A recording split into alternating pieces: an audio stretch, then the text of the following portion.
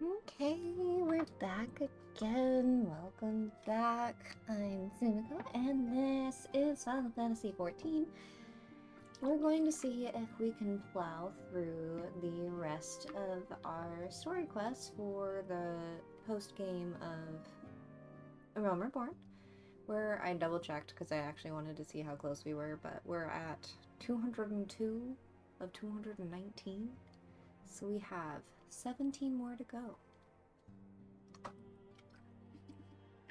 Which doesn't sound like a lot, but sometimes these can take a little bit longer. So we're going to get through as much of this as we can. A little closer. As Moonbreda was a native of Shylian, I feel it is only fitting that we gather before the Mark of the Scholar. Are you familiar with the stone? 'Tis a monument found at Rothfrost. It is sacred to Thaliak, guardian deity of the City of Learning. There we shall pray for our dear friend's soul and bid her a peaceful return to the light of the Mother Crystal.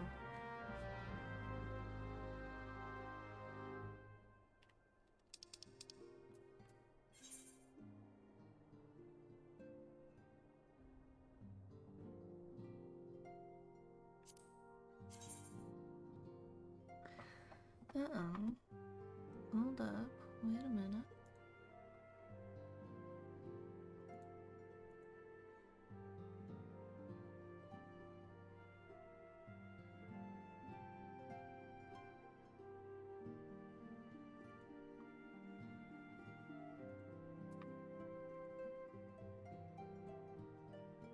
This is in Mordona. Oh, so it's not far.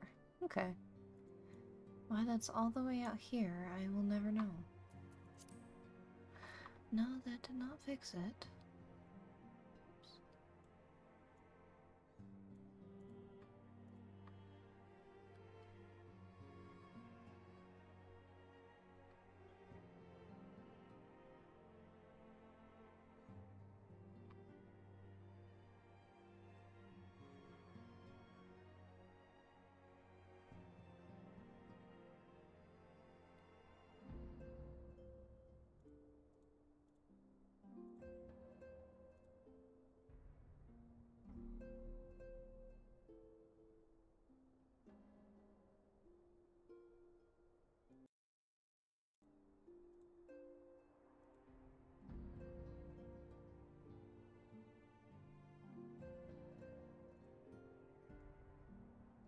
Oops. Oops. I messed something up.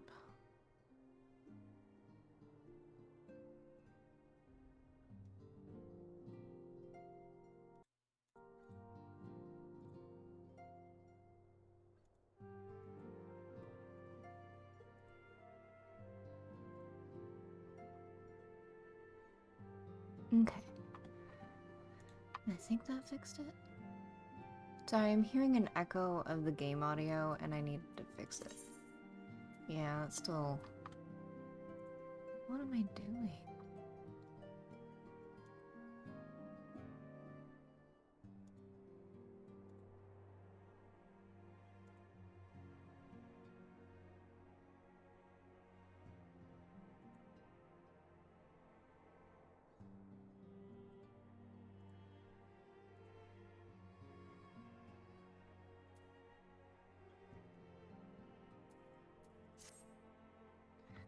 What is happening?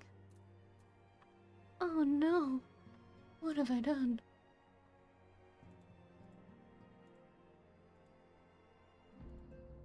Games, Discord is off.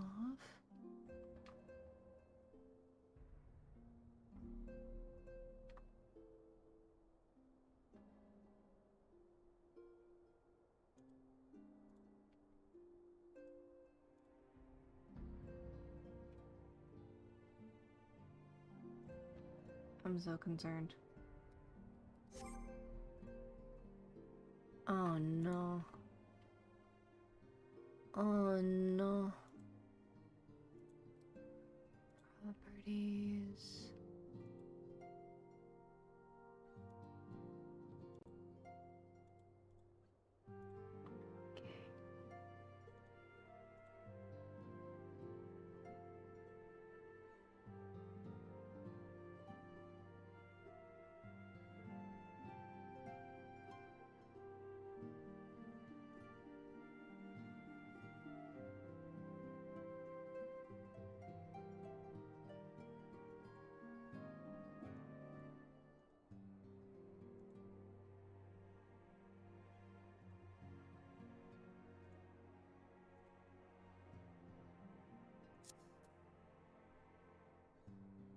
have I done?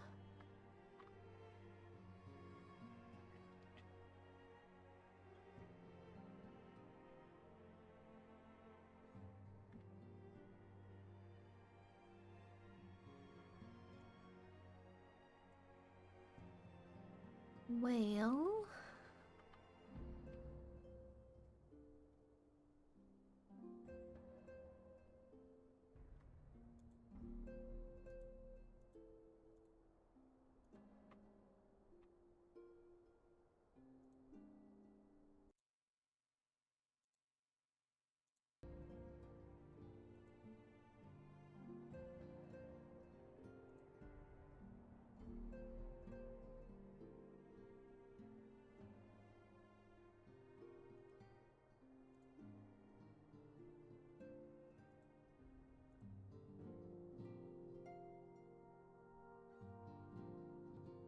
Sorry, I'm fucking with so many things right now.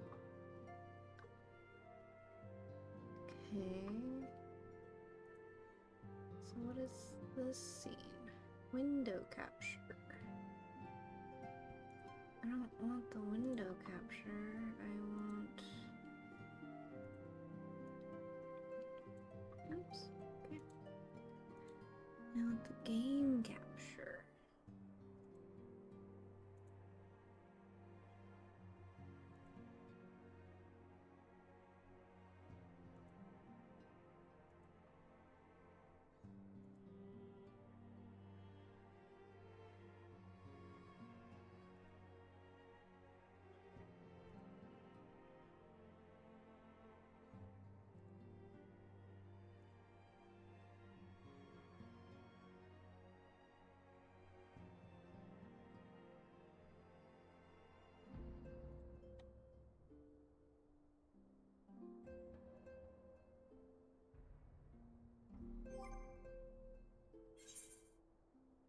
Nope, it's still there. God damn. Alright, we're gonna figure this out on the spot. Oh yes. Echoing audio.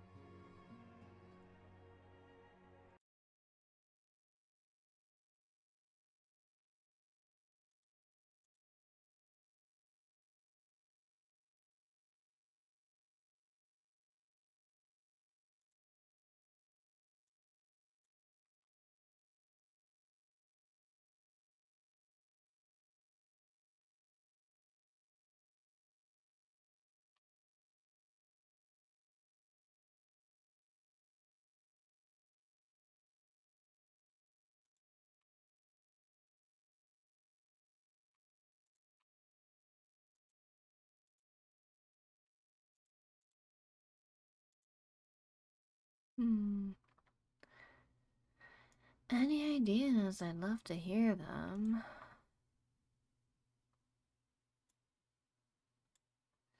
Studio.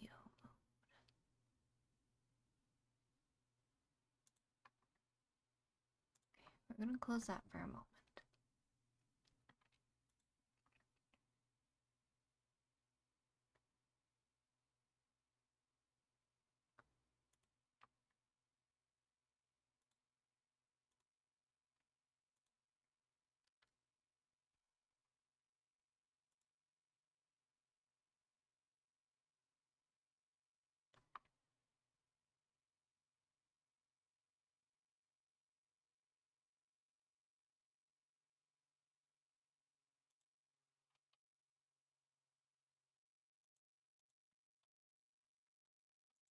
audio.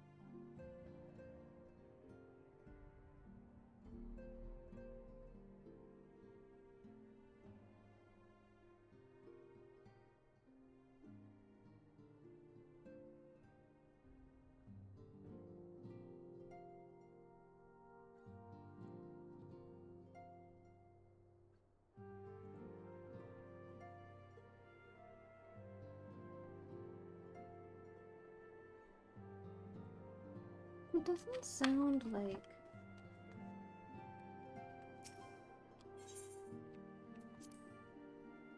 the music is doubled, right? It's just the sound effects.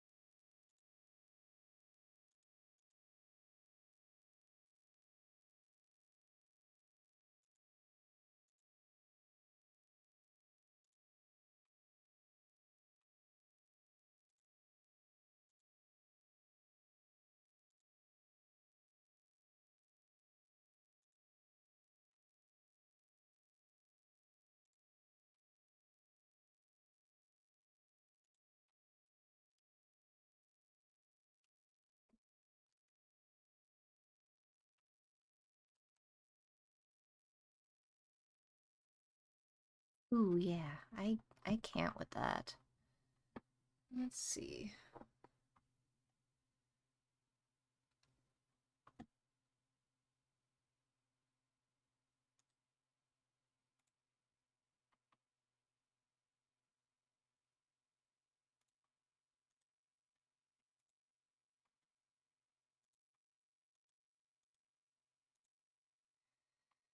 I mess with one thing to try and get it to work, and suddenly everything is on fire.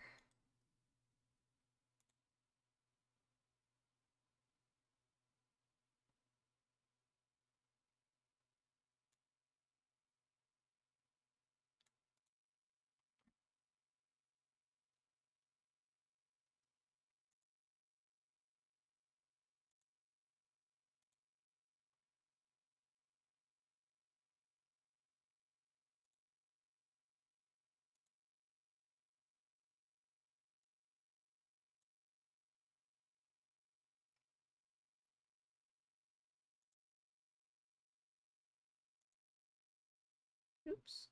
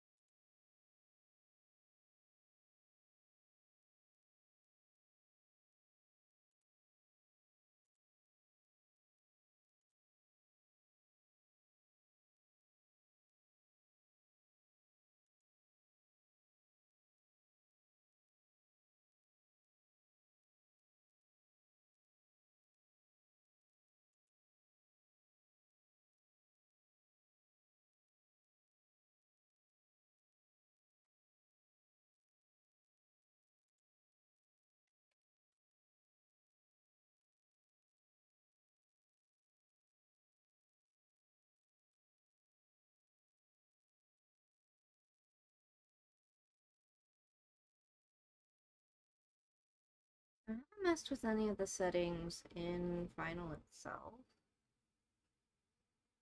Shouldn't be anything there.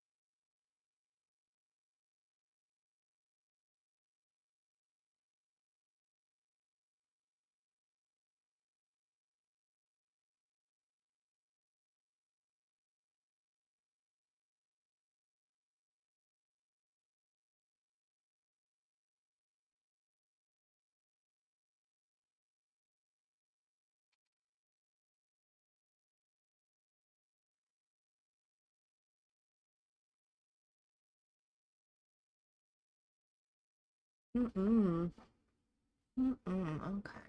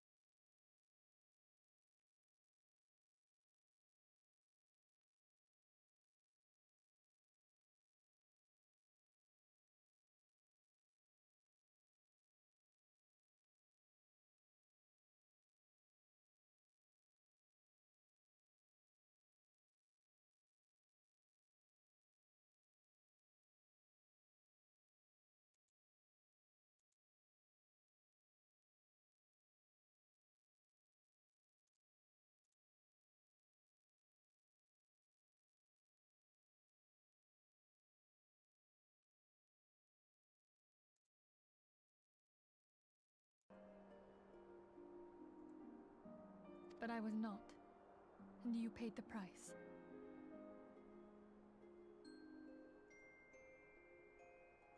Nope.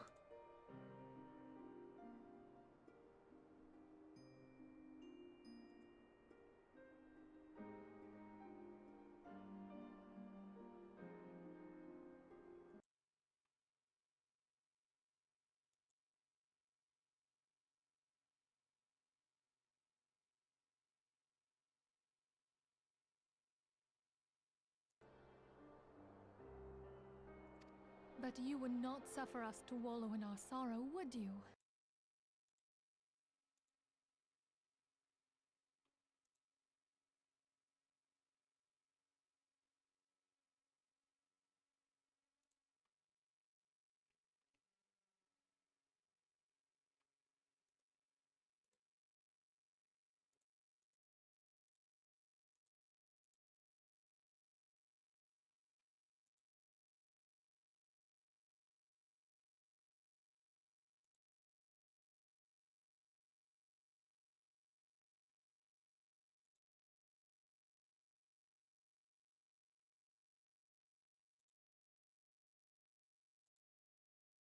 Now I can hear it, but you guys can't. Oh.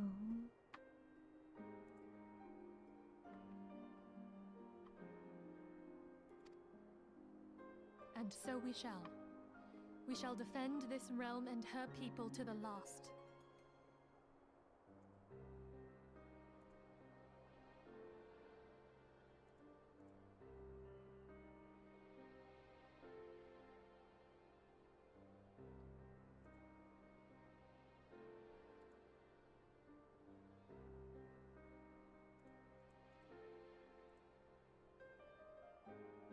You know what? I'm missing a setting here.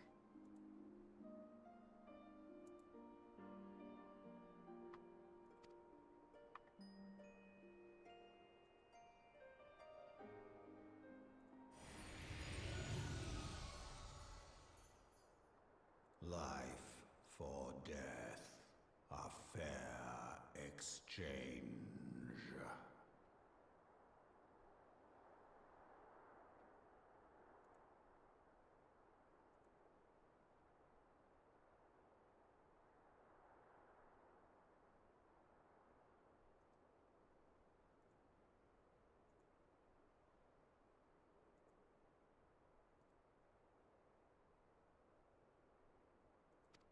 Other bargains will be struck.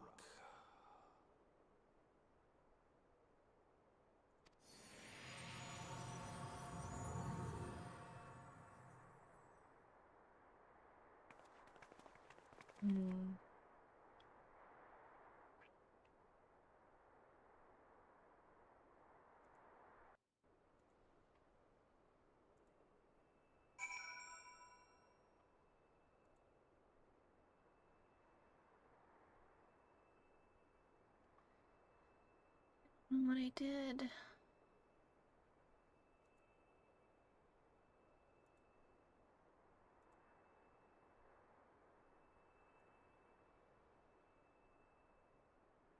Because I think what it is I'm hearing the audio from the game and then I'm hearing the audio from the desktop at the same time.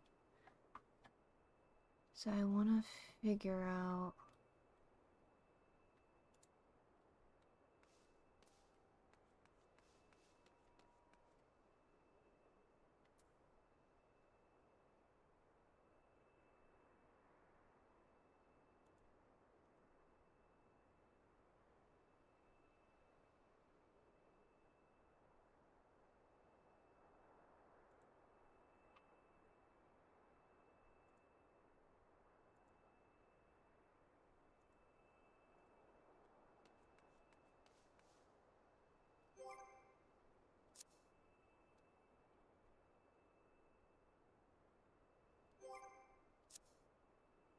yeah, because both these pop up.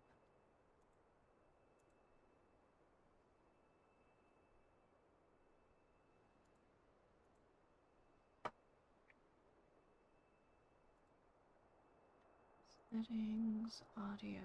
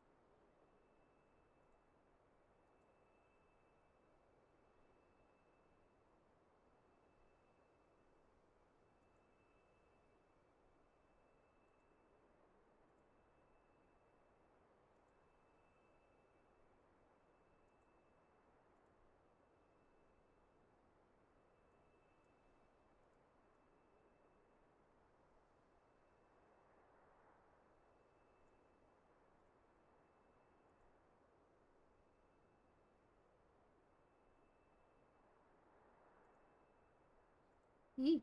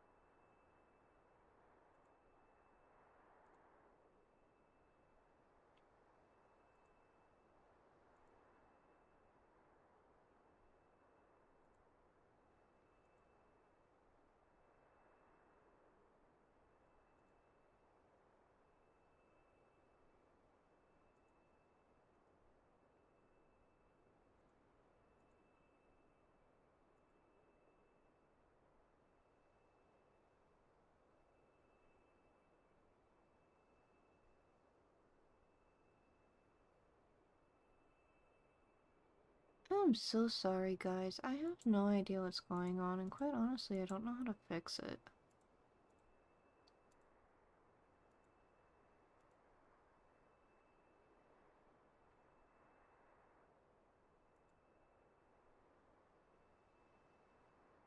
Set for my model, that's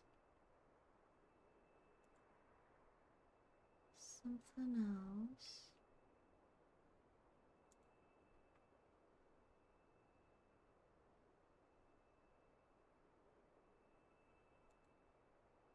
Close.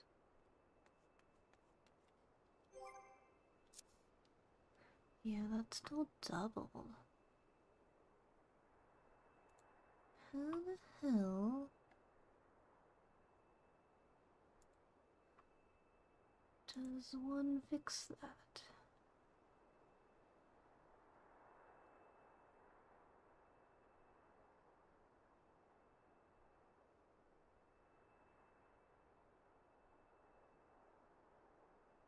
Status. New settings.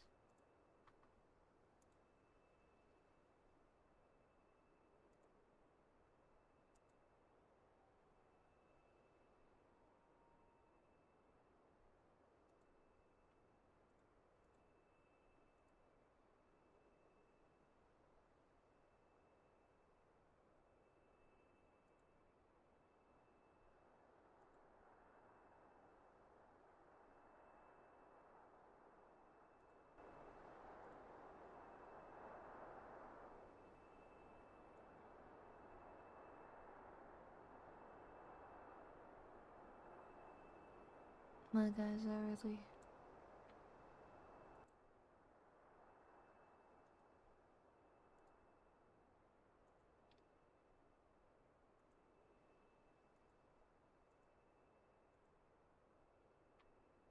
Because I was messing around with my settings to get the game capture card to work. Because the audio on that was all fucky. And I don't know what I did. Windows capture...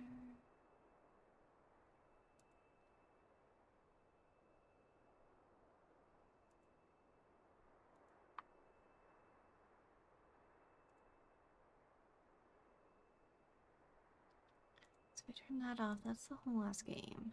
We don't want that.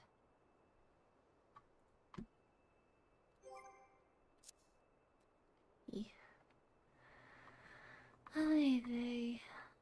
I might have to call in a favor.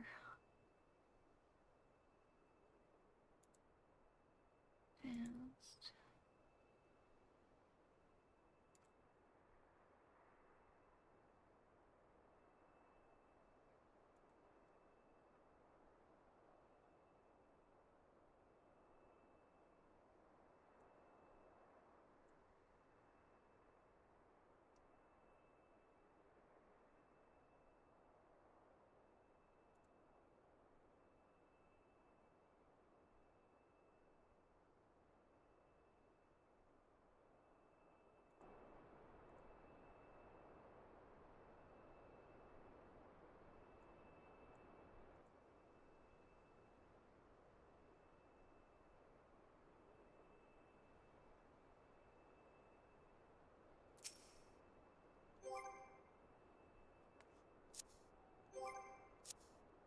Oh,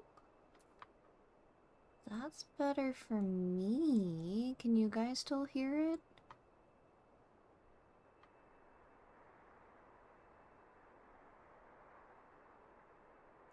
Anybody? Because I don't want to play if there's no audio, you know?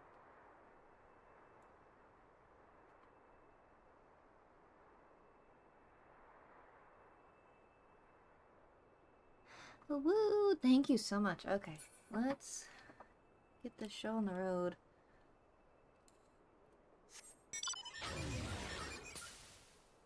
Excellent. Okay. That sounds normal.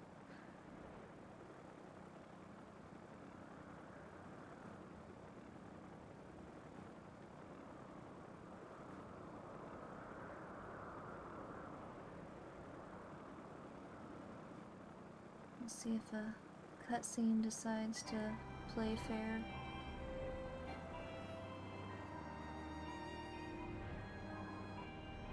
Back to the Rising Stones.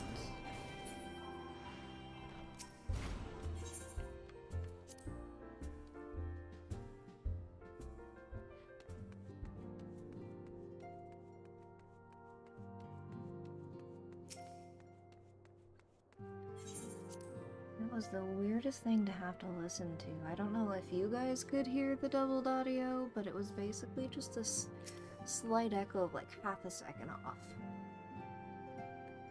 Though we have said our farewells, the pall of sadness has diminished but little. Forgive me, as antecedent, 'tis my job to be the pillar of strength for all others to lean upon.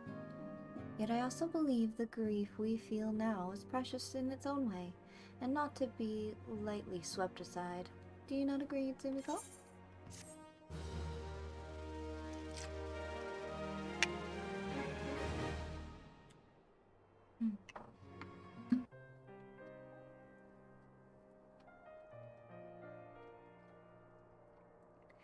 "'Tis as if a dagger has been thrust into my breast. But 'tis a pain we must learn to bear if we are to forge ahead with our duty. The battles we have fought have taken the lives of so many. Louisoix, Moonbrita, our fellows at the Waking Sands. Their spirit and dedication to our cause, however, will never be lost as long as we rise to fight once more. I hardly need remind you of this, of course. 'Tis for my own benefit that I repeat these words, a reaffirmation of mine own chosen path. If I do not rebuild the foundation of my resolve, I am like to collapse in a fit of weeping. My apologies again, Tsumiko. There is no other to whom I could display such weakness. You are my pillar of strength, and I fear I shall have need of your steadfast presence in the days to come.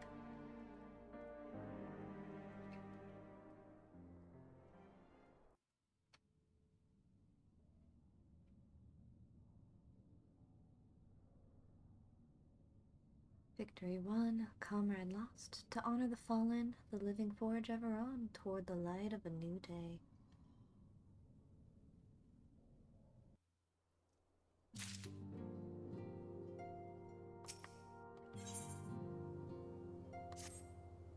Have you a moment, Tsumiko? I believe Ida wished to have a word with you.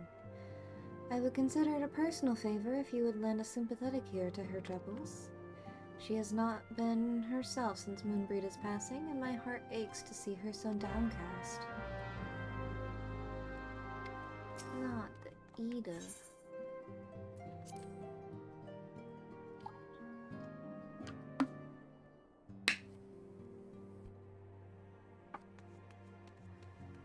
Sad Ida.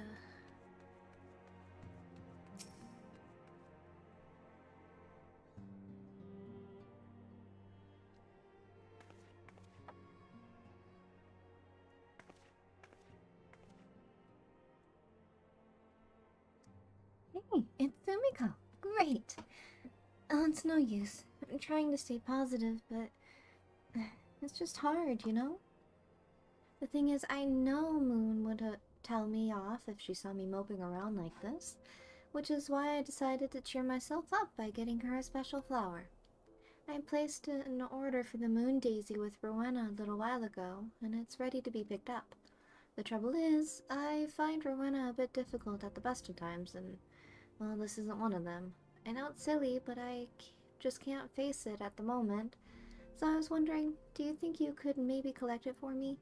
I have the coin to pay for the flower right here. Thank you so much. I'll be waiting for you and the daisy at Wrathfrost.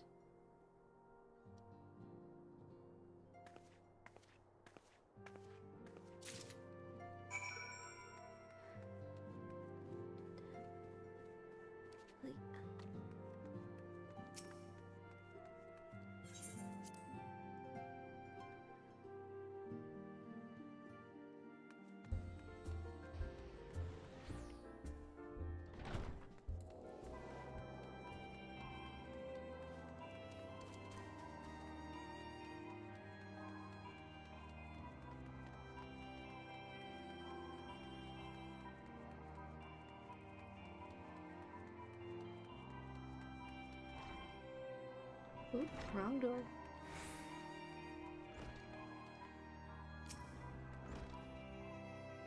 What can I do for you today, adventurer? Elder's trinket to trade. No. Huh? They've got you running errands now. Them scions really know how to make the most out of your talents, don't they? Sending the savior of Eordia to the bleeding market. Fine use of your time that is. Seriously, though, you'd best learn how to say no, or they'll just have you mucking out the chocobo stables next. Anyway, what was it you were here to pick up? The moon daisy, was it? Here then, take it. And tell that Eda lass I've got a wide selection of headwear in stock if she ever decides to replace that dowdy old mask of hers. God knows she needs to. Is that why she has a fear of coming to see you? I like your dress, though.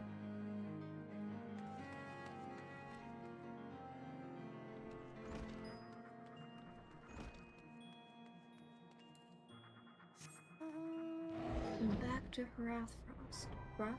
Rotherfrost? Rotherfrost.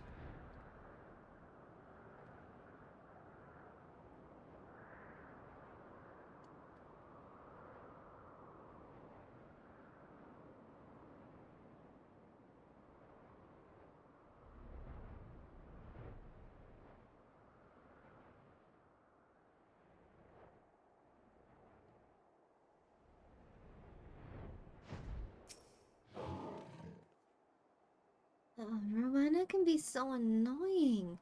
She just will not take no for an answer. Every time I visit her, she insists I replace my visor with something more fashionable. And when I tell her I like it just fine the way it is, she says it again, and then again, and then again, and it drives me crazy. What I mean to say is I really appreciate you doing this for me, so anyway, let's see it.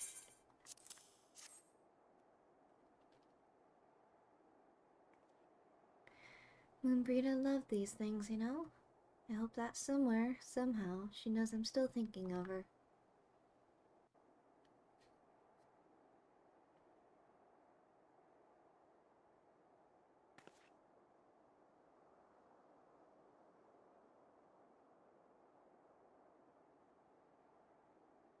I'll never forget you, Moon. None of us will.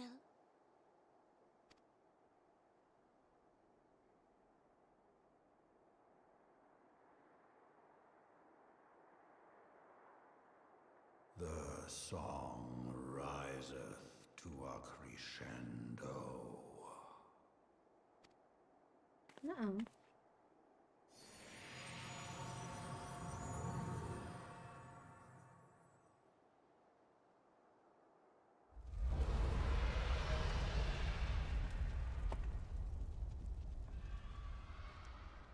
I don't think that's a good thing.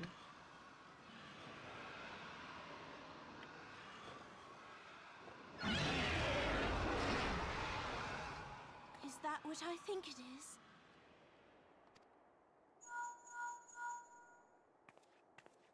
Hello, can you hear me?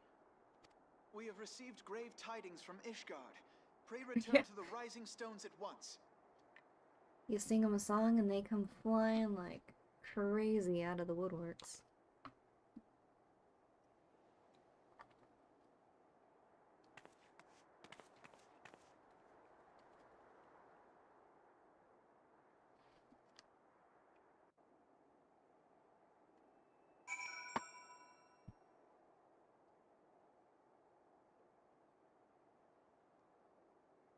And back to town. Round 2.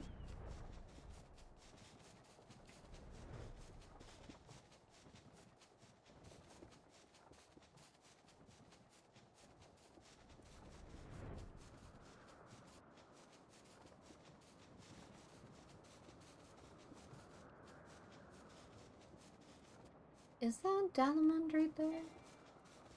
Is that something else?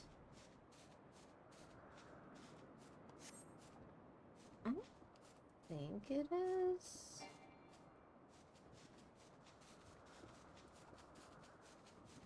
Rather, what's left of Dalamond.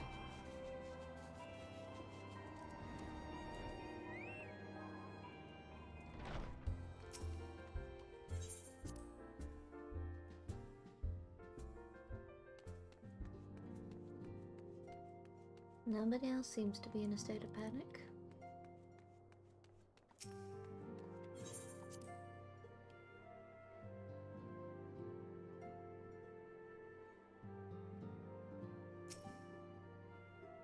My apologies for the interruption. I was deeply saddened to learn of Moonbreeda's passing. Her loss will be sorely felt. Alas, recent developments in Ishgard leave us little time to mourn. The envoy from Coerthus will arrive soon, and we must hasten to hear her report.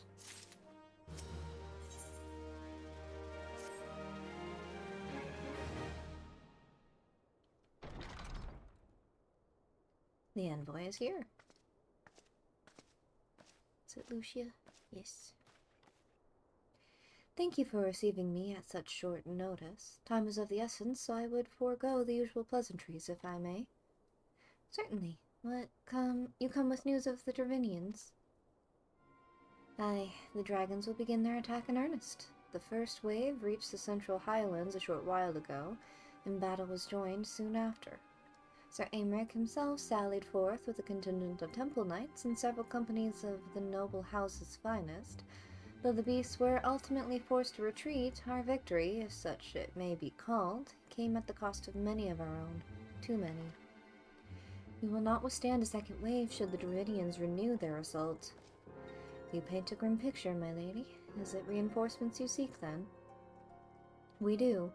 Though it pricks our pride, it is plain we cannot protect Ishgard with the ranks thus thinned by the Horde. Sir Aymeric would meet with you to discuss the possibility of enlisting your aid.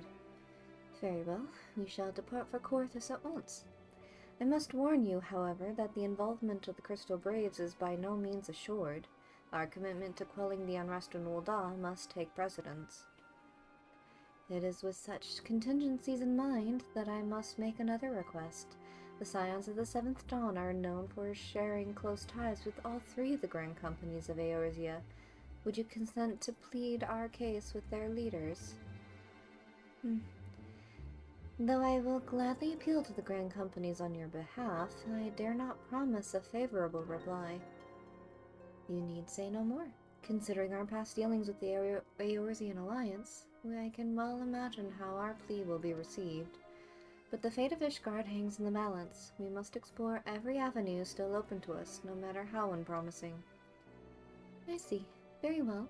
I shall send envoys to each of the allied nations and have them present your request directly to the heads of the grand companies. In the event that your plea does not receive a favorable answer, know that any support is certain to be conditional. Demands will be made of Ishgard. That is only to be expected. Rest assured that I speak with Sir Aymeric's authority on this matter, and that our actions are fully sanctioned by the Holy See. Which brings me to my final request, a personal appeal to you, Warrior of Light. The Lord Commander much desires to speak with you, regardless of your fellow's involvement.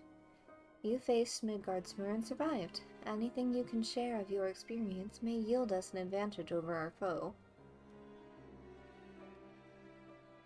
Thank you. You wear the mantle of a hero well. 'Twould seem the roads lead us both to Camp Dragonhead. Seek me out when you arrive, Difficult.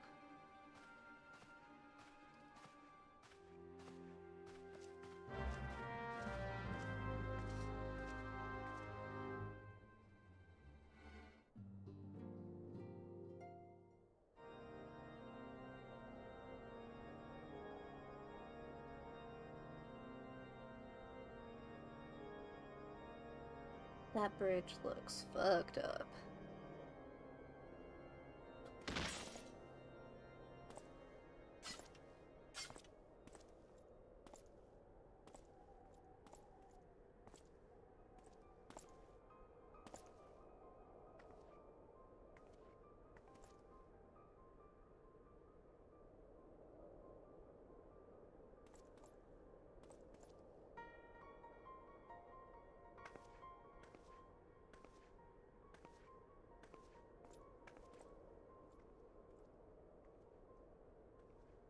The sons must answer for their father's misdeeds. Only then will the cycle be broken.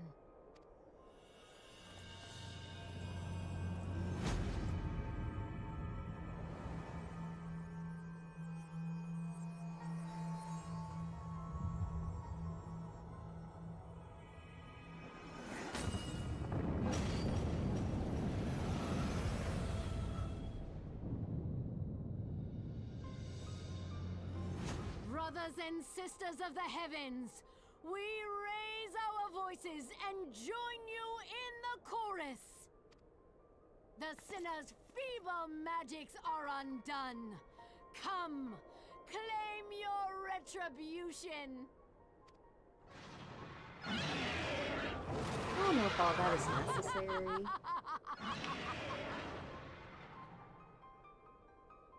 Seems a little extreme.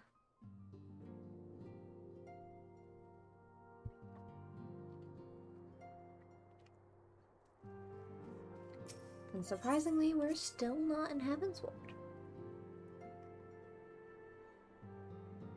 I had to fact check myself because I wanted to be sure. And yeah, we're still in Realm Reborn.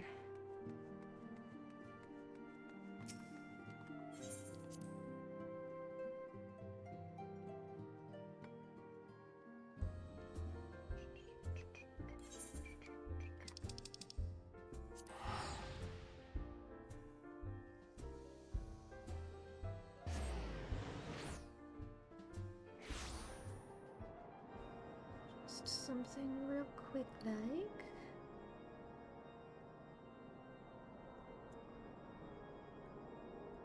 There.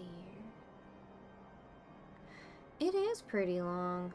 Ooh, ooh, ooh, ooh, ooh, ooh. That's all I wanted.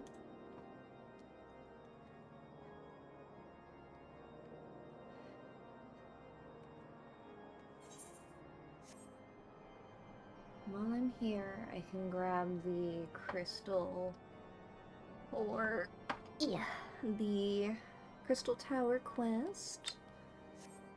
I'll do that. Oh, I guess I could do that real quick. Since I'm here.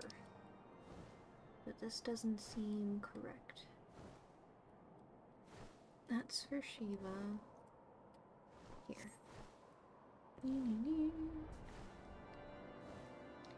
I'll be right back. Don't hold the meeting without me. I just need to grab something real quick like.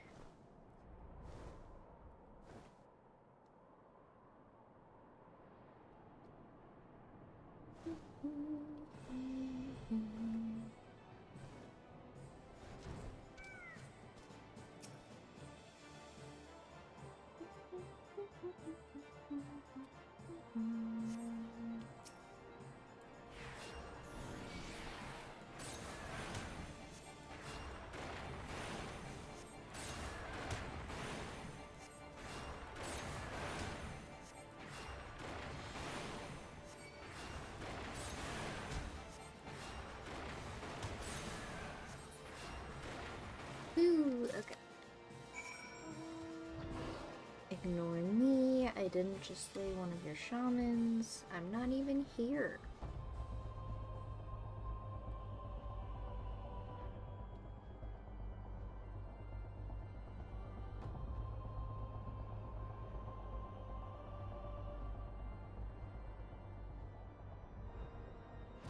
There, I'm back. Seems I was the swifter, Tsumiko. Yeah, I know, it's okay.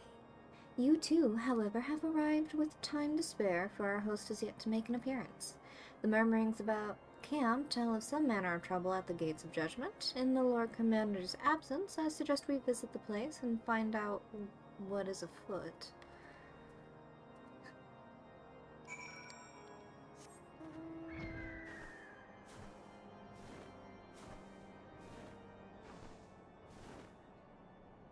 Let us sally forth, see what's going on.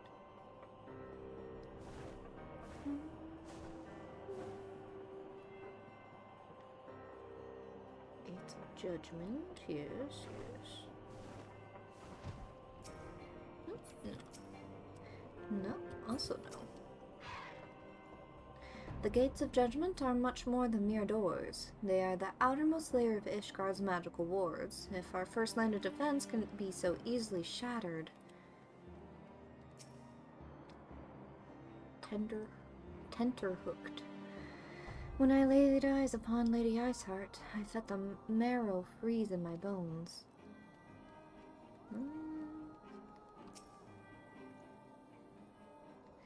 Heretic scum, how dare they meddle with our divine protections?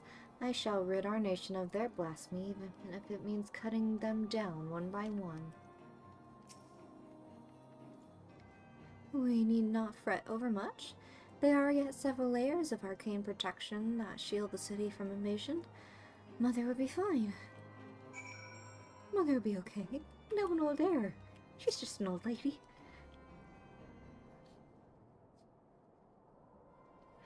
It would seem the heretic struck the first and most telling blow against Ishgard. Scions, we expected you at Camp Dragonhead. My apologies. We chanced to hear that there had been trouble at the gates and thought it prudent to investigate the cause. Then you have learned of the heretic's treachery. Lady Iceheart led a force of her followers against our defenders and came close enough to dispel the first of our wards. But let us speak more of this back at the camp. Sir Aymeric awaits you.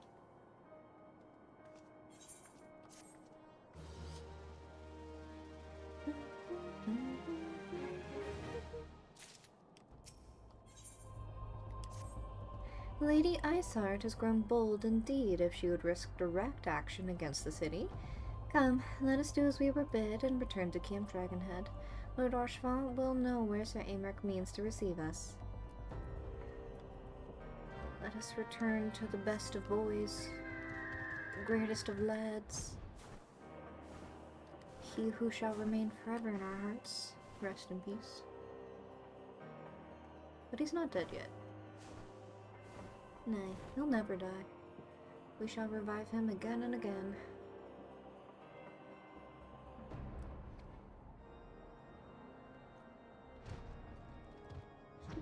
Oops.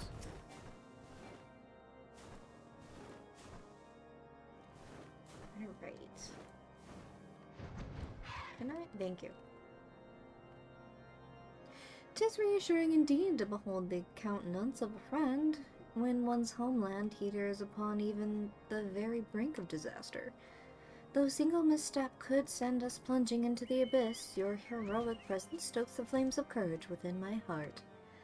But you did not come to Dragonhead to listen to my prattling. The Lord Commander has arrived and would treat with you in the intercessory.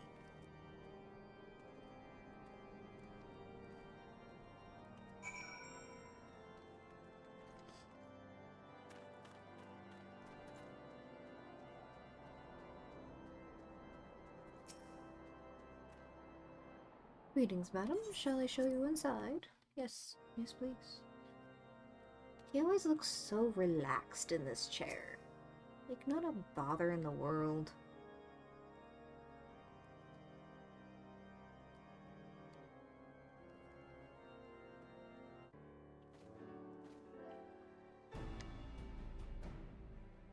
I thank you for coming with such haste. Yeah, it's gotta be a comfy chair. And apologize for my absence. Suffice it to say, Lady Iceheart and her heretics have much to answer for. Yes, we are but recently returned from the Gates of Judgment ourselves. Given the circumstances, we quite understand if you would prefer to postpone our appointed audience.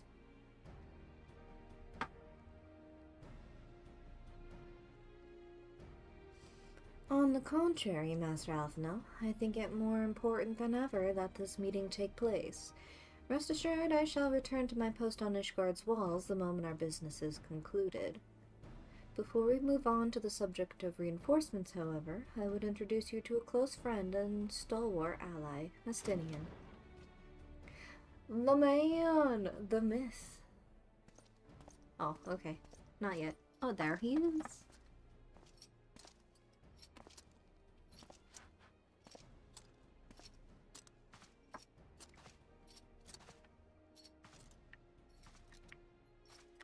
He'll never don that helmet again, and that's kind of sad. May I present to you Ishgard's Azure Dragoon? An impressive title, though I confess I know precious little of the Order of Dragoons. They are formidable warriors all, yet even among such masters of the lance, Estinian is without equal. He, out of all the warriors of Ishgard, was chosen to wield the power of dragons, and may thus contend with any Dragonian. You flatter me overmuch, Lord Commander. So, you are the adventurer of whom they spoke. I see now why my blood fair sang in anticipation of our meeting. Well, now that we have all been introduced, let us proceed to the matter at hand. I would share with you what we have learned of Iceheart's design, as confessed by the heretics taken captive after the assault on the gates. It would seem that Lady Iceheart and the Dravinian share a common goal, the reclamation of Nidhogg's stolen eye. Nidhogg, one of the 7 great worms. His name features predominantly in your nation's history, though once defeated by the hero Haldroth, the beast is said to have terrorized Coerthas since Ishgard's founding. Aye, many are the scars our walls bear from Nidhogg's relentless efforts to raise the city. The trophy Hraldoth plucked from the bested worm's skull, known simply as the Eye, is a treasured relic of Ishgard, and one possessed of untold power. Should it ever be returned to Nidhogg, the dreaded creature would be restored to the height of his strength, and then no wall or ward we could erect would be stout enough to deny him. My vengeful son hath waged war against Ishgard for 1,000 years. No mortal mind could comprehend the depths of his rancor. The eye itself is secreted deep within the vault. It is kept under heavy guard, surrounded at all times by men and women who have proven their loyalty to the Holy See. But though stout walls and sharp blades may suffice to discourage the heretics, the dragons are another matter. There are individuals within the Dravinian horde whom an entire company of knights would labor to repel, to say nothing of Nidhogg himself. Nor does age rob them of their strength, though the endless march of years the dragons endure. Patient, calculating, inexorable. You must understand, these creatures do not share our perception of time. And that is especially true of the great worms, they who spend centuries in slumber only to wake and resume their campaign as if mere hours had passed. It has been 20 years since Nidhogg last darkened our skies, 20 years for him to gather his strength and for us to bolster our defenses. And now, just as he seems primed to return, the heretics strike at the gates. You believe that Lady Iceheart is in league with the creature, then? Of that, we cannot be certain. Though we know the heretics covet the eye, we have been unable to determine their plans for it. Such questions aside, we must needs address the ragged hole in their mistress has seen fit to rid in Ishgard's protection. 'Tis a weakness the Dravinians are not like to leave untested. It would seem you have described your plight in admirable detail, Lord Commander. Yet I cannot help but wonder at your candor. Why share such sensitive information with us? I shall speak plain. Ishgard has need of allies, and I would have you bolster our front lines in readiness for the coming battle against the dragons. This much I expected. Unlike our arrangement concerning the Keeper of the Lake, however, only you stand to benefit from our assistance in this matter. I fail to see why we should intervene in a conflict which concerns only Ishgard and Dravinia. When the Eorzean Alliance requested Ishgard's assistance during Operation Archon, you refused us.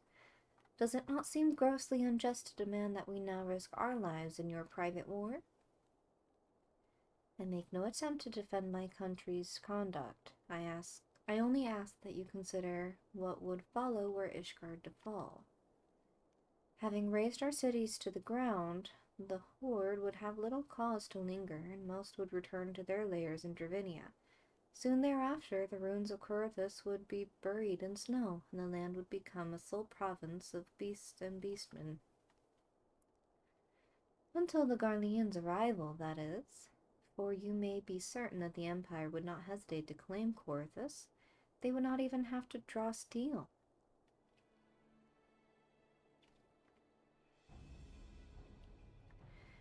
An imperial province sharing a border with Mordona. 7 hells. Very well. We will assist you in repelling the dragons. The roar of a great worm may have shaken the firmament, but we of Eorzea will not abandon our Ishgardian brothers to face the coming horde alone. Nor did I ever think you would. Now, upon the matter of the roar, allow me, Sir Aymeric.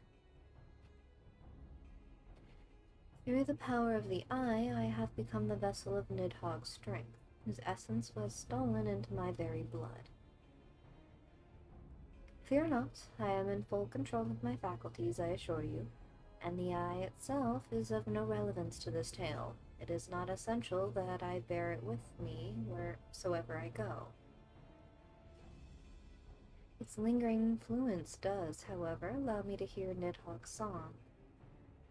Then the worm who roared was Nidhogg. Aye, he means to hurl his sword against Danafin's collar and shatter the remaining wards that protect the city. There can be no doubt the worm has summoned his minions to war.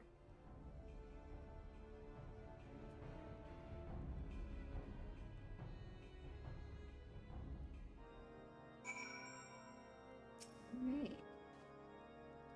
While the circumstances are far from ideal, this desperate endeavor will at least provide us with an opportunity to bring the sister states of Eorzea together in common cause. Sir Aymeric was more ruthless in his negotiations than I had anticipated. I suppose one must give no quarter when one's home is at stake. But did you see the look on his face when he formally requested our assistance?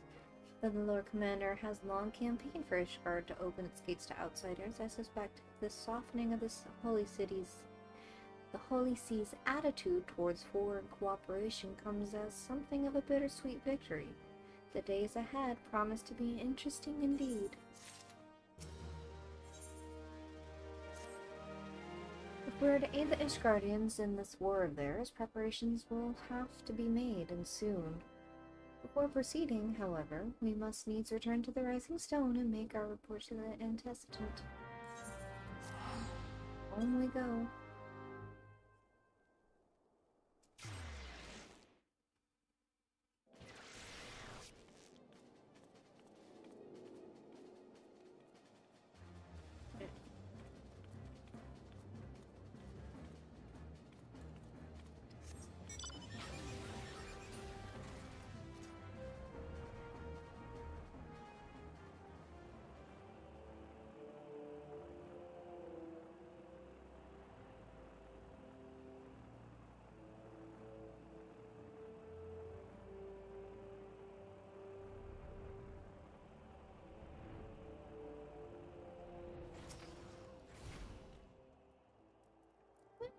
Good to see you. Tell me, were you able to obtain the remaining crystals from the Beastmen?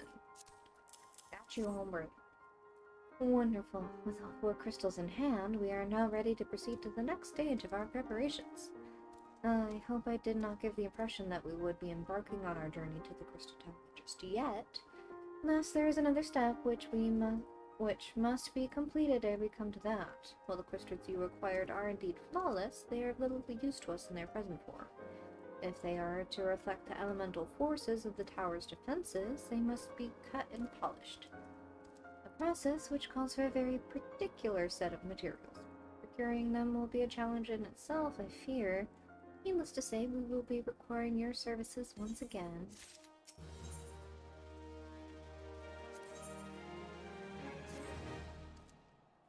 The flawless crystals you procured for us are to retain their elemental purity during the shaping process. A very specific set of abrasive substances will need to be required. Well, I say substances, but one might just call them one substance, and namely aether sand, which has 4 elementally aspected varieties. Alas, aether sand is neither common nor cheap. Indeed, it is not unusual for the abrasive to exceed the value of the precious stone it is used to polish. Given the rarity of the materials in question, the goldsmiths in Ul'dah seemed the likeliest place to purchase the quantity we require. When I contacted the guildmaster, however, I was informed that no aether sand was currently available. Though I requested that word be sent as soon as new stock came in, I have yet to receive aught but apologies. I should mention that at this point I placed the same order some time before you procured the flawless crystals. I am well aware that acquiring aether sand is no small feat, of course, and I am not an impatient man, but I fear the more we delay the investigation, the greater the risk that the tower's secrets may fall into the hands of other, less savory parties. That is why I wish to entrust you with the payment for our purchase and send you to speak directly with the Guildmaster Serendipity. Mayhap the presence of such a distinguished personage will spur the guild into action. In any event, it is my hope that when next we meet, you will have at least one of the 4 varieties of aether sand we require.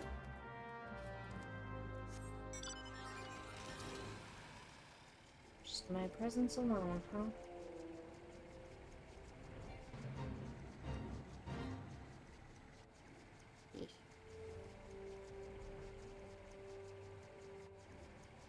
We are committed to the cause.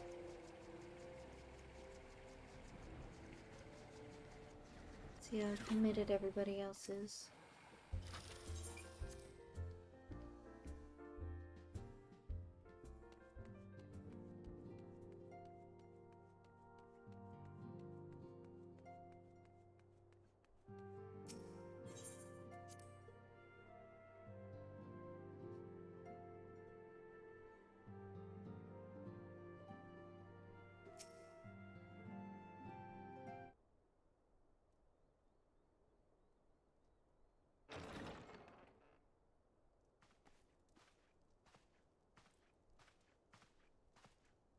Alphino, it is good to see you. Tell me, what have you learned? Pray summon the others. Everyone must hear my report.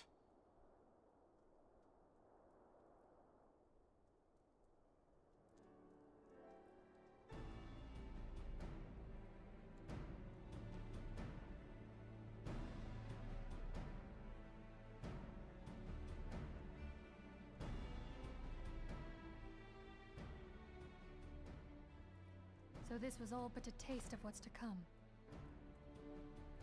Indeed. The main host advances upon Ishgard as we speak. Whose vaunted defenses have been nullified. Shorn of its wards, the city will bear the full force of Nidhogg's fury. All those people. Alphino is right. The Dravanians cannot be allowed to prevail. If Ishgard falls, all of Eorzea will suffer the consequences.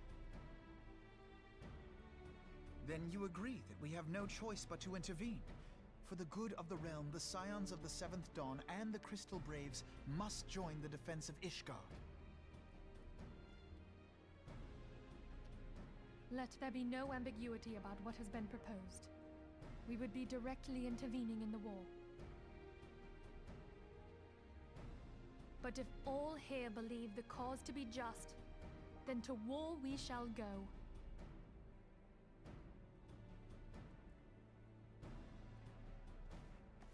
The path we now embark upon is perilous, but I pray you will walk with us to the end. I mean, I've come this far, why not? For those we have lost, for those we can yet save.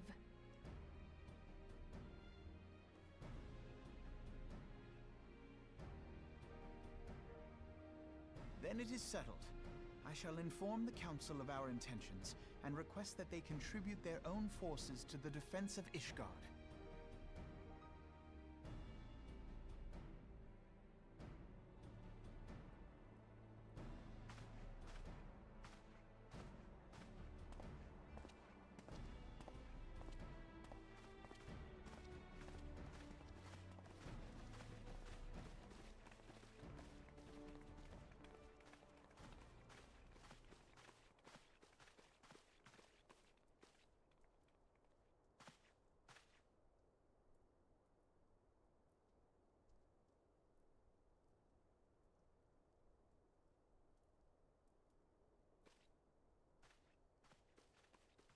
What were they whispering about, I wonder?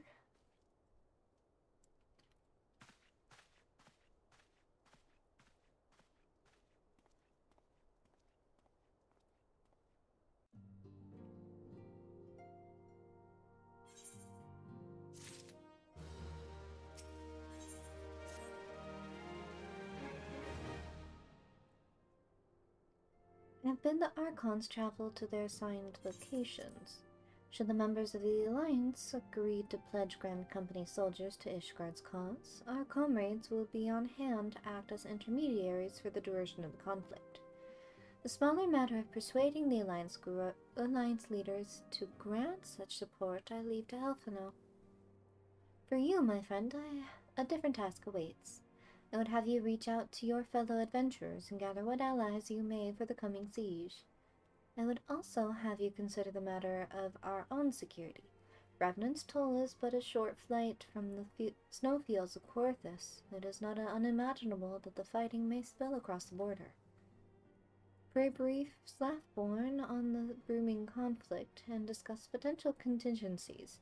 The frontier settlers must be prepared for aught that might wing its way over our walls.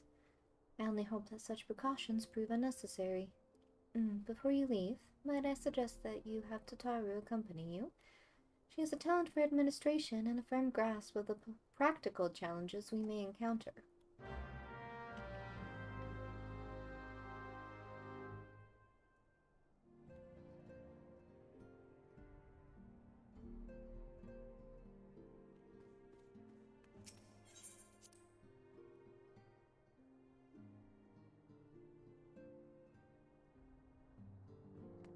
Tataru, our delightful receptionist.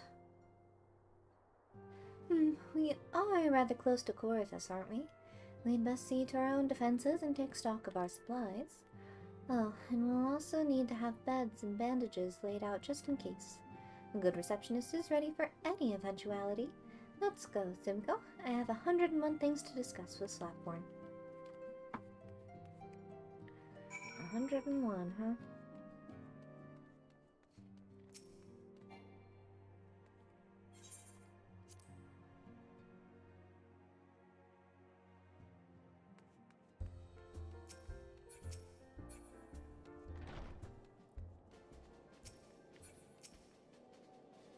I appreciate the warning. If war is coming to Corthus, then the toll must be made ready.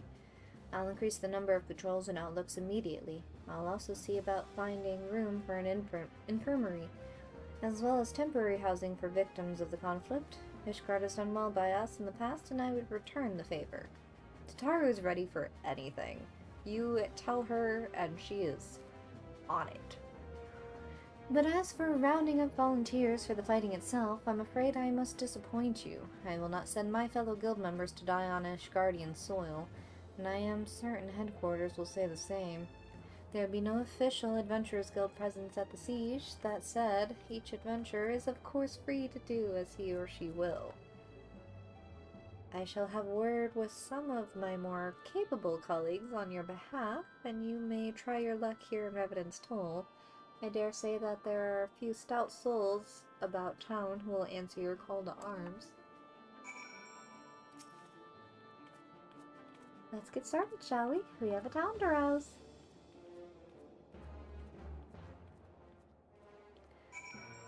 I will never forget how there was that Imperial soldier just completely enamored with Tataru when they were being held captive.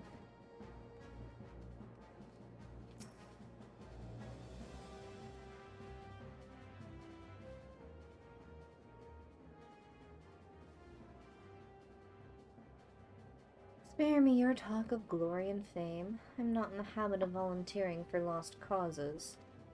I've survived this long by trusting my instincts, and my instincts tell me to stay well away from Ishgard. Well, alright then.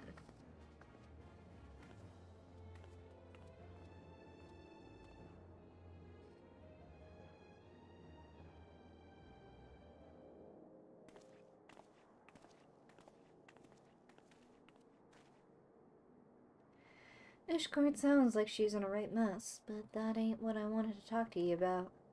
I need you to cast your mind back to the scuffle with the Empire out by the processing plant. A lad from Little Alamigo by the name of Wilrid was there with the 4th that day, and I want to know if you've seen him since. Have you? Can't say I have. God damn it, I feared as much. No one's bloody seen him. It's like the ground opened up and swallowed him whole. But that ain't all. Around the time Wilbred stopped turning up for duty, them black market weapons went missing from our vault in Ul'dah.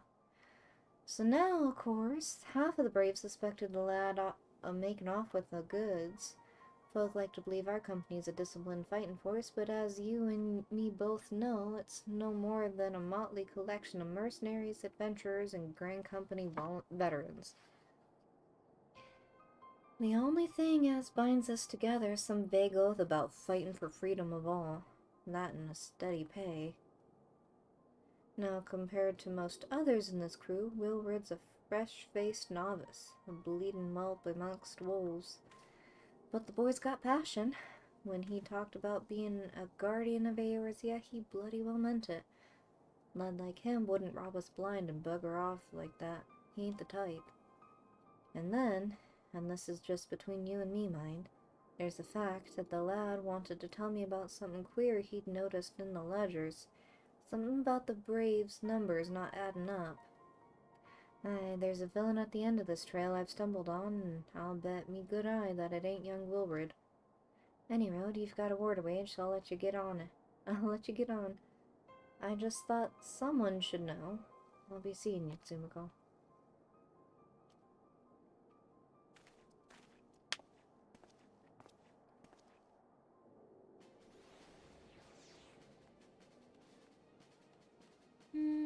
Someone's being sussy.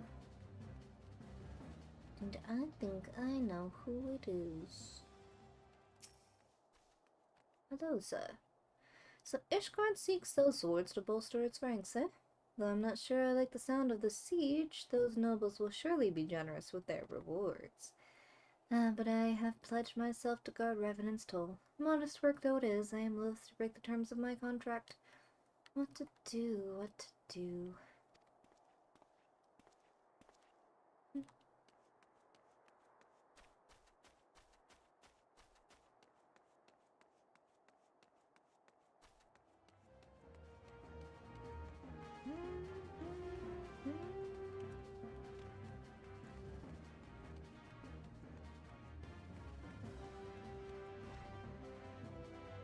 Serious. Angular adventure. Oh, angular? He's not that angular. Volunteer my services in defense of Ishgard? I think not. Dragons claimed the lives of every one of my brothers. I do not mean to offer them mine. 'Twas to escape such a fate that I took up the mantle of adventure in the first place.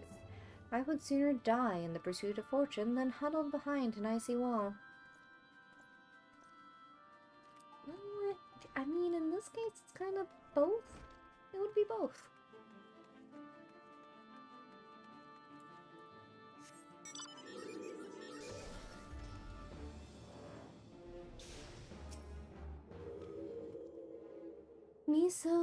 Sell me blade to the Ishgardians. Well, them dragons are a fearsome lot, but I'd slay me fair share if the coin was good. I've worked for one of them knights before, you know. Watched me like a bloody hockey did. Still, I'd put up with worse than that for a heavy purse. Alright, so we got at least one.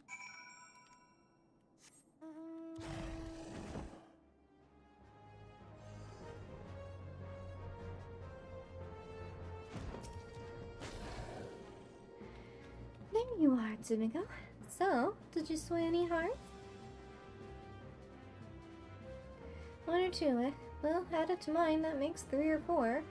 Not including Slathborn's friends. We won't have the largest company in the army, but I'd say one Revenant's Toll veteran is worth a dozen clanking knights at least. Yeah?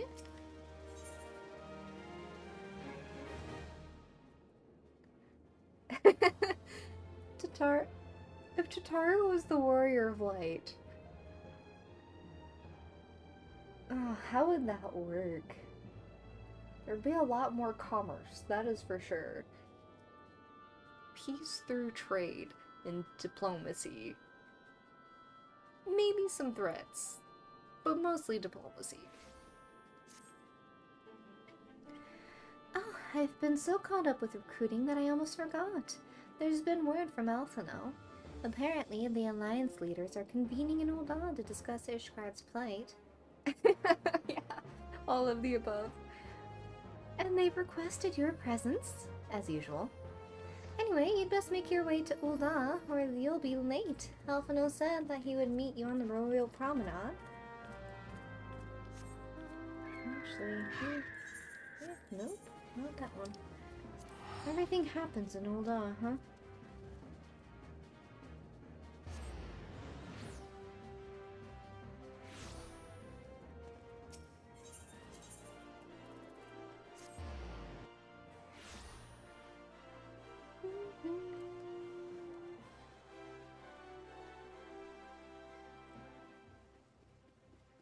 This dude.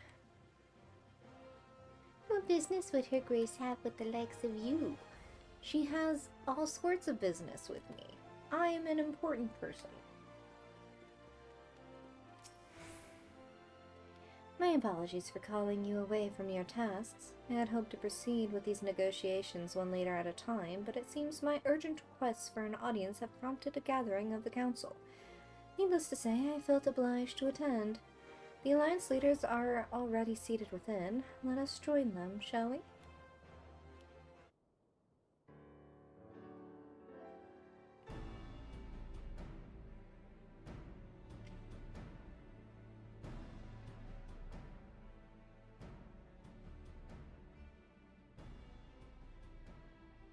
We are well aware of Ishgard's dilemma, and we agree with your assessment.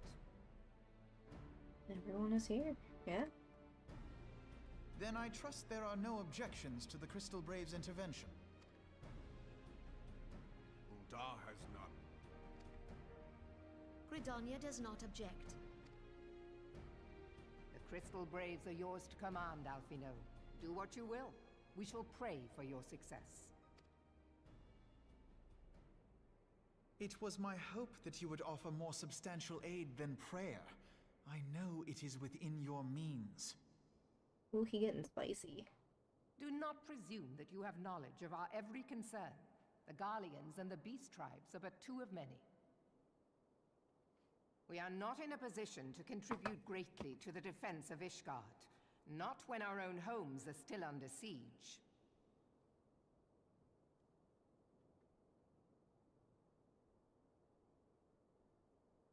We dare not leave our interests in Cartano undefended as well. Telegi Adalegi and his ilk would seize control of the territories in our absence.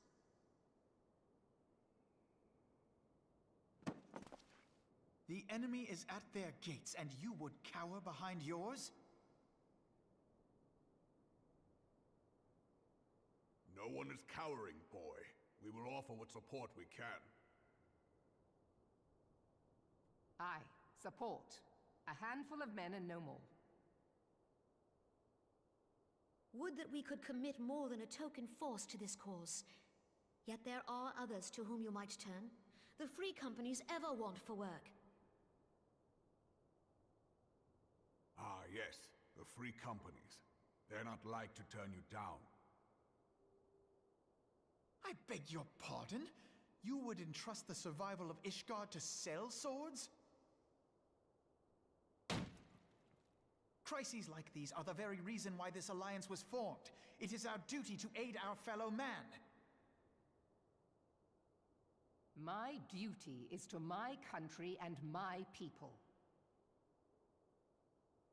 If you expect us to place the welfare of a foreign power above our own, you're going to be sorely disappointed.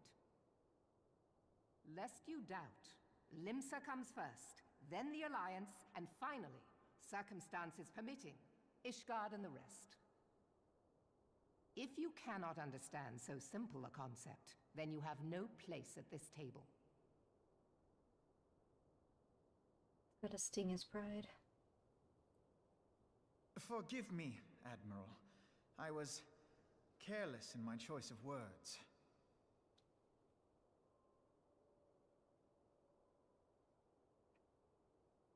I suggest you assemble a party of elite adventurers, assuming you haven't already. Your fellows served us well during Operation Archon. I dare say they will do so again. Not leaving me with much a choice.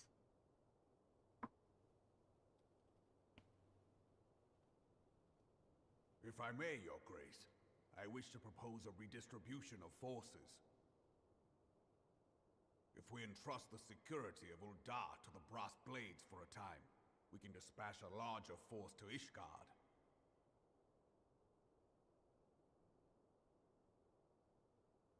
Your Grace?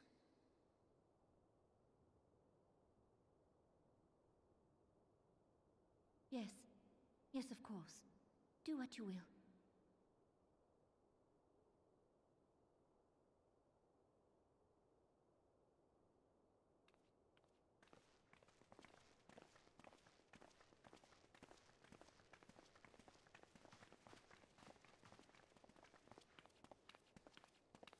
Should be thinking hard on something.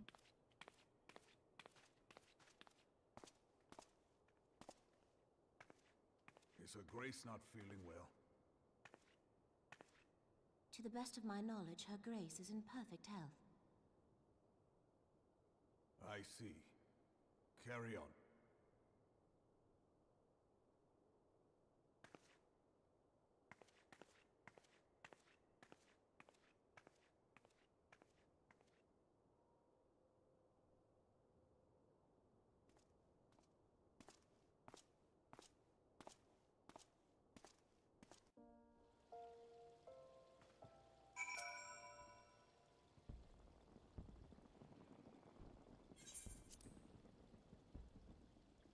He can get pretty spicy sometimes.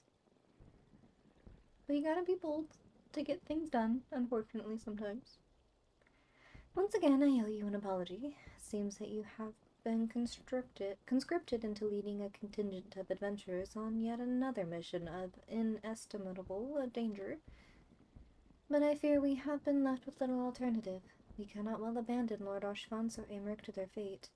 We must abide by the Council's decision, as short-sighted as it is, and strive to fulfill our role as Eorzea's guardians. Captain Albert, what news? Then the assault has begun. We have but this moment concluded our audience with the Alliance leaders. Move our forces into position. Your unit will join House Durandare at Steel Vigil. Man the cannons alongside the knights and thin the Dravinian horde ere they descend upon Ishgard. I will join you as soon as I am able.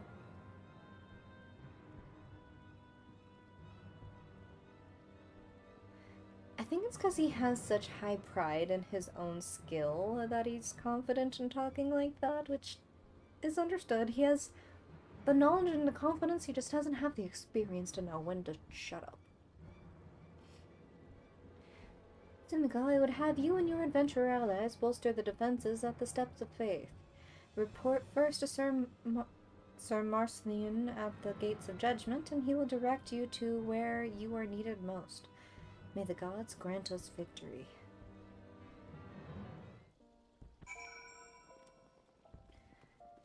There is no gods to grant us victory.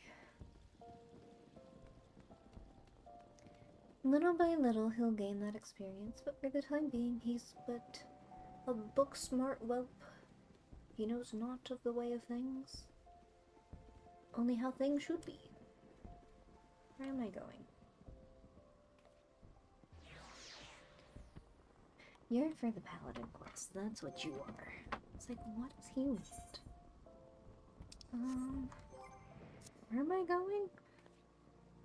While I'm here, I guess I can go to the Elk's.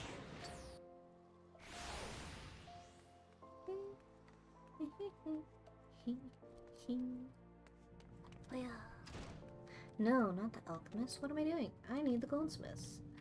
Wait.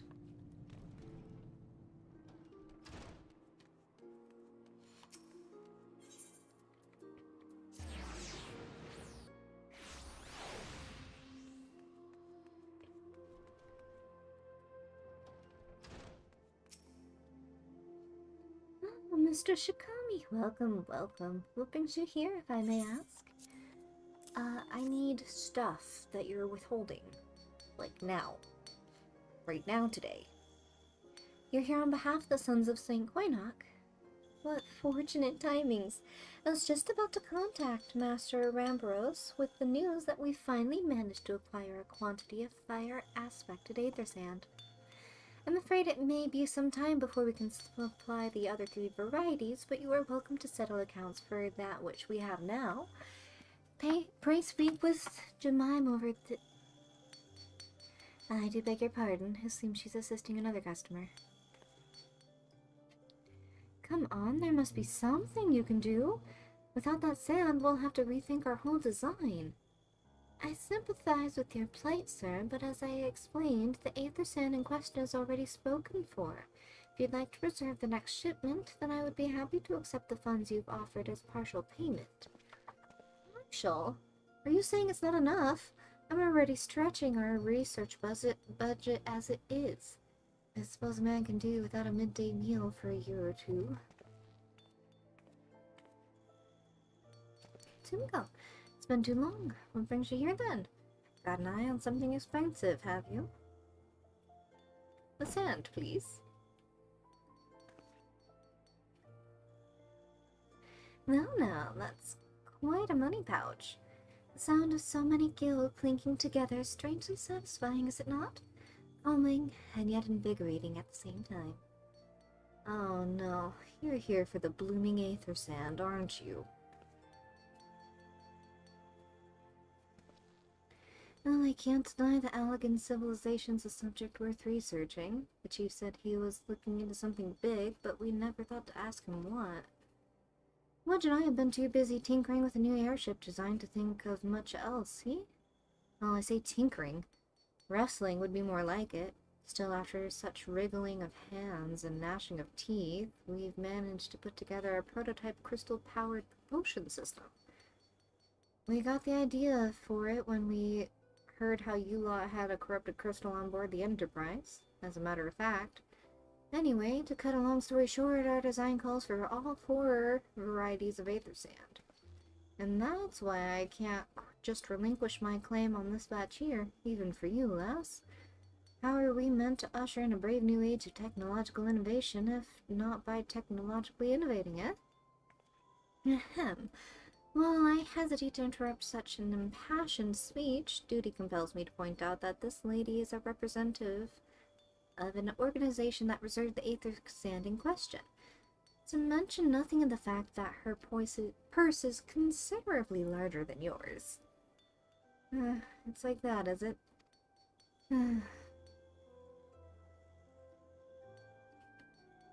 Alright, this batch is yours. I'll let you have it, but if you're going to take my sand, it's only fair that you grant me a role in this project of yours. I'll take that as a yes. That every day you get a chance to experiment with the wonders of the ancients. With any luck, that'll inspire me to think up another technological innovation or 2. That's a good way to think of it.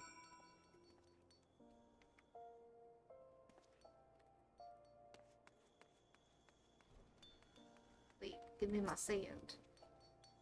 Now then, from what you've told me, I'm guessing you'll be needing the other 3 varieties of elementally aspected aether sand as well, right? Then, rather than sitting on your rump waiting for shipment that may never come, I reckon our time would be better spent looking for the stuff yourself. And it just so happens that I know of a good place to start. There is said to be a peddler in northern Thanalan who, very occasionally, handles the earth-aspected variety of aether sand, which is in the process of confirming the rumors as we speak. I know what you're thinking.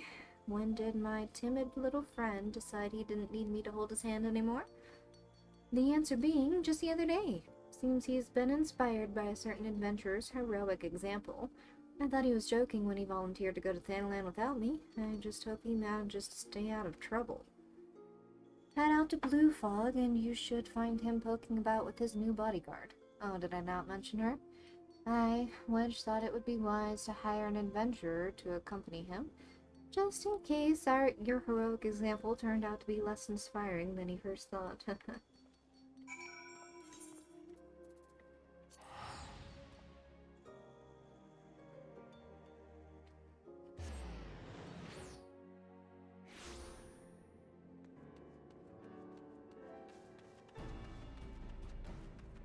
Experienced adventurer.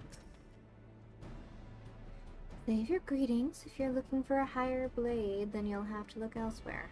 After the day I've had, the only company I crave is a squat, silent type. The type that has a handle on and holds no less than a pint of ale. Ah, I see. You wish to hear my tale?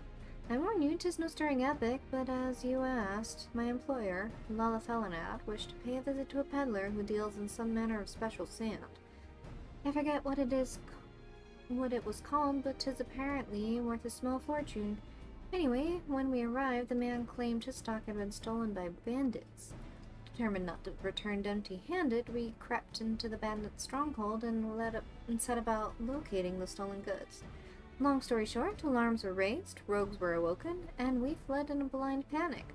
I was separated from my employer in the confusion, and I've not seen him since. Oh, a friend of yours, is he? Then you'd best be prepared for the worst. 'Tis just possible the poor sod may yet be lost in old Almagina Mithro mine. Almagina. But I fear the bandits will have caught up with him by now. Oh, Wedge, what have you done this time?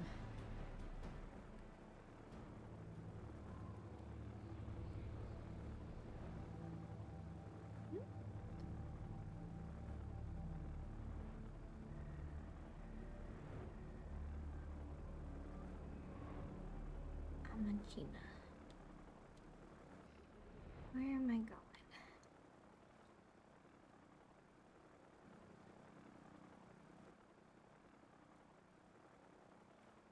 Is it in the building?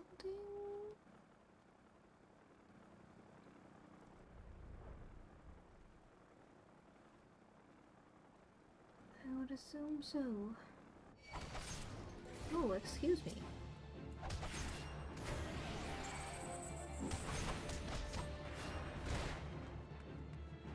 Come hither. Yeah, he's right there.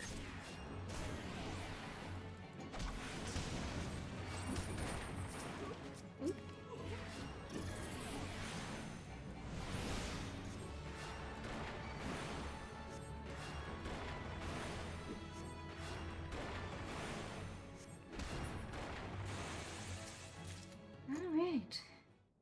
Hey dude, come on, let's go. Let's get you out of here.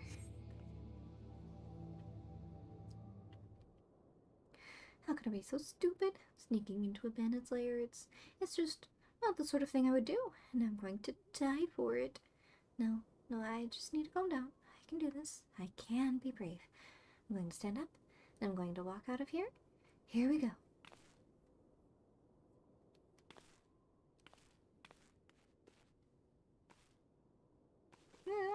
I'm sorry. Please don't kill me.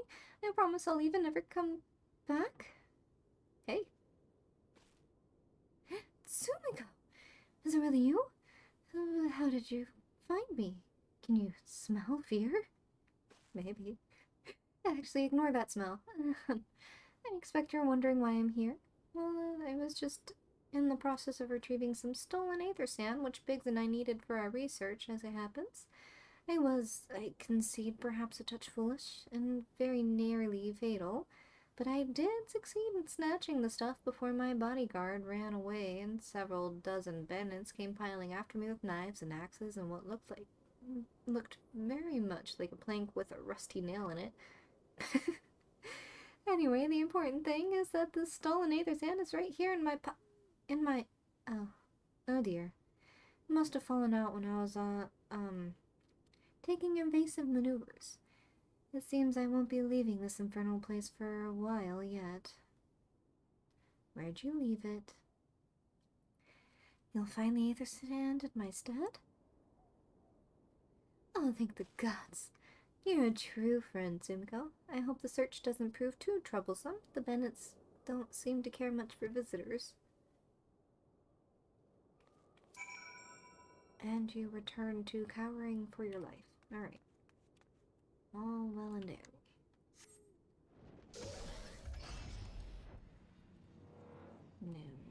No, there it is.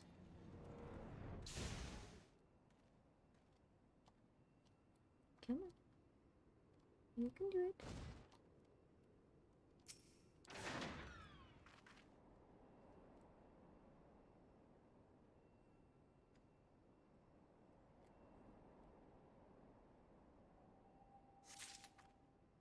Alright. Oh, don't you see me? Nowhere to be seen. Oops. I got this way. Yeah. Am I stuck? Probably. Okay.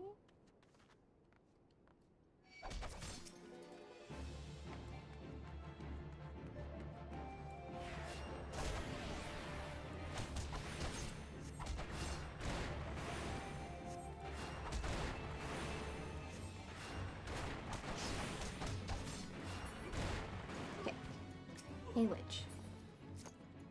Let's get you out of here, buddy. Have you any luck in locating the Aether Sand? I got you, my friend. Yes, that's it. I must return to the workshop at once and tell Biggs the wonderful news. What's that? You're also on a mission to collect Aether Sand? And you're working with the chief? A treasured trove of elegant knowledge, you say? I see. Then you should really be the one to have this. Biggs and I are far from exhausting all possible avenues of airship innovation, and it sounds as if your problem can't be solved by any other means. This expedition of yours sounds jolly interesting, I must say. I'm half inclined to join you, in fact. I think I will. Any venture worth the chief's time must be worth a look. Right, I'm more than ready to leave this awful place behind, and you should return to Mordona with that Aether Sand before there are any more, little mishaps. Be sure to keep a close eye on your pocket, Sumiko.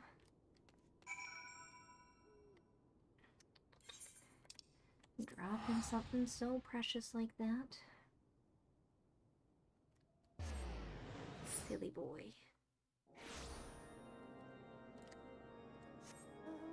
Alright, and we'll turn that in once we go back to Mordona, which we more than likely will very soon.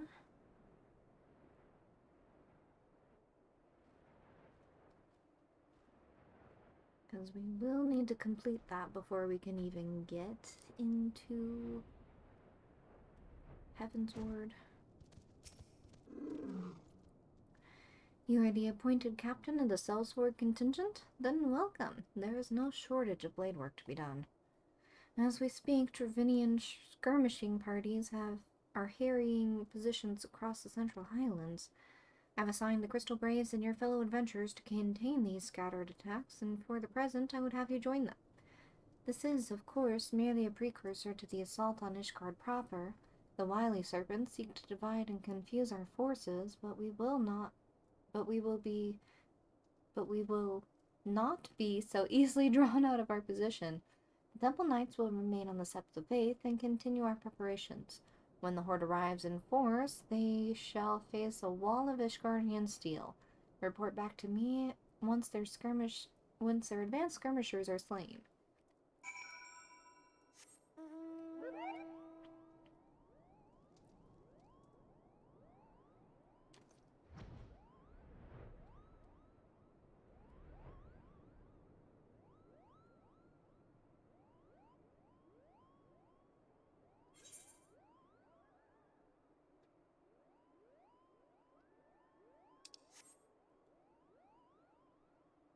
This one?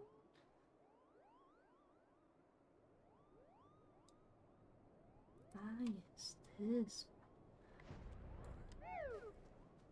one. Woohoo.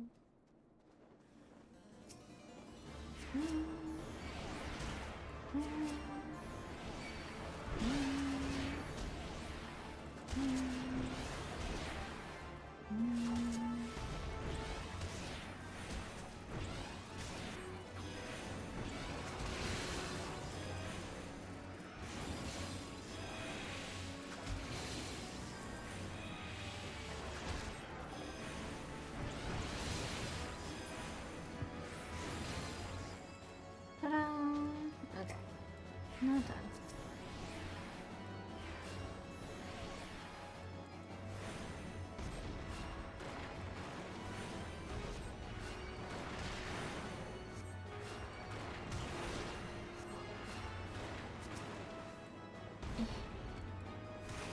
body slam? Is that what that is?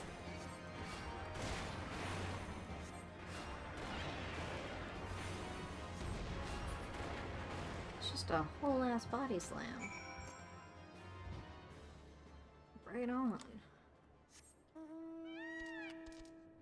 Going to real quick accept this quest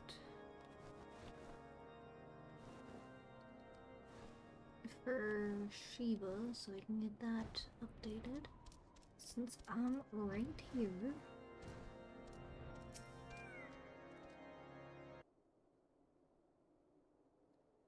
My gratitude for your timely return, Sumiko. Would that it were under better circumstances. Our efforts to contain the heretic threat in the Western Highlands beyond Snowcloak have suffered a grievous setback.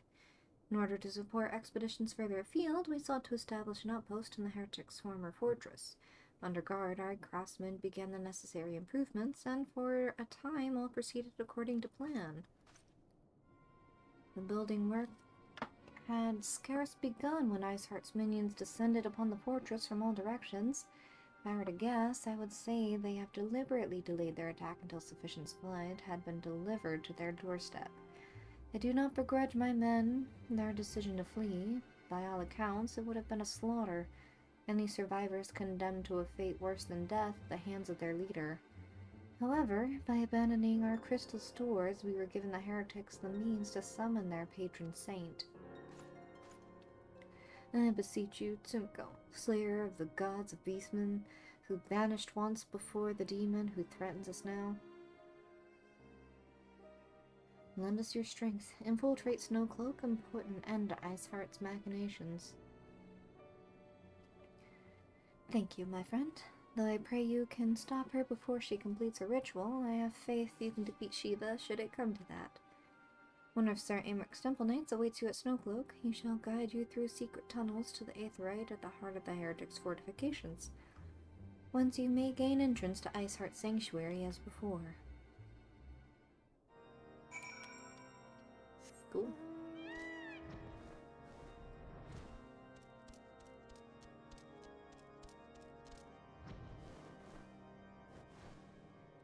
We're gonna put a hold on that for a moment, because that's not the important part here.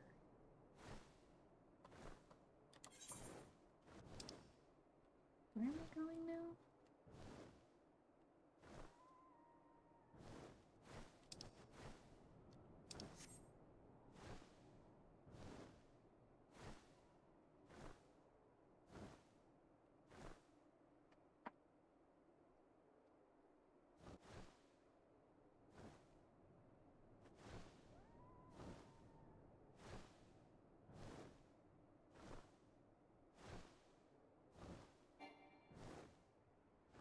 I could fly higher if I wanted.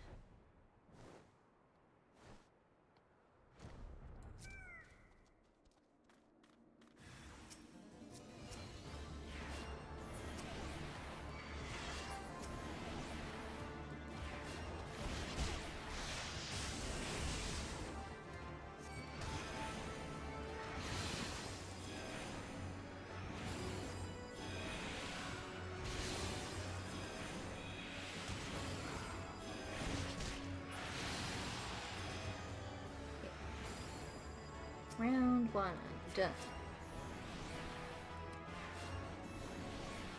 Just for two? I can handle two. Come hither.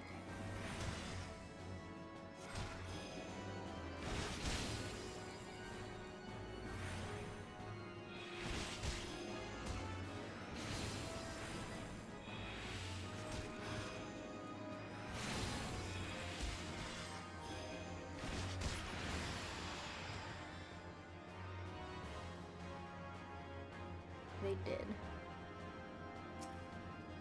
Oh. Hold on. Wait a minute.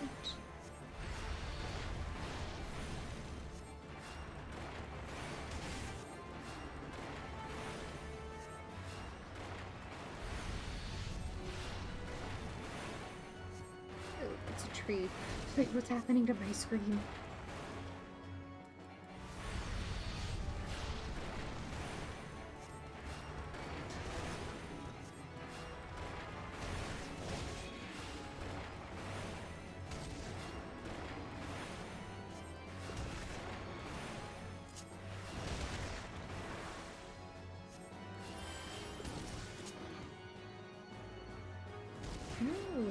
take a long time to die.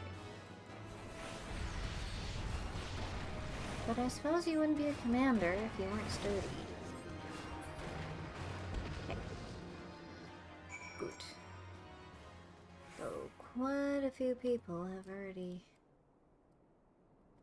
Oof. What's a ninja? No rogue.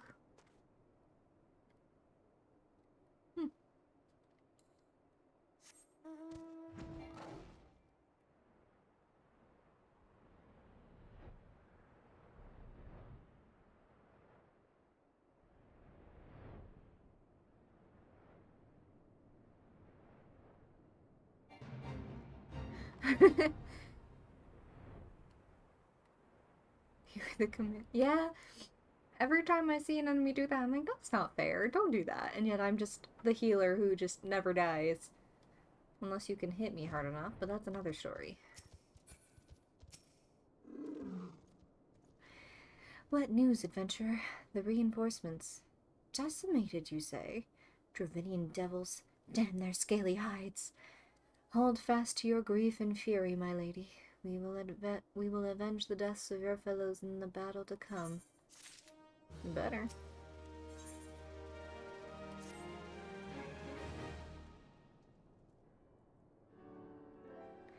Ere you commit yourself to the siege, you should know that it is you are tasked with defending. My goodness. Beyond the gates of judgment lie the steps of faith, a great bridge of stone that leads directly to the city of Ishgard. More than simply a means to cross the Sea of Clouds, the bridge serves as a foundation for the arcane wards that form a barrier we call Danafin's Collar. Alas, in dispelling the barrier's outermost layer, that thrice-damned witch, Iceheart, stripped the bridge of its protection, and thus the dragons now are able to land unhindered upon the steps of faith. Should the Dravinians succeed in destroying the remainder of the wards, the winged devils will be free to swarm within the city itself. Needless to say, we cannot suffer that to happen. It shall be our task as defenders to prevent any harm from coming to those parts of the bridge wherein the wards are sealed. 3 yet remain, and we have dispatched our forces accordingly. I would ask you and your comrades to accompany our defenders at the outermost ward. I should hope that includes us as well, yes? Oh! Friends to the rescue. The scions of the 7th Dawn? We could not well stand idly by while the Horde threatens the good people of Ishgard. Indeed, to do otherwise would go against all that Master Louis has taught us. As for where we may be of the most assistance, I think it prudent we divide into 2 groups. Ada and I will join the rear guard. Right, if the dragon should reach us, we will be sure to give them what for. Thank you, all of you. Pray speak with me again when your preparations are complete, and together we shall stand against the Horde.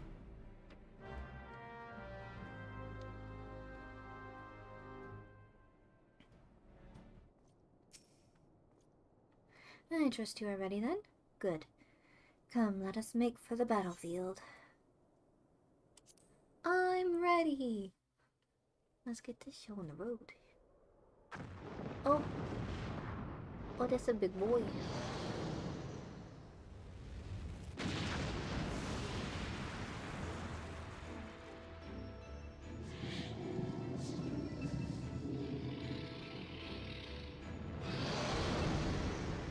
That's a very big boy.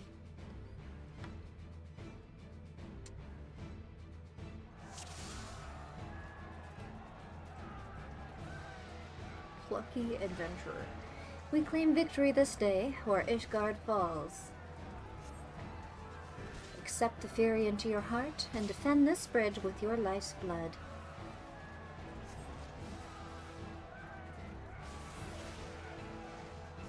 Okay, we can go now.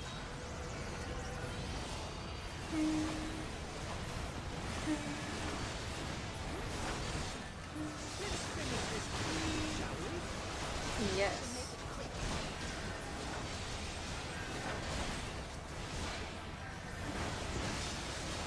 Come along a little faster.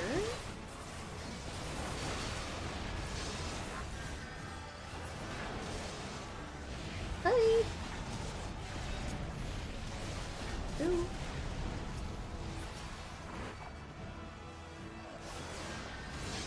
Where's the barrier?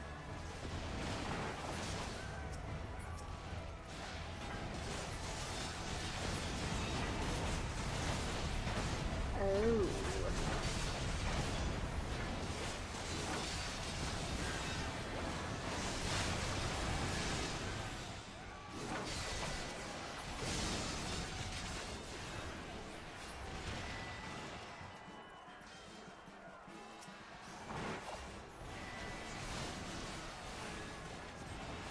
Armored dragon. That hardly looks like a dragon. That just looks like a turtle.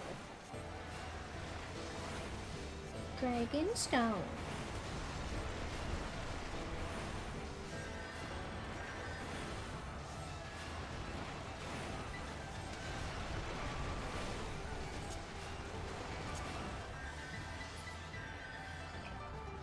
Duh. Are you marching? You're marching.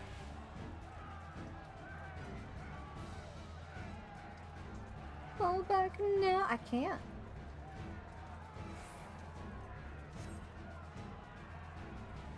They're trying their best. Let's see. I can float. And then run. Run, run, run, run.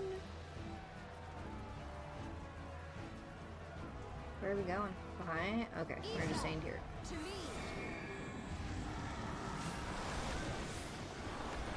Oh, I remember what I could do that. Stone Skin was great.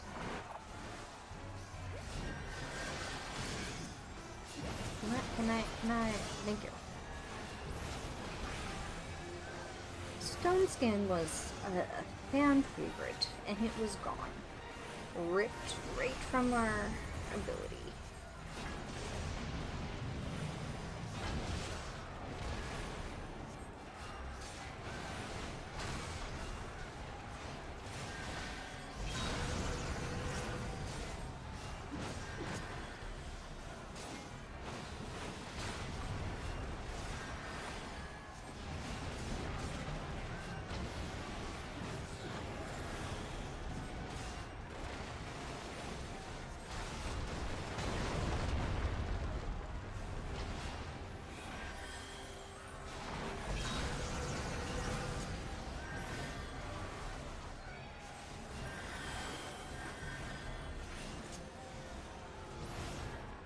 What are you running from? Oh, oops.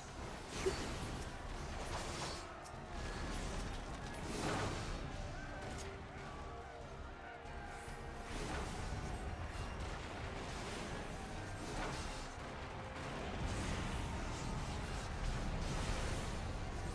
Uh-oh.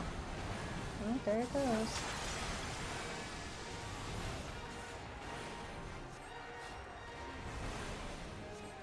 Yeah. Now that they have an understanding of making NPCs viable, this whole thing is different, and I can't say I don't like it. Oh my lord.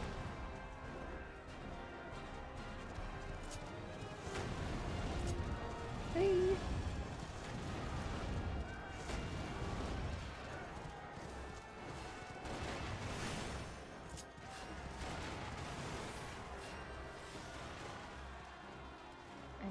Second to not be dying. Okay. Who am I assailing? Where is my target? Oh, defend the Lord. These guys?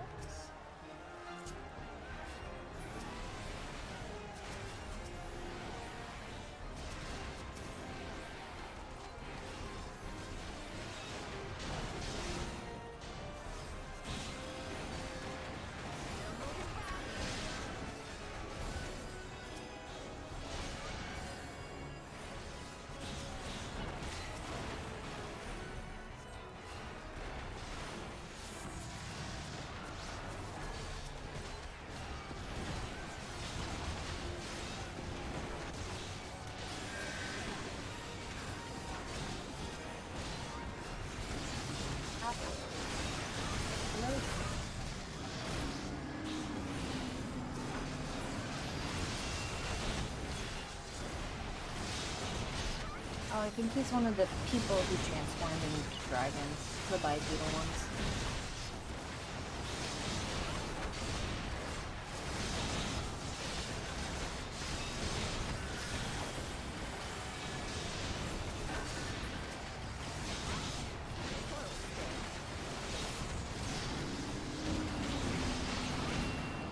Oh wait.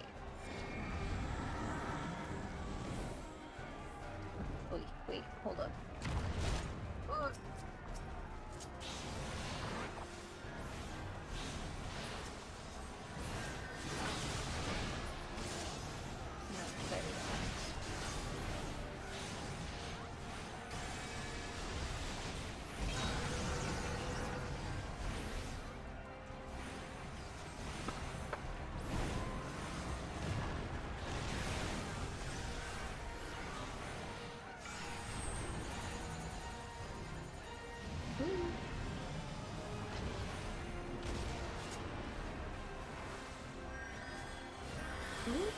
He died.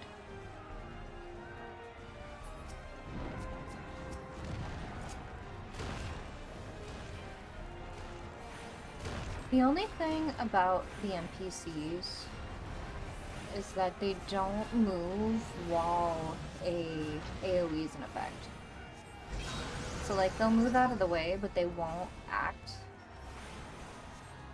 until it's like set. You know? Oh, let's get out of this. It's like now that the AoE is done, he'll move back into place.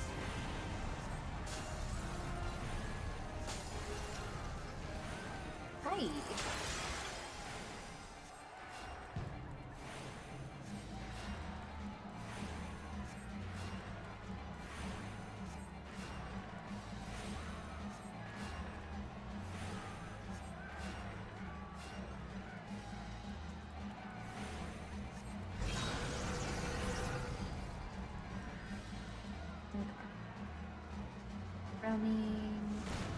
Running, I'm getting hit, it's nice.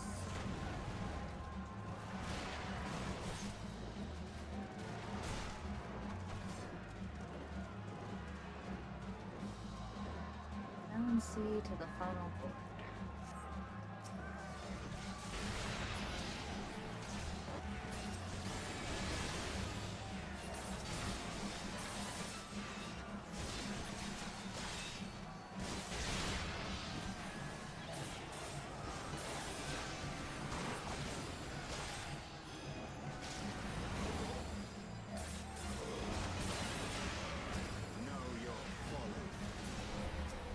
Was that a stingy? Yes, it was.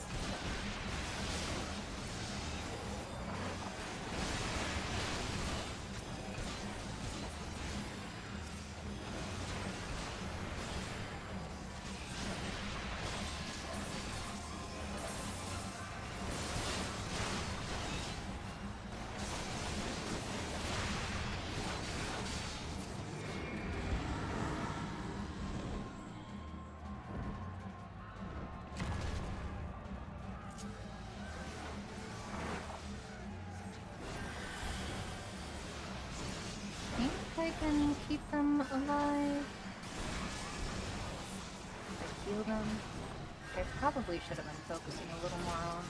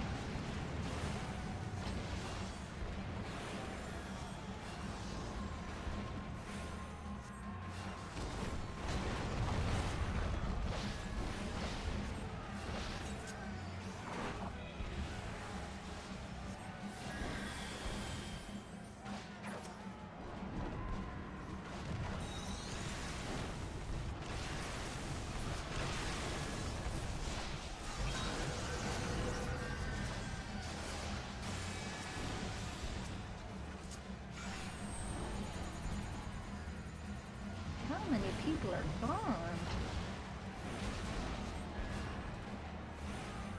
A lot, apparently. Go, Lucia, go.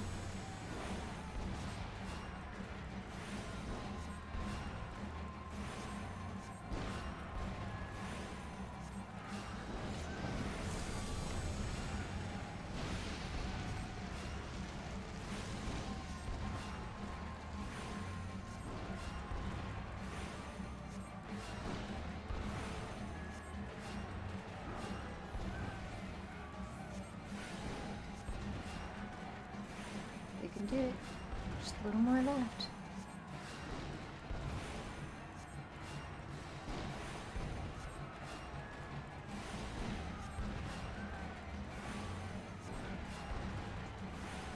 Oh, that was a critical hit.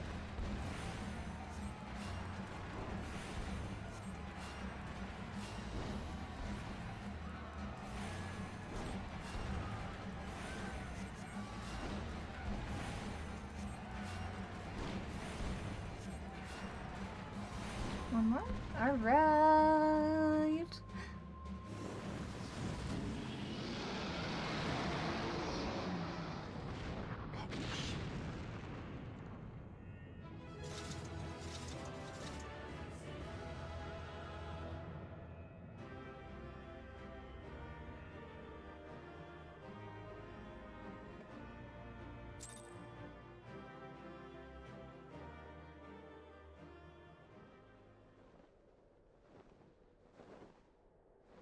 Flee. Fly away. The dragons, they are withdrawing. Victory is ours!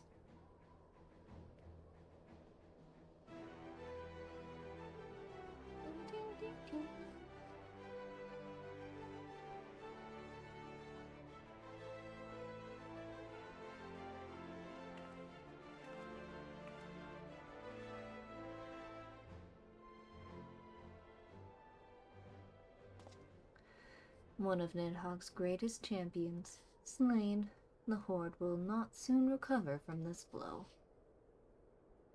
But what of you, Nidhogg? Why did you not join your minions and make of this battle a slaughter? Have you grown so fond of the stench of your lair? Mayhap you prefer to have your allies fight your battles for you. You have a girl to do your bidding now, do you not? No matter, I shall slay Iceheart and all the rest. But I yearn to spill the blood of a great worm, Nidhogg, and only your death will sate my lance.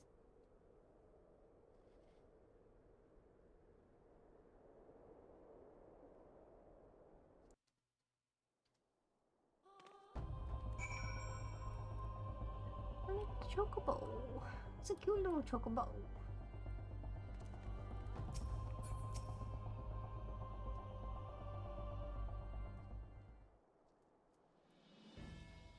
There we go. The dragons are routed. Least you wonder, the fighting at the Steel Vigil was also fierce, but my crystal praise were not found wanting.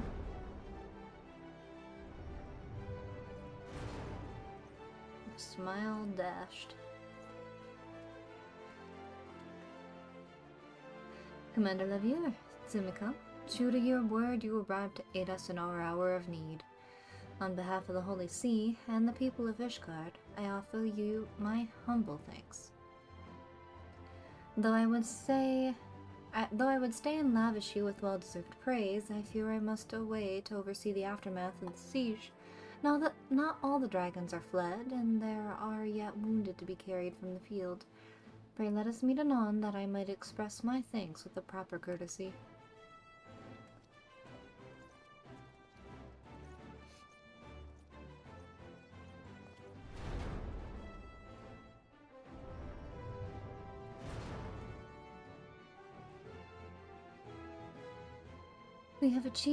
We have indeed achieved a victory of singular importance. With the Dravinian horde thus weakened and scattered, the threat to Ishgard has been critically diminished. And, mayhap equally significant, the Holy See must now recognize the necessity of cooperation with foreign powers. Long have they barred their gates against the outside world, but I am confident that the day will come soon when Ishgard proclaims itself a member of the Eorzean Alliance once more. Much have we sacrificed in our struggles against the dragons and primals, the Ascians and the Empire, but step by unfaltering step we march ever nearer to our goal. And, as ever, the journey is made with you in the van. The victory you have won this day gives us greater hope for the morrow. 'Tis a hope that shall sustain us in the days to come, and bear us past the many evils that yet seek to hinder our progress.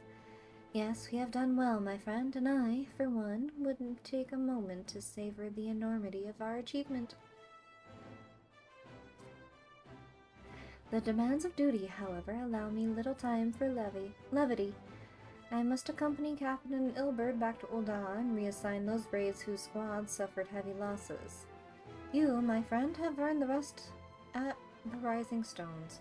Pray return to Revenant's Toll and share your tale with Minfilia in person.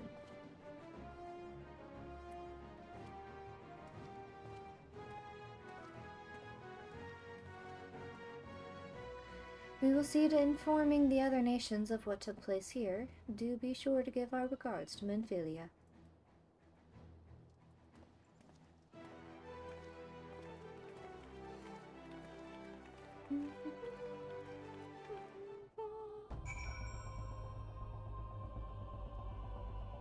Okay, back home we go.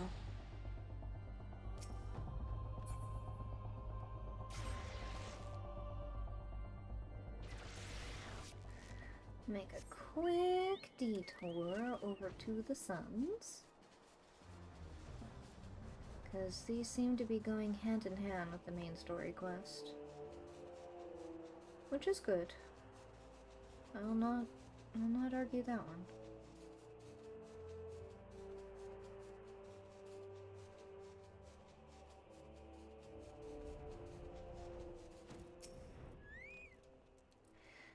Sumiko, you have returned. I take from your presence that you were successful in procuring some aether sand. Tell me, which variety did you find? I got 2. Take it. And rejoice. I see 2 varieties. Well, that is 2 more than we could reasonably be expected. Then 2 less than I had hoped you would say. Forgive my flippancy, but you have done well, truly. If all goes to plan, we need no longer fear death by fire or earth. Master Garland, if you would be so kind as to prepare the relevant crystals. I shall set to work immediately. Truth be told, I have been looking forward to this. One does not encounter materials like these every day. Speaking of which, how in the 7 hells did you find them? Mistake me not, old friend. I know only too well how capable you are, but aether sand isn't something you simply find by gathering dust at the back of a merchant's rare gem cabinet. You had help from Biggs and Wedge. Trust them to design a revolutionary new engine the moment I turn my back. How's a genius meant to rest on his laurels when his employees are so damnably inventive, eh? And now they're determined to join us, are they? Typical. I jest, of course. It would be good to have them around. Still, as a matter of professional pride, let's endeavor to procure the remaining 2 varieties of aether sand before they arrive, shall we? Tell me, Rambros, have we any information on where the water and wind aspected types might be hiding? Not as of yet, but I have made certain arrangements. We shall soon see if my efforts have borne fruit. Forgive me for observing, but you seem less than enthusiastic about that prospect. If there's a complication, I'd rather we discuss it now than risk jeopardizing the expedition. Mayhap an explanation is in order. But first, let us savor the preliminary victory that Sumiko has won for our cause, if only for a moment.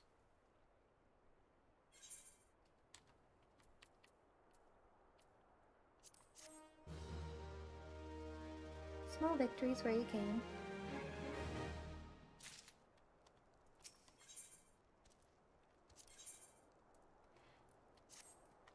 Yes, yes, I must speak of the arrangements I made to acquire the 2 remaining varieties of aether sand. Some days ago, I asked a Charlian acquaintance of mine to travel to Credonia and there gather the necessary materials. Since that time, however, I have heard nary a whisper from him. To be frank, this lack of communication is not entirely uncharacteristic, but I cannot discount the possibility that something ill has befallen the man. Alas, we do not have time to investigate his fate. As I have mentioned before, the more we delay our expedition, the more likely it is that the Crystal Tower's secrets will fall into the wrong hands. Therefore, I would entrust you with the same mission I assigned to my friend. Travel to the Black Shroud and seek out Parsemontre, the master of the markets in Credonia. If anyone knows where the aether sand might be bought, it is he. Right on. We'll go to Credonia eventually, I'm sure.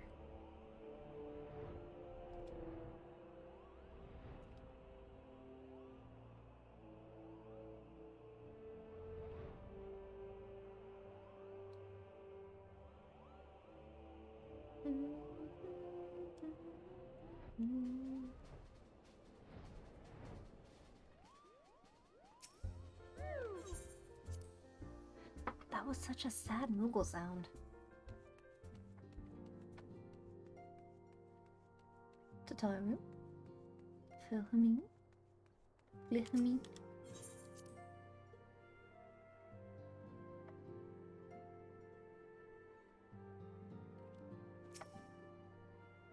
Timiko, welcome back. Alphino sent word of the siege, and, of course, the role you played in ending it. Your deeds never cease to amaze me, Timiko. Thank you. Quick arm, quick tongue.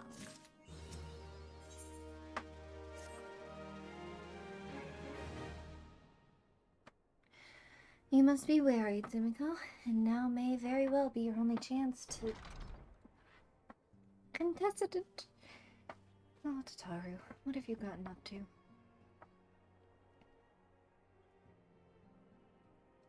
A messenger from Ul'dah arrived with a missive for you.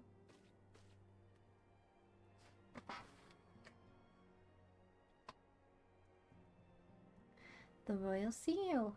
Curious indeed. An invitation.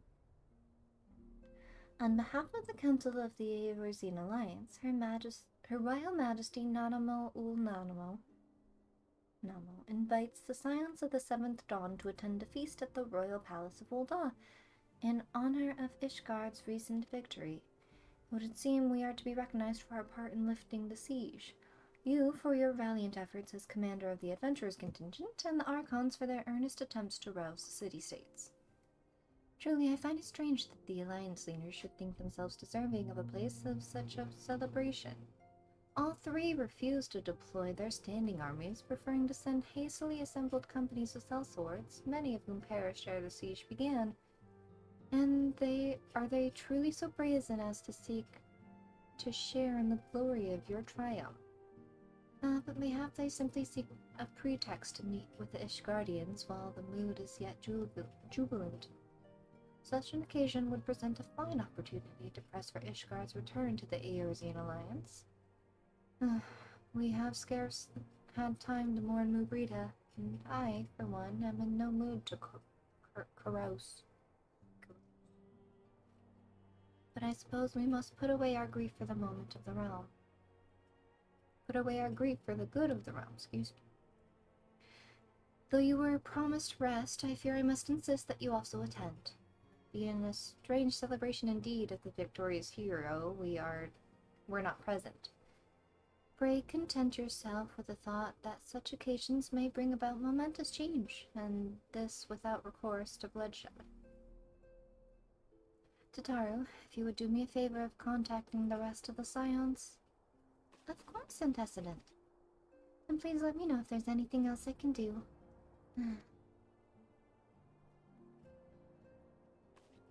She wants to help so bad, but there's only so much she can do. Curious. I've never known Tataru to sigh at such requests. Could all be amiss?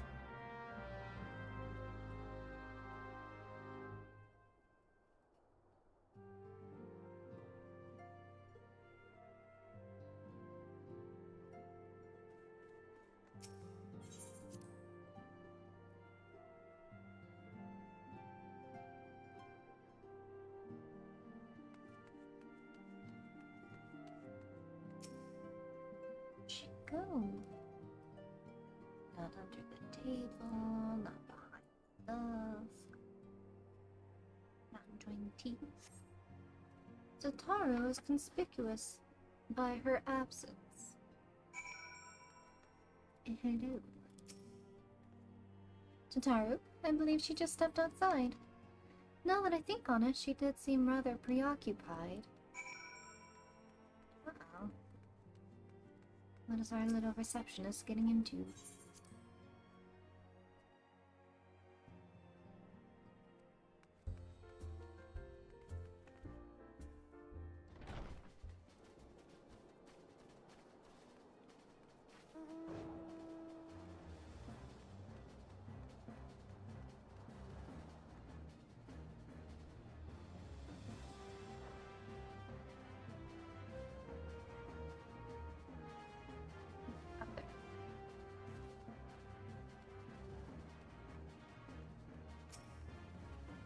Oh, sad baby. Oh, Tsumiko, it's you. I didn't mean to worry anyone. It's nothing really. Well, it's not nothing exactly, but it feels like nothing compared to the towering trials you and the others face every day. That's why I should probably talk to Minfilia before things get any worse. You always know what to say, Tsumiko. I'm glad we had this little chat. I don't recall saying a damn thing, but okay. If it helps, it helps.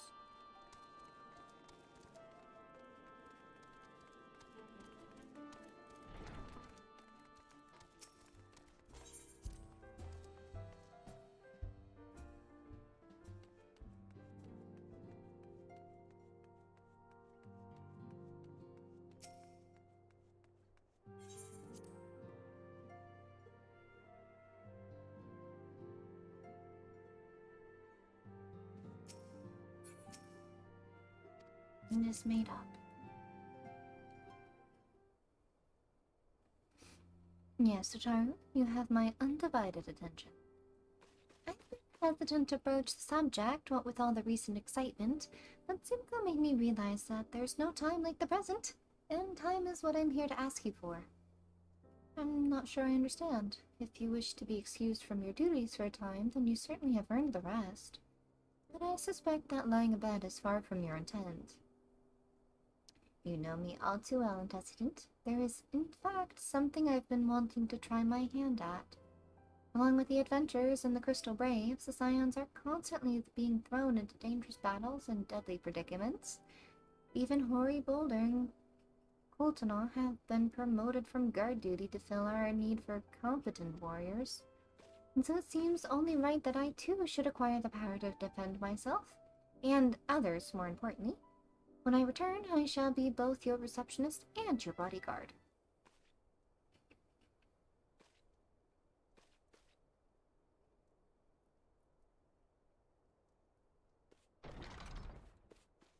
Well, hey!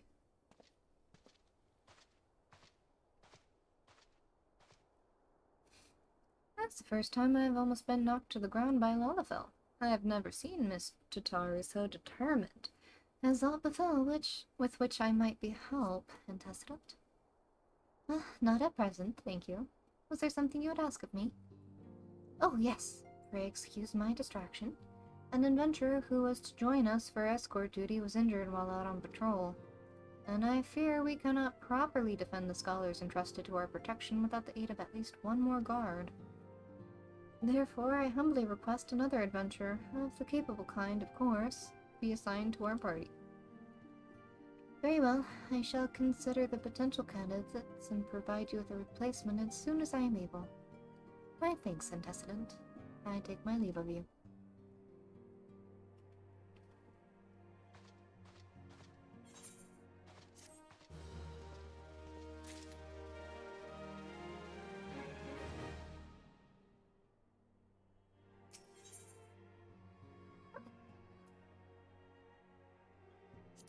Ooh. I wonder, do you perchance recall the commitment I made to furnish Hori Boulder with a capable adventurer? Well, I am sorry to say that I have as yet been unable to do so. Now I realize you are rather more than a capable adventurer, and that escort duty is frankly beneath a woman of your talents. But I have no one else to turn to at present. Might you be willing to forego rest and assist us in this matter? Generous to a fault. Thank you, Tsumiko. Now it seems only fair that I explain the import of the task in question. For some time, our order has employed a handful of scholars to travel around Eorzea, taking etheric readings that we might better understand the impact of primal summonings. Naturally, it behooves us to ensure our employees' safety, and so we asked that the adventurers in our service to serve as escorts. Hori Boulder and Coltana were to act as two such escorts, as was a third adventurer. Alas, due to injury, said adventurer is not presently fit for duty, hence my need to impose upon your goodwill. You truly are a pillar of strength, Sumiko. Hori Boulder will share with you the details of your task. He should be waiting for you outside. Be safe. The power to defend oneself. Tataru has ever been full of surprises. Now that I think on it, I do recall Urianger mentioning that she had developed an interest in arcanemia. There we go. Mayhap she hopes to gain admittance into the Arcanist Guild in Limsa. Yes, that will be the way of it. Would you be so kind as to journey to the guild and see that all is well? It is doubtless unwarranted, but surely I am not alone in my concern for her safety.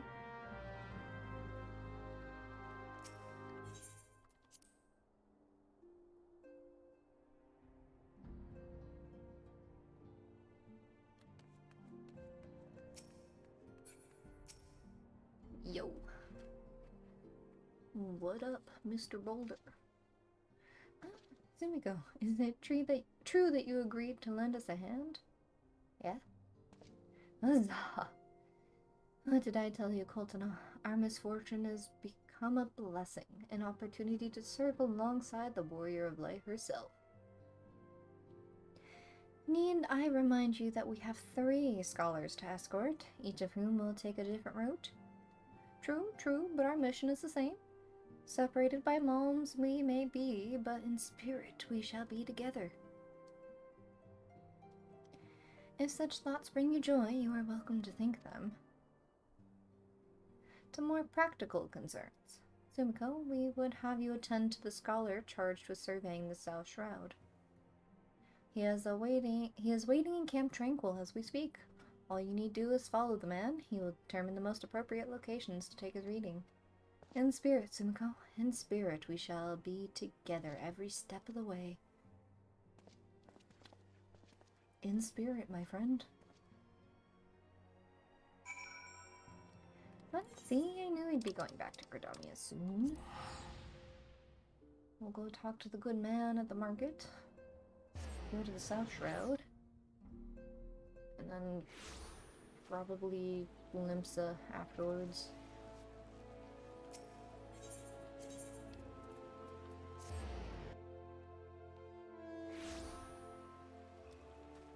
Because Limsa is surrounded by water. Surprise.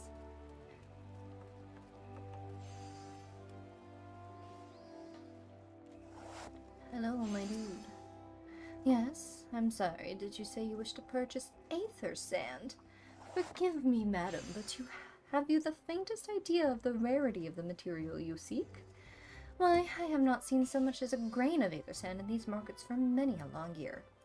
I could tell you where one might mine the ore from which water-aspected variety of the abrasive is derived, but only a desperate fool would willingly set foot in the place. You seem determined. Very well. Are you familiar with Earth's Gift? That is where the ore is to be found, in an area inhabited by a particularly pernicious hawk. Pernicious? Should you encounter the betasked nightmare, you will know that you are in the right place, albeit at the wrong time. Farewell. Thanks, I guess. But guess what? Earth's font is in the South Shroud.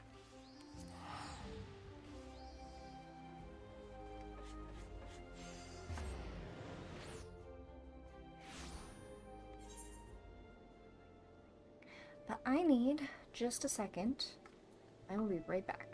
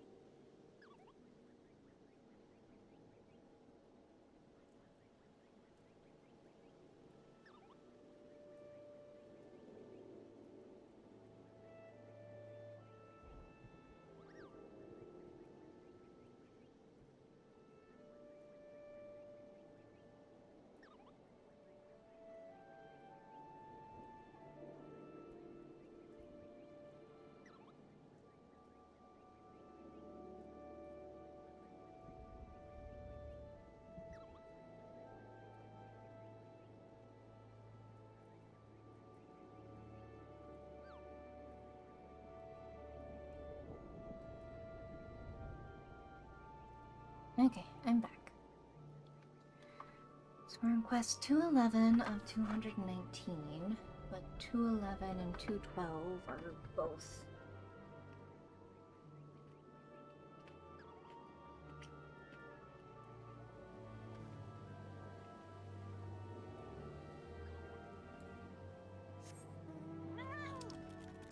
Oh, my kitty.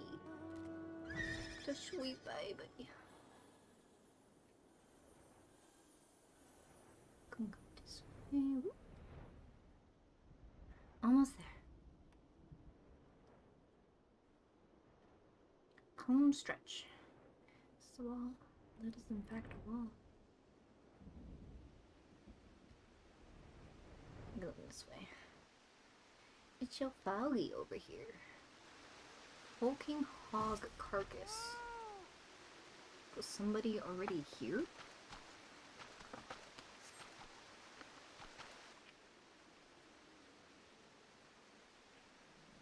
You are too late, adventurer. Not only for the entertainment. You will find no trace of the ore with which you have recently lay here. Nay, not so much as a speck.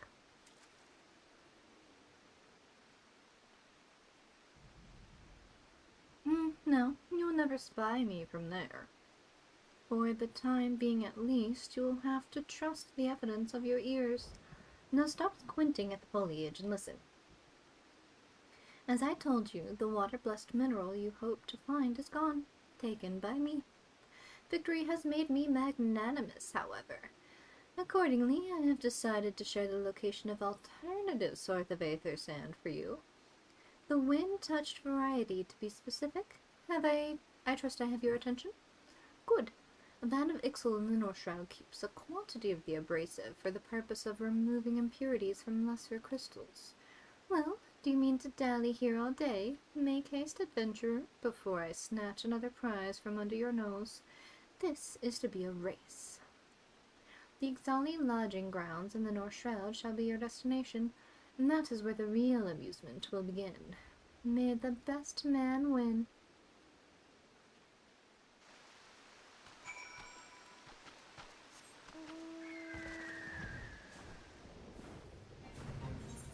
is the...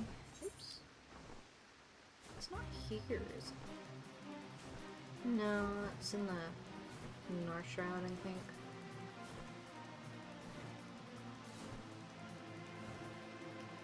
So many things to do, so little time.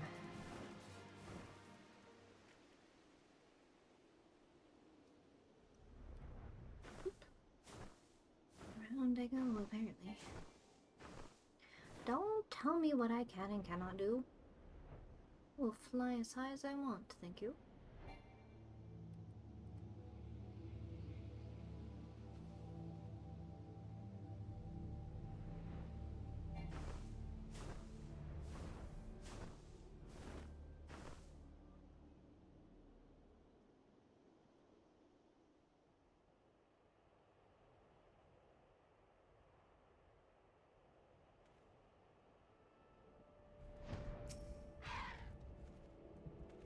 At last, the Scion's woman deigns to grace me with her presence. A pity that we have no time for pleasantries. Our first destination is Isomhar. Come, we are late enough as it is. Yes, sir. Right away, sir.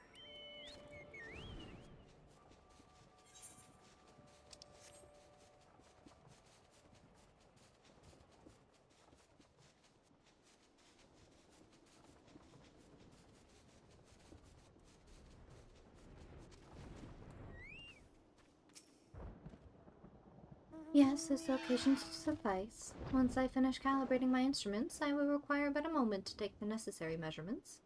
I trust I need not explain that my work can suffer no interruptions. Then please, stand at an appropriate distance and keep watch for wild beasts. Okay. Watch for beasts. Yeah, stand here. Oh, okay. Wait.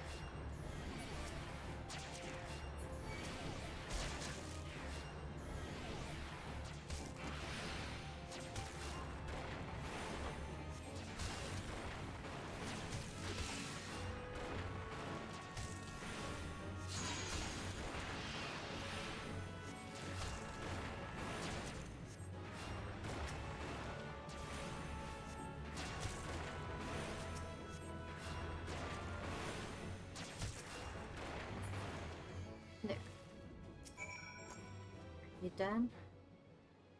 As we have both completed our respective tasks, a satisfactory outcome. Though if I could make one suggestion, you might try to dispatch your foes more quietly in the future. I do not like to pick fault, but I really must be allowed to concentrate. Now then, snake molt awaits, shall we? Oof. Oof. Do not know whom you speak. I should pop you in the nose. Teach you some respect.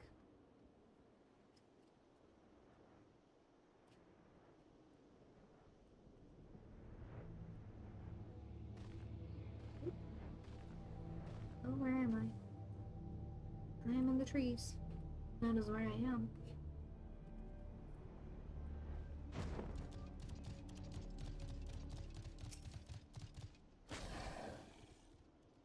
Right about here, yes. As before, I would ask that you keep an eye out for dangerous beasts as I work.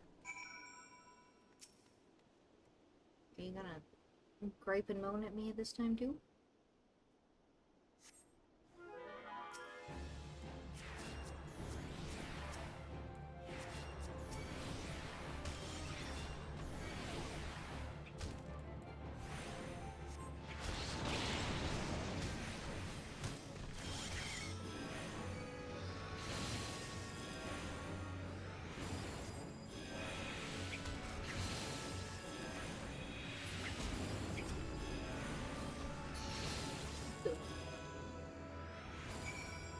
And an extra one for good measure. Fascinating. These readings are not at all what I expected. Though perhaps that should come as no surprise. I am not given to superstition, but there's a queer, almost blasphemous error hereabouts. Let us quit this place and return to Roots Lake. We have one more site to survey.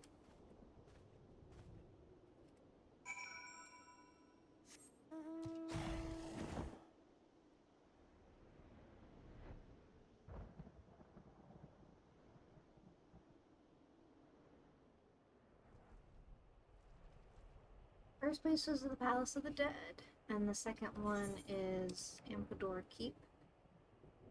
And down here is the city of Ampedor. Behind what looks like it was previously a giant tree. Maybe rock? No, it'd be more... It looks more like a tree trunk, yeah.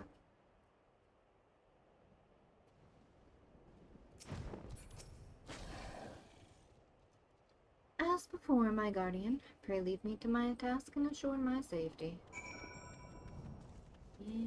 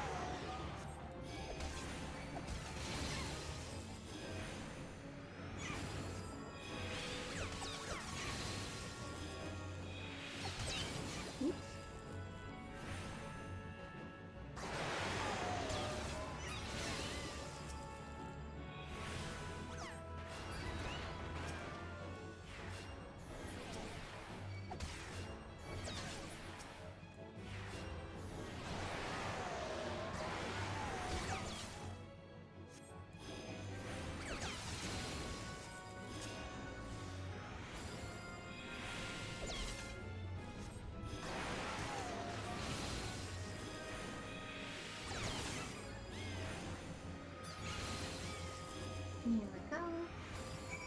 Are you done? You're done. This data should prove invaluable to... Ye gods, what is that stench? Did you slaughter a creep of adamantoids while my back was turned?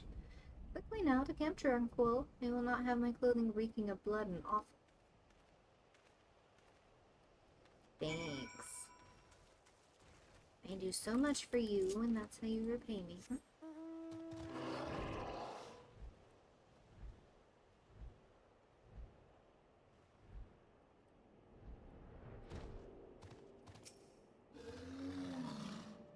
You chose to paddle in the Ichor a while longer, I take it.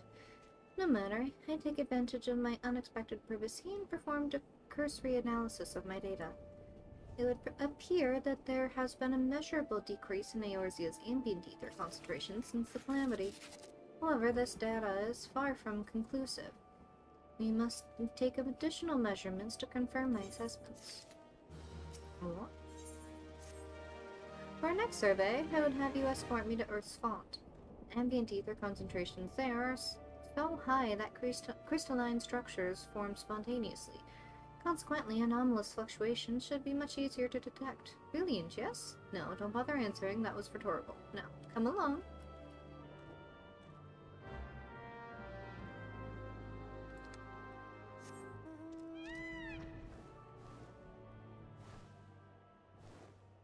I can't with some personalities.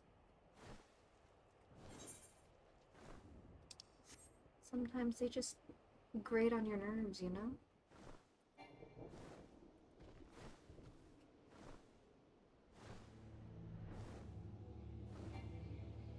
Shush.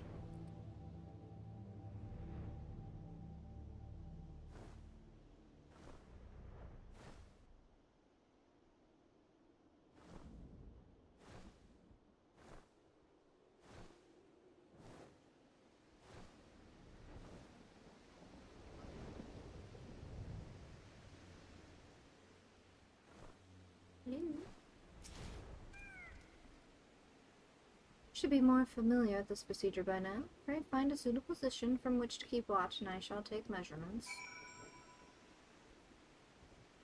Oh.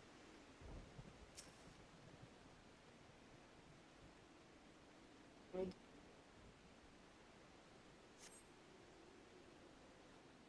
Why is this one a cutscene? Nope. Yes, quite high, and still markedly lower than the historical measurements taken near the end of the 6th astral era. Could be presence of a primal account? Could the presence of a primal account for the difference, or is there something else? Something else.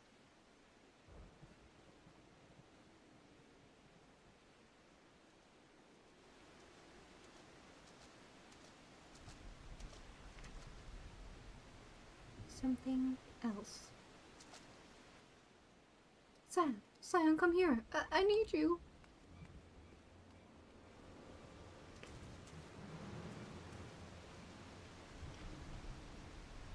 Not Wilrid.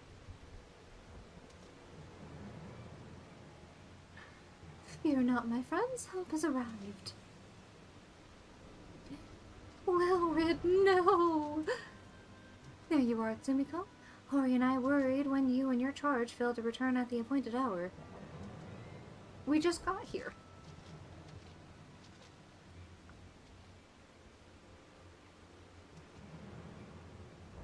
Cut it like a hog, but not by one, no. Those wounds were made with a blade. Doesn't look like he put up much of a fight either. Nary a mark on his sword or his shield. Reading that in the wrong voice. I've heard nothing but of a Crystal Brave operations in this area. What cause had Wildred to come here? Well, what should we do?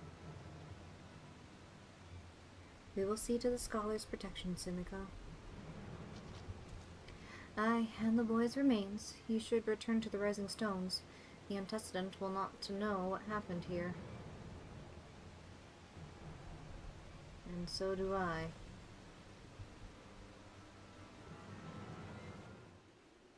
Wilrid, no! You were one of the good ones.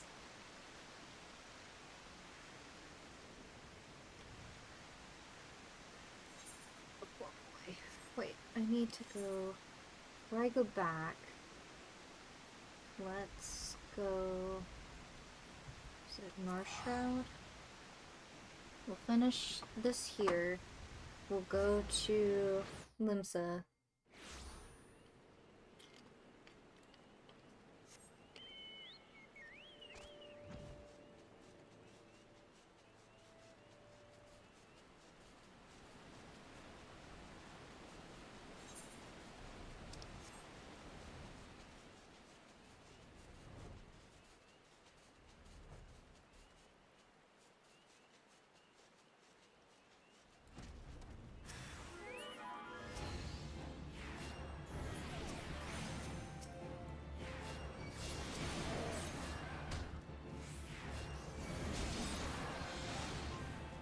Over here. Excuse me? Don't you dare.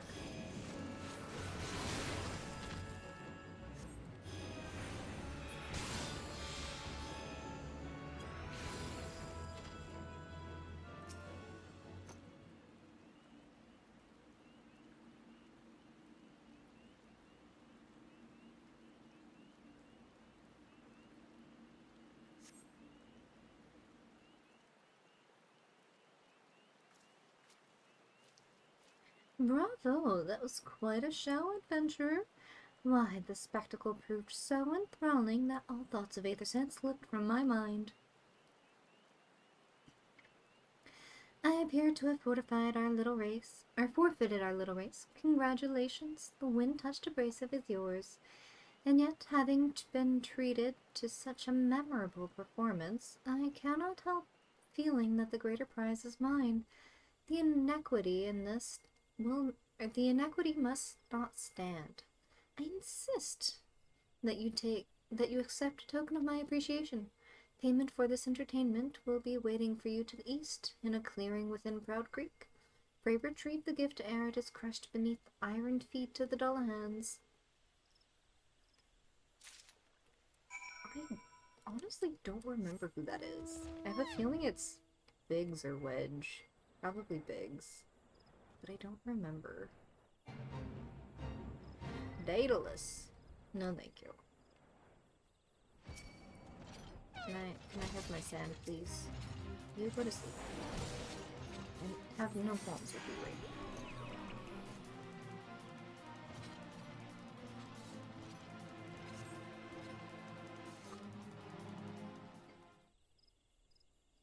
Not what you were expecting. I took the liberty of refining the ore from Earth's gift into Aethersand. Do keep it safe, adventurer. Lest you accuse me of playing games, you should know that the thought of relinquishing my prize never once crossed my mind, until I saw you in action. Such deeds must needs be rewarded. It is my vocation, you see, to record history it is made by mortal men, and I much prefer to chronicle the accomplishments of the bold and the mighty. Thus, it is my fervent wish that you continue your career with the same courage and zeal you have shown today. We shall meet again, adventurer, and sooner than you may imagine. Ah, hello. Welcome. I will answer your call.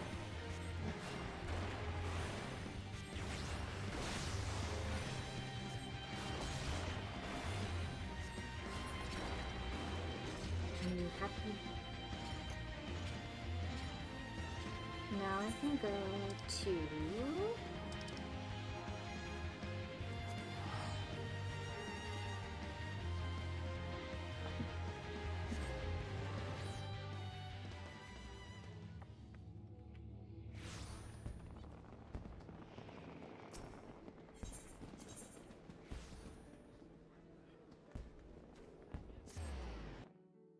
There's a new event going on, so let me check this out real quick. Oh, this is quite pretty, actually. If not haunting.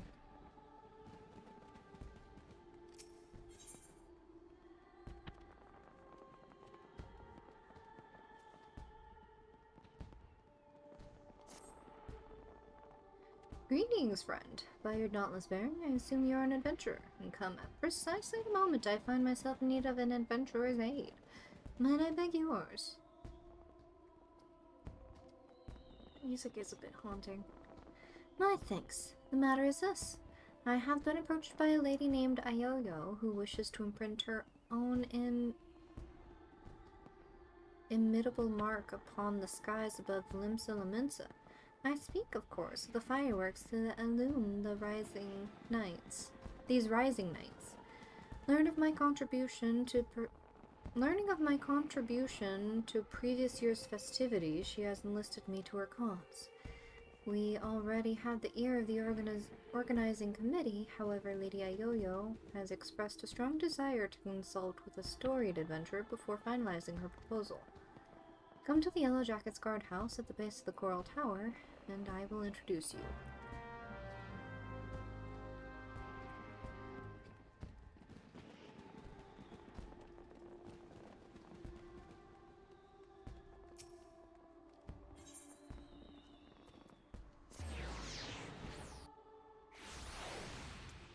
Alright then.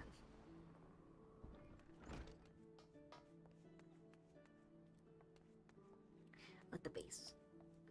Down below.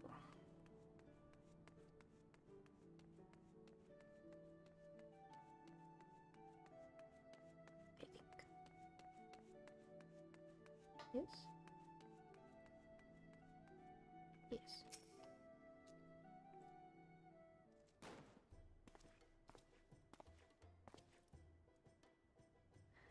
I know. Lady Ayoyo, one storied adventurer as promised. Oh, look at her little earrings!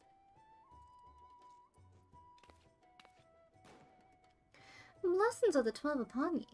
Name's Ayoyo, Cannoneer, first class with the Yellow Jackets. It's an honor to have you on board. Did I mention that it is the Yellow Jackets who are in charge of this year's festivities? Not only in decorating of these fair elements in the streets, but in designing and constructing the fireworks that brighten the skies above them. Lady Ayoyo here is quite the savant in all matters of incendiary and explosives, and so it has fallen to her to formulate a plan for the display's crowning glory. Me and the other lads and lasses of the Cannoneers whipped up a load of lovely little drakes, snakes, and devils for the Moonfire Fair, but more of the same ain't going to cut it for the Rising. 'Cause it's all about remembering those we lost in the calamity, ain't it? Them and theirs deserve nothing a mite specialer than a bunch of old bangers. Goodness. An admirable sentiment, I'm sure. but would not do for our ode to such poignant memories to be aught less than memorable. Let us make this year's rising one that the citizens of this fair realm will not soon forget. Took the words right out of your mouth, dearie. Thing is, I haven't hardly set a foot out of Limsa in all me days. I don't reckon I'm best placed to know what's going through the minds of the citizens of this fair realm. And so you would pick an adventurer's brain, one who has journeyed far and wide across the land we love and knows it and its people intimately. Yet before we call upon your particular wisdom, mayhap it would behoove us to seek out a wider range of opinions. Many and more look to the skies come rising night, and the thoughts that run through their minds are no doubt as diverse. Let us learn them. I want her earrings. Sounds like a plan. Mind if I join you, dearie? Could do with learning some of these thoughts myself. Right then. Where's best to start asking round? Some place a lot of outsiders gather, I reckon. How about we meet in the Aetherite Plaza, down in the lower decks? While you two are so engaged, allow me to continue our discussions with the organizing committee. I shall await you by the outcastle.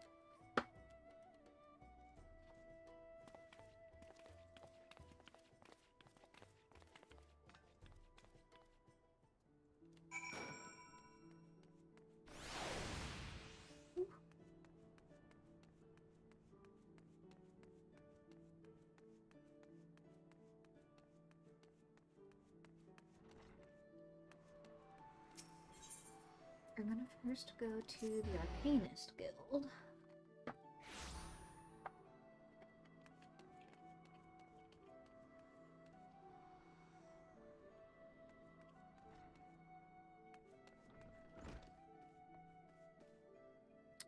Here? Downstairs? Probably?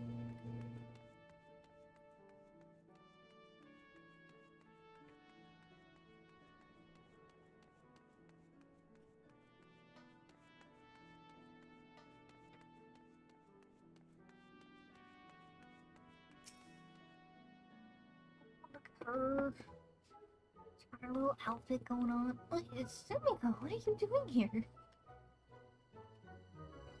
Gotta keep the hat though. I didn't mean for her to worry. It's the last thing I wanted. Putting an end to such worries is precisely the reason I'm here, don't you see? I, Taru, shall become a great and powerful arcanist. And now, at Mistress through Birgrim's behest, I must go and complete a special training exercise. Until we meet again.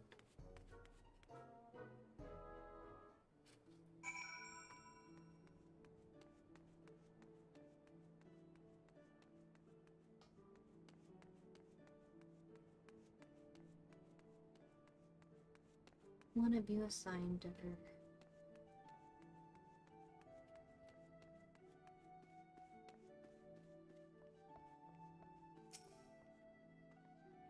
Yes, I may assist you, Sumiko.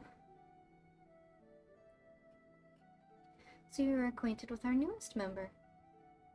Mayhap you have already noticed, but I fear young Tataru's potential is somewhat lacking. Nevertheless, she would not be denied and goes now to undertake her first trial. Simulated inspection of 3 crates. Simple task, some might say, but one all arcanists are expected to complete. The thought occurs to me, why not assist Tataru in her training? Given your relationship with the girl and your growing understanding of Arcanima.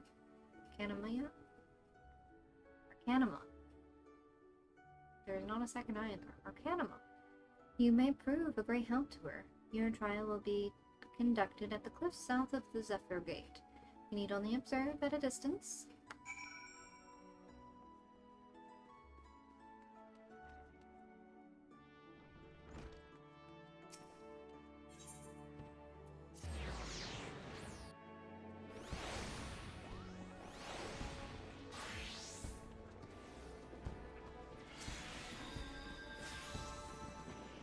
You see them lights down Walker's Alley, dearie? Decorations for the festival they are. Every year when the streets are all decked out for the Horizon, the art fills with, well, all kinds of feelings. Sorrow, pride, regret. But enough about me. We came here to find out how the other folks feel about it. Let's split up, head down the alley, and ask a few likely-looking customers each. We're on a schedule here, so don't go asking every single soul you see. 4 or 5 should do ye, and I'll meet you down by the ferry docks when you're done.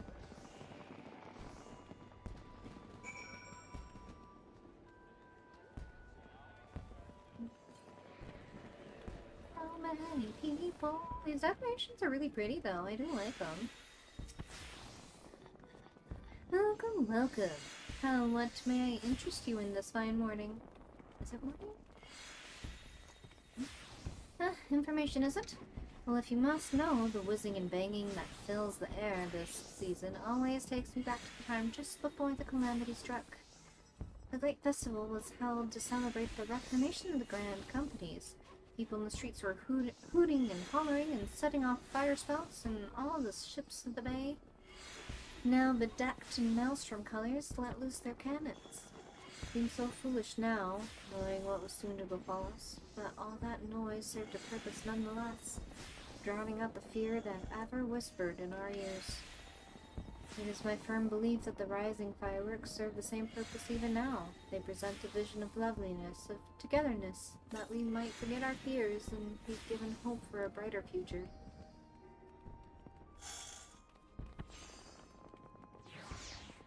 Anybody else here?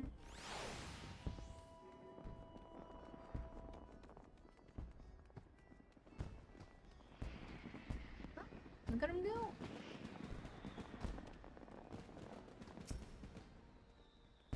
The streets are full of life, and the sky is full of fire, and the westerly winds fill in our seafarers' sails as it does our hearts. I couldn't have picked a better time to come home. You a sailor too, are you? Exactly. Helping with the fireworks, you say? Good on you, lass. I have a few memories of back then, and if you've an ear to hear 'em. I'm a merchant seaman, you see, always sailing hither and thither across the waves. Was just back from a trip to Rods at On when the calamity struck. Everyone was looking up to the sky, and that loathsome lantern that hung low in it. Like most folks, I don't remember much of what happened in the days before or after it fell, but I've never forgotten those faces. And that's what I love so much about the fireworks. You see the same faces looking up, but this time with a smile. Reminds you not only of the bad times, but how we got over them.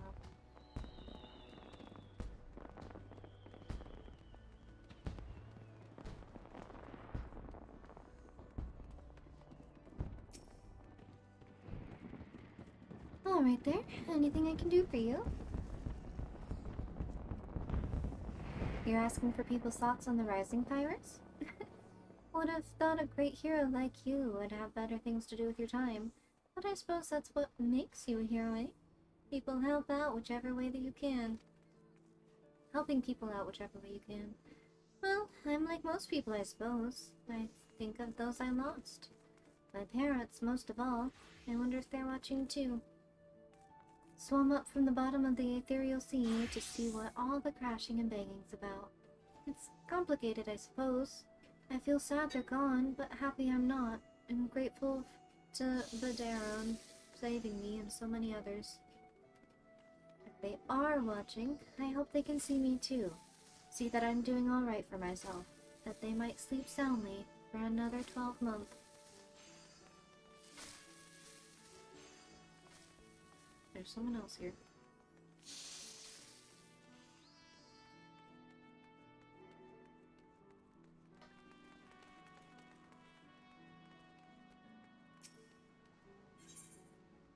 Oh.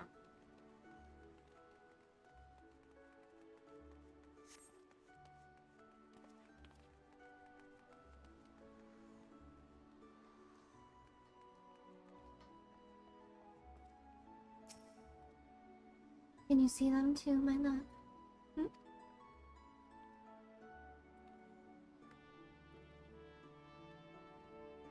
You're involved with the fireworks, and you want to know what I think of them? Well, just now I was wondering if they can be seen from far out in the offing. Did you know? Or do you know? I see. The reason I ask is that my husband is out there now. He meant to be back by rising night, but it seems the tide didn't turn in his favor. He was so looking forward to the fireworks. I do hope that he can see them from where he is. That we can share in them together, no matter how far apart we might be. That is my only request to you, that you make the finale as bright and boisterous as you can. That all those who cannot be together this rising might still share in its message.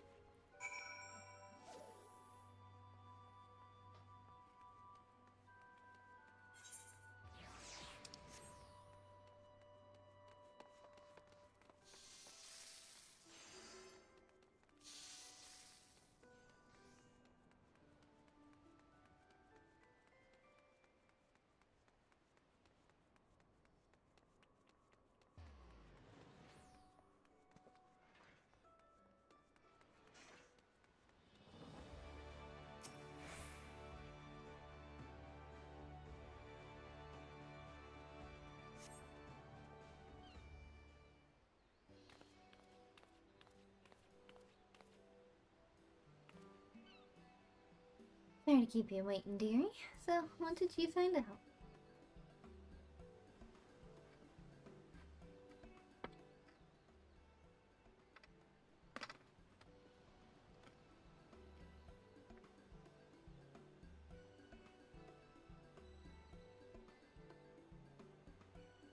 Same here.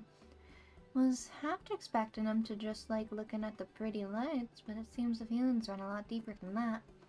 The memories of the calamity are still heavy in their hearts, but the rise and fireworks go some way to lifting that weight. So, any ideas for the grand display? What kind of thing do you reckon would uplift those spirits the most? Grand and flashy. Something that gives people hope for the future.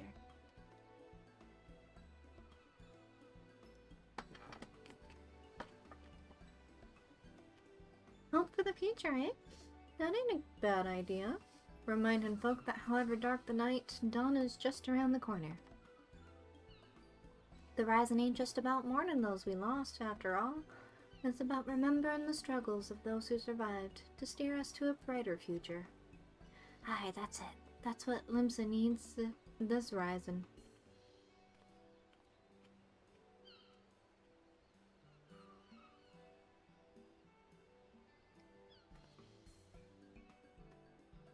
Ships, cannons, a departure salute, not just for the fallen, but for those set in sail for unknown shores, the vision of the past and of the future.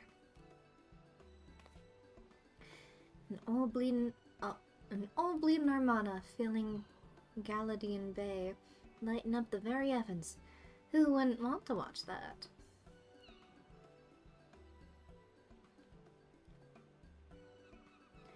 It's settled then. Ah, the minstrel's gonna love it. He said he'd be up by the aft castle, right? I'll see you there.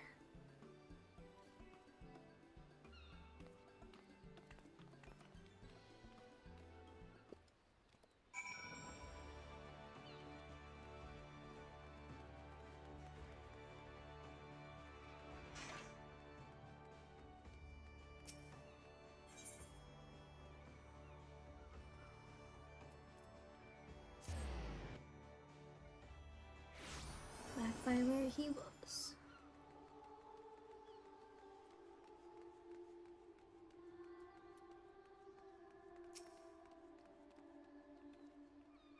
Our intrepid adventurer returns, and positively bursting with inspiration, I take it. I see. A traditional seafaring salute, not only to the memories of the fallen, but to the future fortune of those who follow in their wake. A most fitting proposal, I'm sure. Thanks, both of ye. But our work ain't done yet. There's a lot needs sorting out before we can put this idea into action. So much to do, so little time. If you wouldn't mind helping us a little bit longer, dearie, I'd be forever in your debt. Let me know when you've got your loins good and girded. Alright then.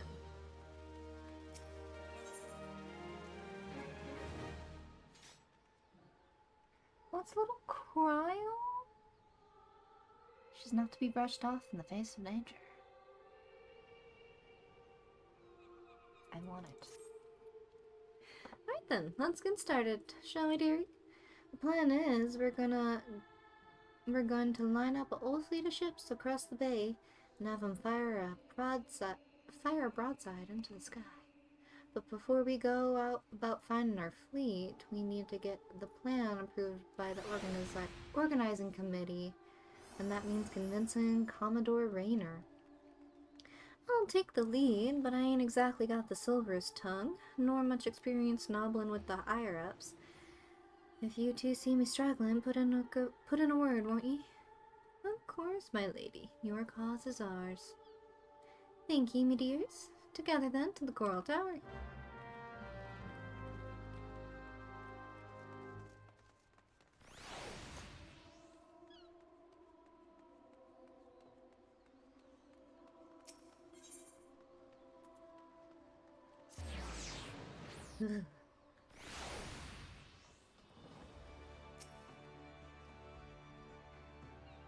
Last I had the privilege of meeting with the Commodore was around the time of the Calamity. I had been arrested for conspiracy to incite rebellion.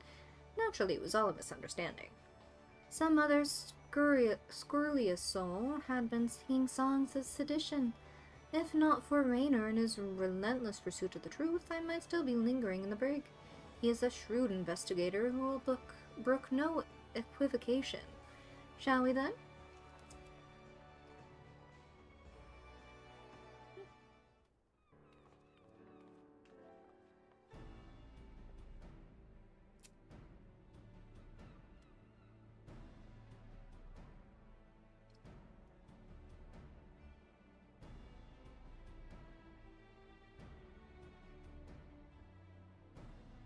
Wanting to make the Rising display special, I can fathom, but the sheer scale of the proposal is beyond anything I imagined. Ayoyo, need I remind you that the first duty of the Yellowjackets is the keeping of the peace. Filling the bay with ships will not only disturb the daily workings of the harbor, but it is sure to foment agitation among the commons. Knowing this, do you still mean to persevere with this outlandish plan? I do, Commander. Every Lamentan art, every Eorzean heart, still bears the scars of the calamity. All that loss, that hardship, that struggle, it cut deep. But the Rising ain't just about looking to the past, it's about looking to the future, too. And if it's our duty to watch over folk, keep 'em on the straight and narrow like, I reckon it's our duty to see 'em off on another year's journey, too.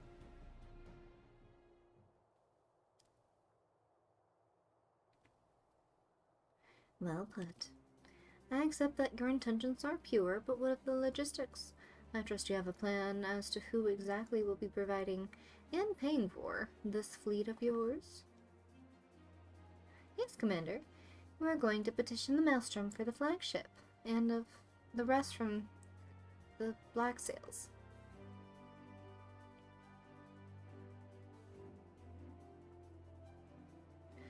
Of course, one is wont to forget that these buccaneering souls remain bound to serve the Maelstrom in time of necessity. Lady Ayoyo would have us parley with the 3 great pirate captains and remind them of their civic duty, it seems. Aye, that's right. The pirates answered to Admiral's call back when the moon was fallen. Fought and died at Cartno, same as the rest of us. When they hear about our plan to salute all those who fell, and all those who didn't, I don't doubt they'll answer the call again. I wish you all the luck in the world in recruiting those rogues to your cause. You shall need it. Very well then, allow me to arrange the parley. Should you succeed in your feat, you may consider all of my remaining doubts answered. I bid you remember that you go to speak with pirates. Lawless murderers all. Pray that you do not say aught to offend them, lest we find ourselves with a mutiny on our hands. Got you, Chief. I shall have the Maelstrom summon the leaders of the 3 factions to the anchor yard. Please go there and complete your preparations.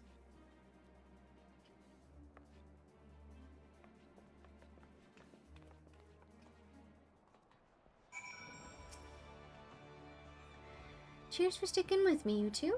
I hope I can count on your support in the next set of negotiations and all. Of course, my lady. Alas, I fear the captains, those far-famed scourges of the sea, will prove less biddable partners than Commodore Raynor did. While Warsren of the Sanguine Sirens may be swayed by emotion, Carvalane of the Kraken's Arm is of a much more mercenary mind. The executioners, meanwhile, value honor and glory above all else.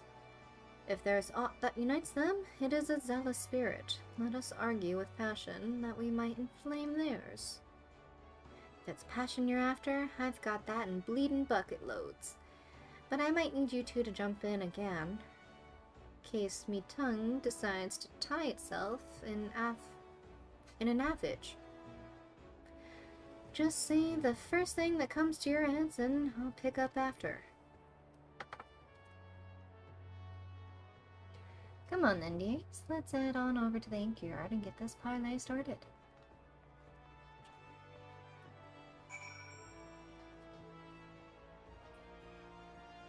Oops. Which one is closest? Of course.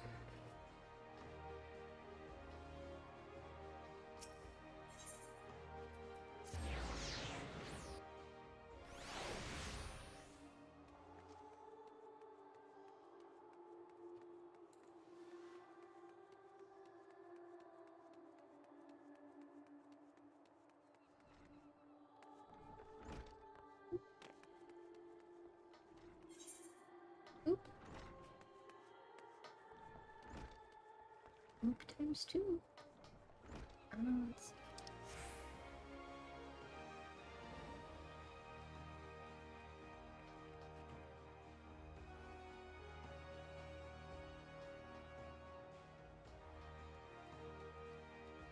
Supposed to be focused solely on the main story quest, but here I am.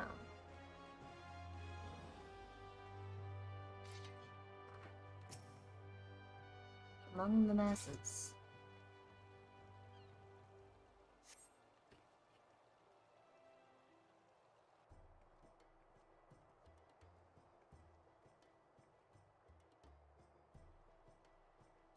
That's Carvalane.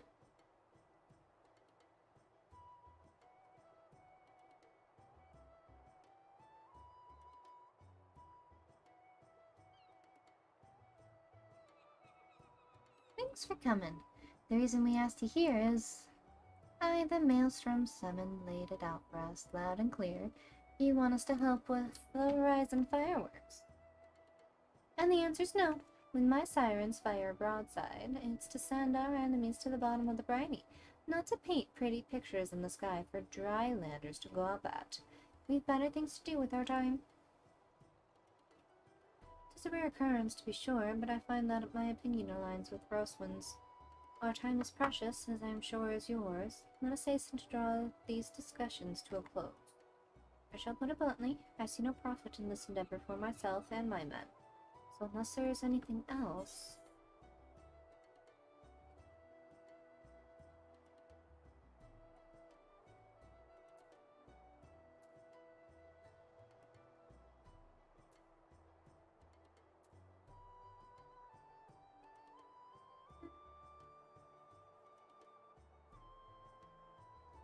No profit. How sad that the great Carvalane should lose his nose for coin. I did not come here to be insulted. If you know of a method by which the Krakens may stand to gain from this that I do not, then state it. Or else hold your tongue. Or better yet, allow me to hold it for you. The sheer scale of the spectacle we propose would no doubt draw all lords and ladies from the realm to gather in the city, personages of high renown and deep pockets. Aye, and if you And if they saw you lot working and in hand with the maelstrom, it'd do wonders for your public image. Folks who normally wouldn't touch a pirate with a barge pole would be queuing up to do business with you. I do believe you have a point. Poorly phrased though it may be, to win legitimate business, one must project the image of a legitimate businessman. Not your image, it's not anyone who's too lily-livered to trade with us. They can stick their barge poles up their backsides. What's in it for the sirens? If you won't consider them customers, consider them quarry. Don't you want to bring joy to the masses? These options keep implying that they have a thing for each other, and I don't remember that being the case.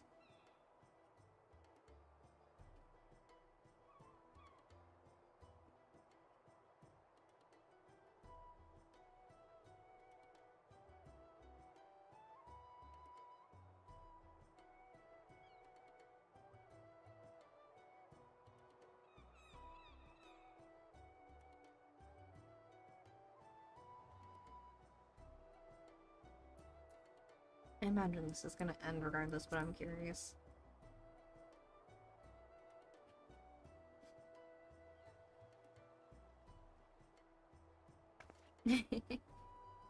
Oh. What are you trying to imply? I'd rather cut me arse off with a rusty cutlass than have to spend another minute in that preening pissant's company. Me and my girls are proper pirates. Sangwan sirens aren't all about pirating life, though, are ye? You run almshouses for the sick and injured, and those with child. Keep themselves busy with odd jobs, such as come their way. Them's your hunters and the folk who are drawn to the city to see the grand display, your quarry.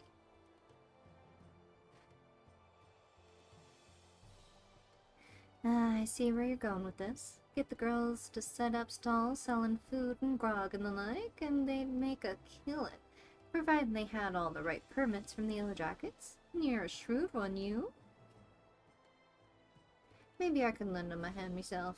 They do say the best way to a man's heart is through stuff. One of the executioners. There's no dishonor in linking arms with the Admiral Merwib and the Maelstrom, surely.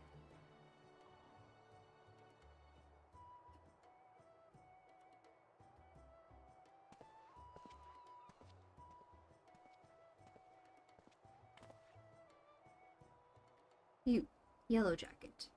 I want you to tell me one thing and tell it true. This is Limsa Laminsa, the greatest port in all the realm. You could find this fleet of yours without our help, yet you've come here begging for it. Why?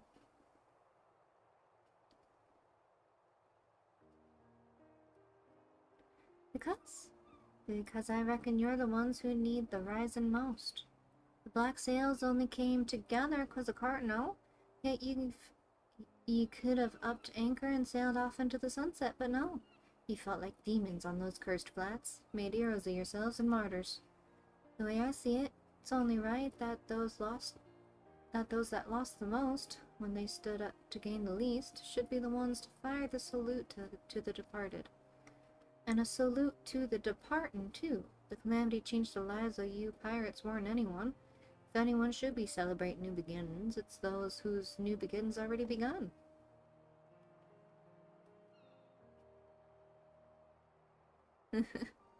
So it's all for your own good, is it? I'm heading back to the Astalasia. Send word when you've hammered out the details of the display of yours. We'll see what we can do. Aye, aye, Captain.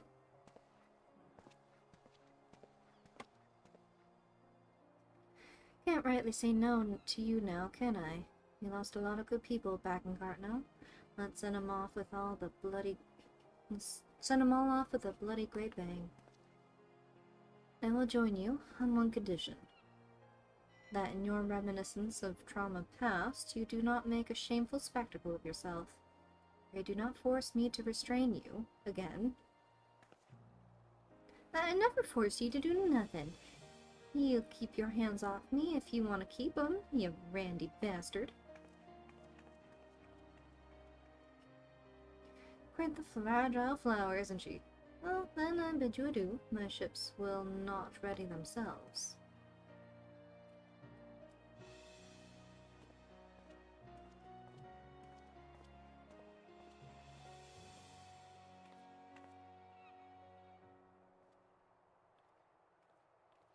We did it.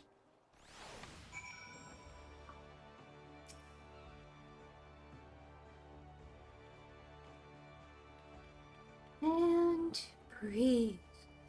God, I was so nervous I could hardly speak. Thanks so much for chipping in when you did. Could have never have gotten them on our side without you. Right then, time to put the finishing touches to this plan of mine. It's going to be wonderful, I just know it. On about your reward. I've given it to the minstrel. You can grab it from him. It's a new beginnings, lass, and may the navigator's breath ever fill your sails.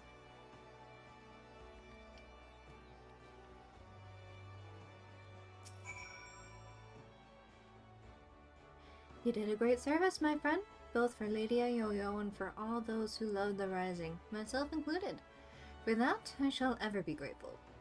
I expect it shall be some hours before preparations for the grand finale are complete. Mayhap we could wait together? Sure.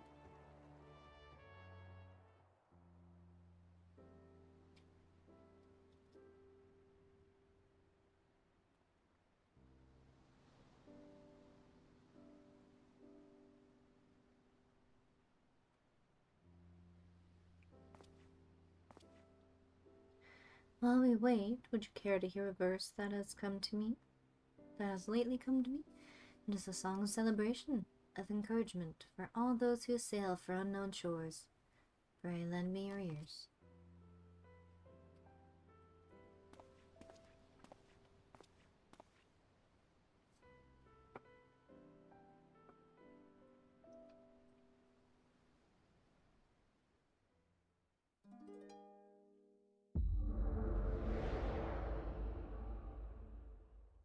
One strum is all it took for the migraines to return.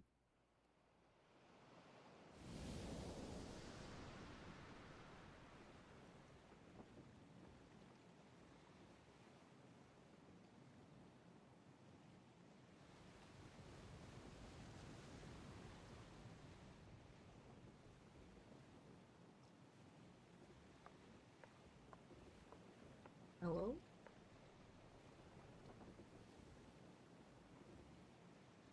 Greetings, warrior of light.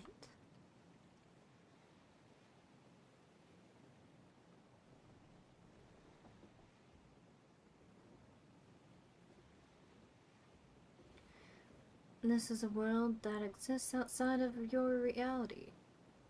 Could it be a dream? A flight of fancy conjured by your wary mind? Perhaps, or perhaps not.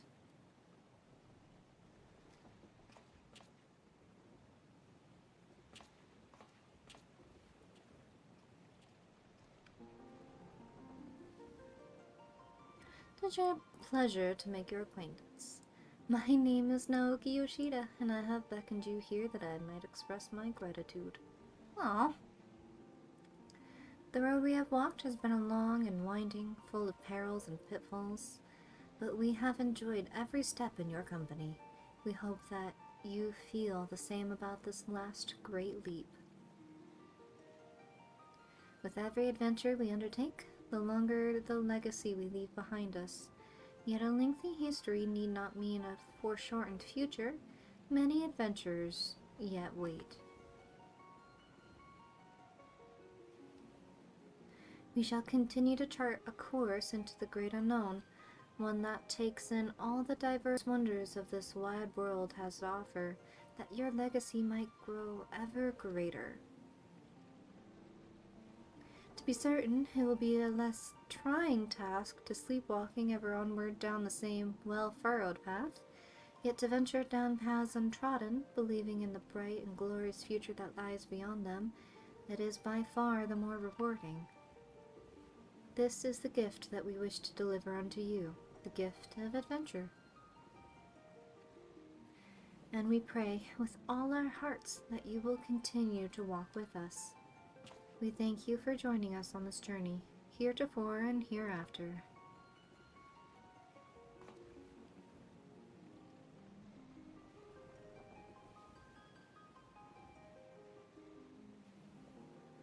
Now the time has come for this vision to end. Time for your eyes to open from this waking dream.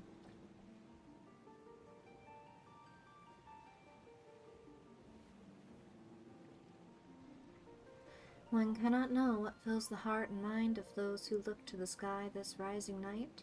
Perhaps you and I will see very different images in those explosions of light and color. But one thing I know for certain, that right here, right now, we look to the same sky. And though the paths that lay ahead of us may lead to very different directions, sometime, someplace, they shall cross again.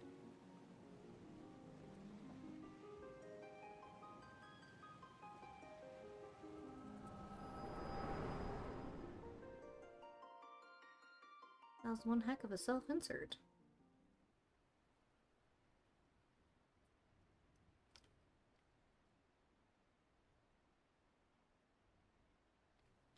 "'Tis almost time for the display to begin, the consummation not only of our labors, but of the thoughts and prayers of the people of this fair city. A salute for the departed, and for those who set sail into unknown waters. Many adventurers yet await you, my friend. May the navigator's breath ever fill your sails."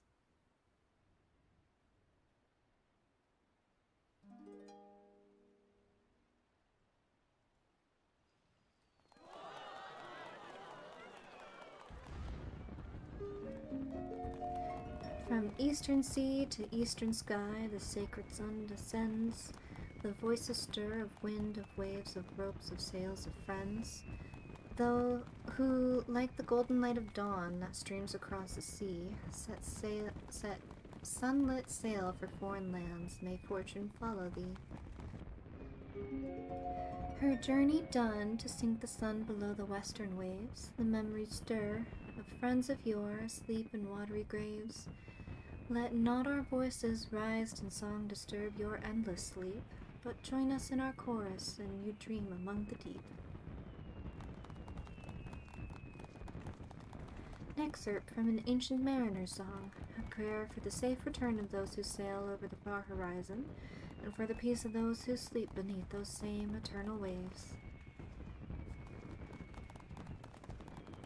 And it concludes with a wish that the voices of those whose spirits are stirred in the anticipation of new adventurer reach the ears of those whose adventures ended too soon, that they might be united as one. A fitting sentiment for the rising, methinks. And so I offer you my own heartfelt wish, that even should your adventures carry you beyond the far-flung horizon of this wide world, we should meet once more in the 12th month's time and look upon the same sky, together.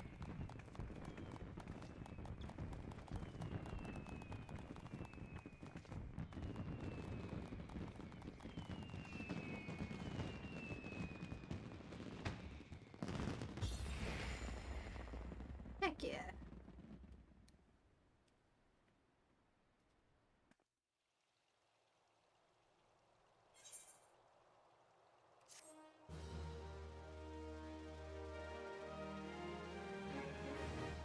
You have unlocked the toy chest. Open the toy chest found in any inn room to play minigames.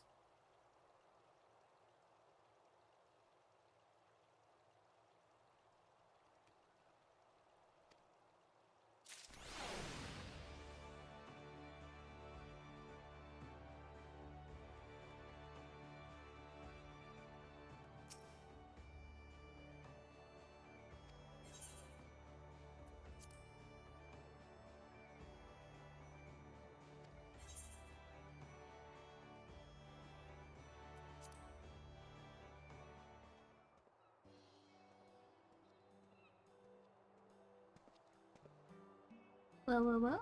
I come to feel Lemonon's breath on my face, only to find the faithless besom whispering in the ear of another.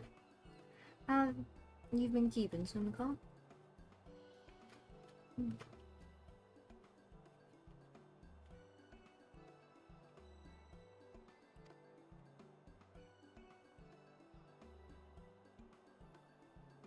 This is a small place, lass. Hardly a day goes by when I don't see a yellow jacket or several of Bismarck.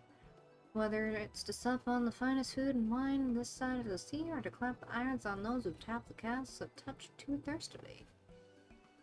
Suppose an adventurer like you might have noticed, always coming and going as ye are, but stick around the city for a while and you'll see. Jackets ain't just axes for ire. They're true friends of the common folk.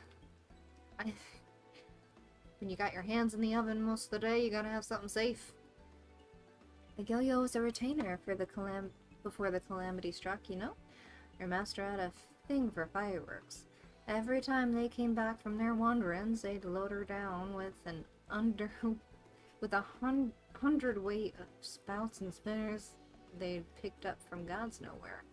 Day and night, you'd see her down in the market ward, beaming that sunny smile of hers at every passerby, trying her damnedest to flog the stuff. Enjoyed the work, I reckon, but then Delamond fell and she lost her master. Literally lost him. The way she tells it, it was as if the calamity burned a hole in her memory and they fell straight through. Couldn't remember their face, nor their name. But she never forgot the fireworks. The amount of gunpowder that went through her hands over the years, she couldn't help but learning a bit about making things go bang. And the apprenticeship at the Cannoneers later, and she was a yellow jacket. So when I heard that they were the ones who'd been put in charge of the Ryzen display, I knew she'd be the first to volunteer. The Ryzen, the fireworks, they mean a lot to her, and as a friend, they mean a lot to me, so thank you.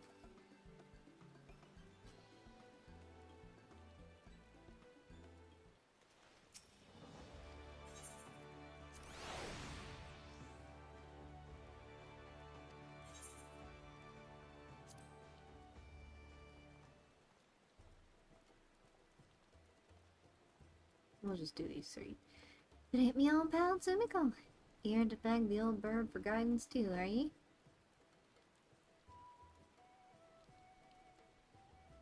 Shahabji? Go with that. Said you had a hand in this year's fireworks. Not a bad job ye made of 'em neither.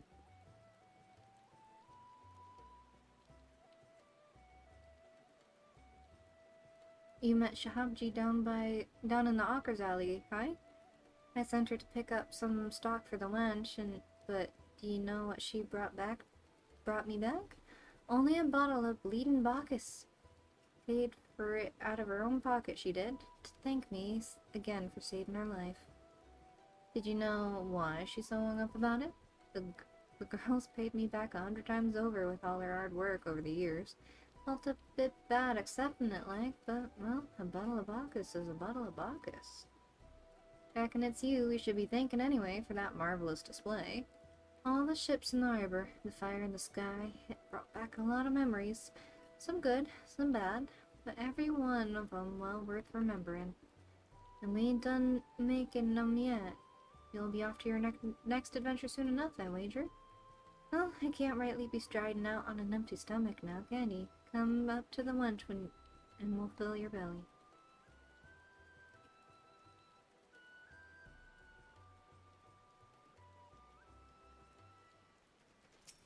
One more.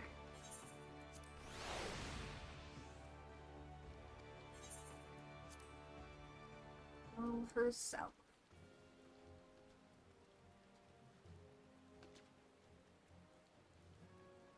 Simga, this is a coincidence. Rainer was just telling me of the role you played in putting the display together.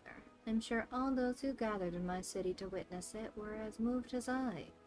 A salute to all those who set sail for new adventures. It shall surely resound in their hearts and give them strength and courage in the year to come.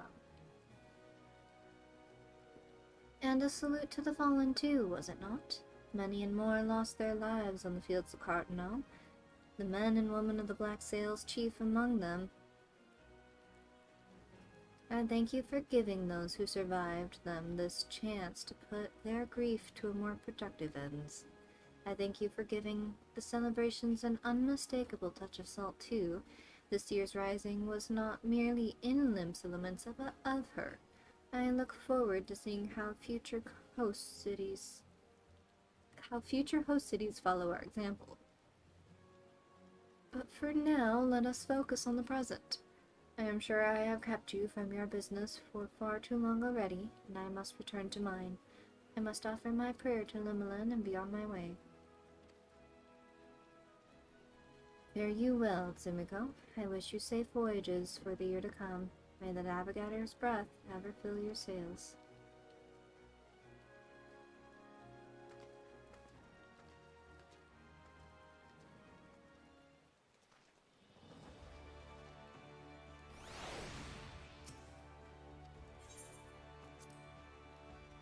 I think that's it.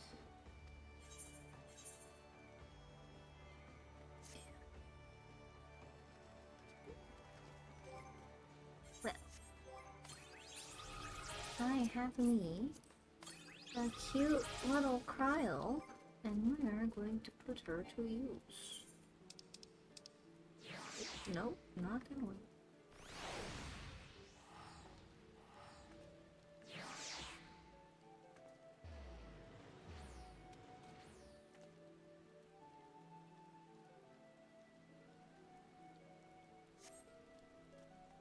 Oh no! Here she is. Look at her go!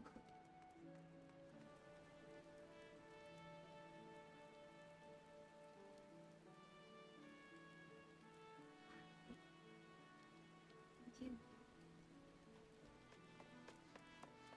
Can't see her.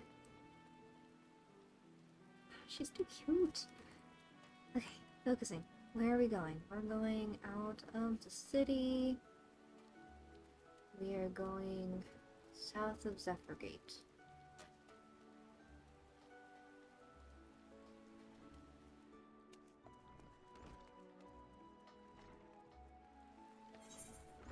Oops. Let's not take the long way around. Into the haunting music we go.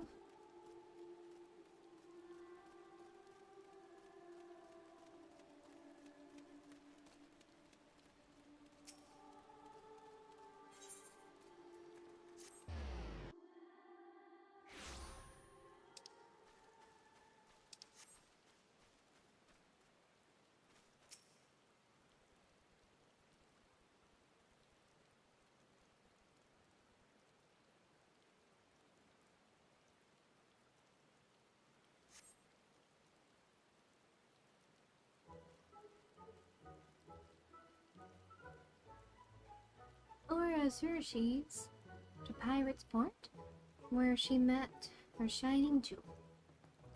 For to bring the smuggler's plans to naught came the lass whom none could fool.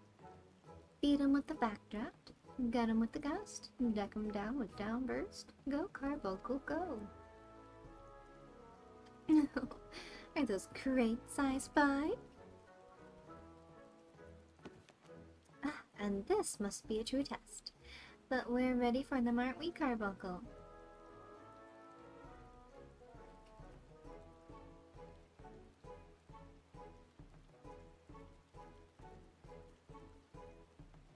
Carbuncle?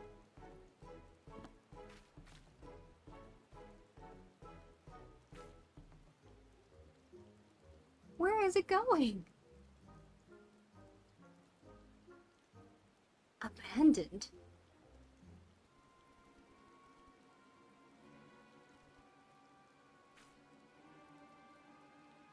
Oh, come back, Garfunkel, come back!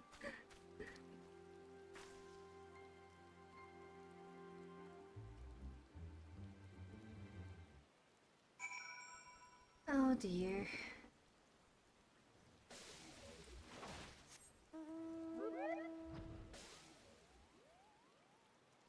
She needs to discipline her Carbuncle, that's for sure.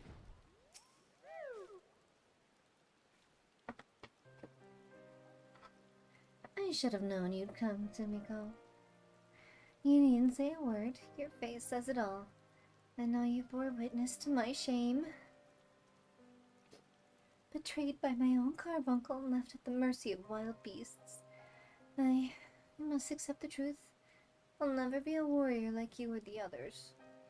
I will inform Mistress Thierberg of my intentions. Oh.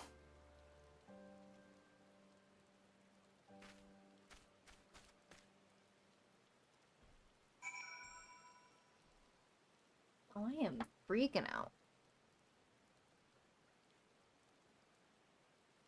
Hold up. My model's having an issue. Are you better now?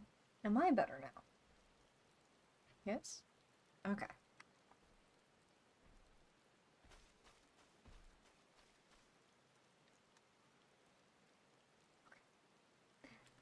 We shan't speak of that.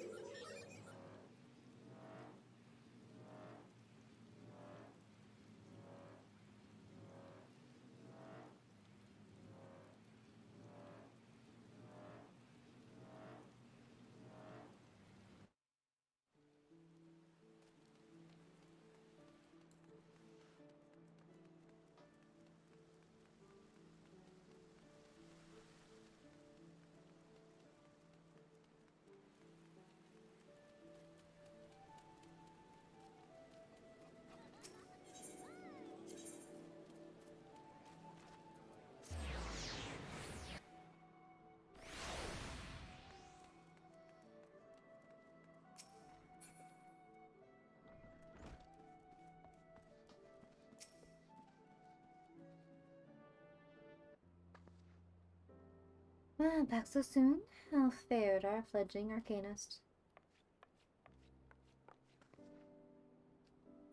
Abysmally, mistress. Abysmally, and Sumiko will testify. I was wrong to become an arcanist. Wrong as usual. I am completely and utterly unqualified, and I sincerely apologize for wasting your time. Tataru, if that were true, I would not have permitted you to join in the first place. We must all come to accept our limitations, lest our ambitions lead us astray. However, we must not lose sight of our strengths in the process. For example, your exceptional skill with numbers helped you to gain a solid grasp of the fundamentals of Arcanima. Were it not so, you would have struggled even to summon Carbuncle to your side. In my opinion, the Scions are truly fortunate to have such a capable and good-natured receptionist in their service. Would you not agree? That's true. You are too kind, mistress. Though I could not overcome this challenge, I shall take your words to heart and try not to be discouraged.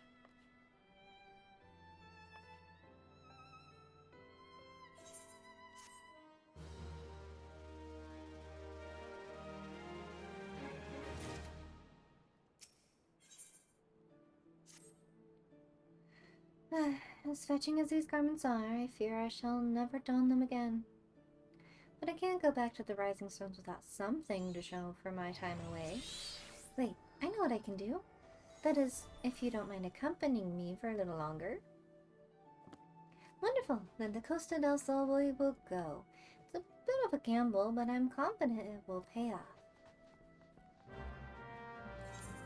Oh dear.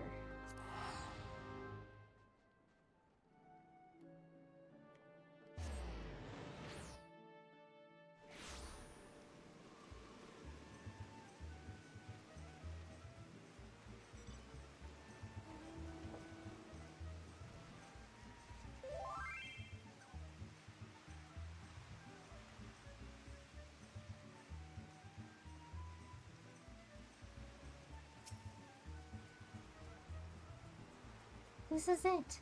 This is where the man at the Drowning Wench told me to look. There's a certain variety of clam which can be harvested this time of year in Bloodshore.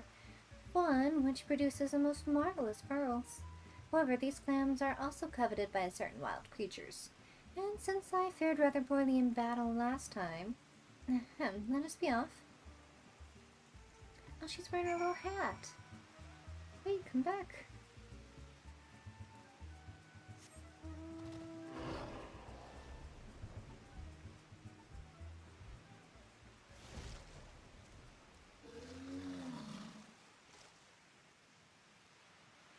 she's in a little swimsuit. Look at that.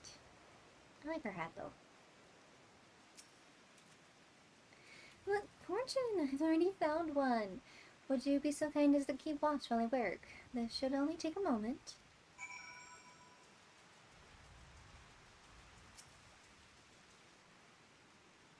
Standing watch.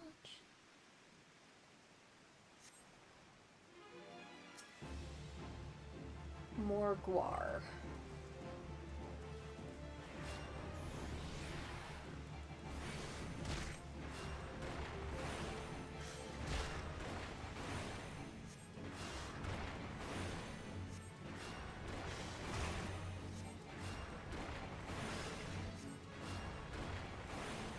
Right? It's always my luck. I'm always at the beach when it's raining. You are very dense.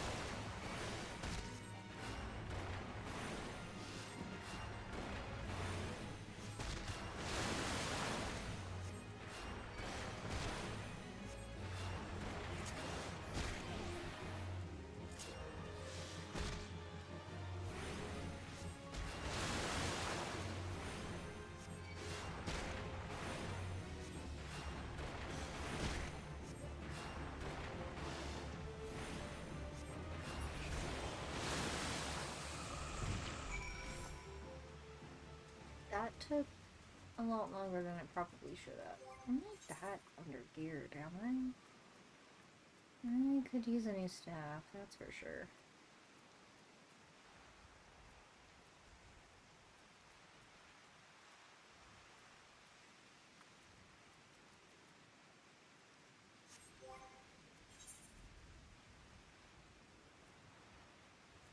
I could buy water.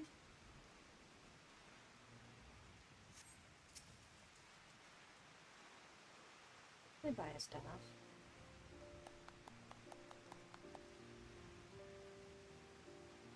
Where's my model at? Such a ton of... There.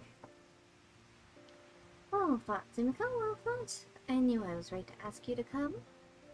As for me, I have my prize, a bounty of blood pearls.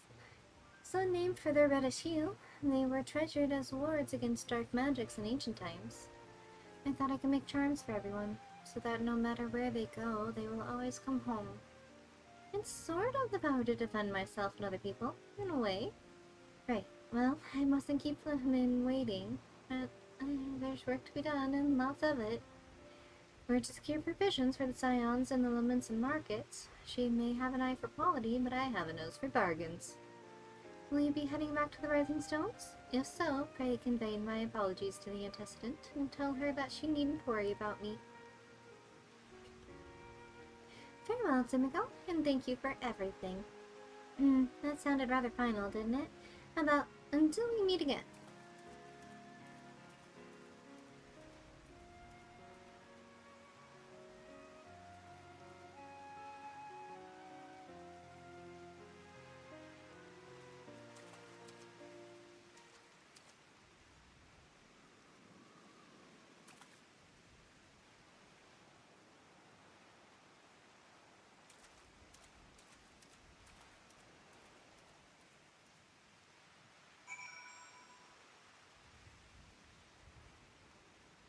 And I guess it's just time to go home. Their little cryo minion is just completely underwater. Where I go in there? I want to see if I can get something a little better than what I've got going on.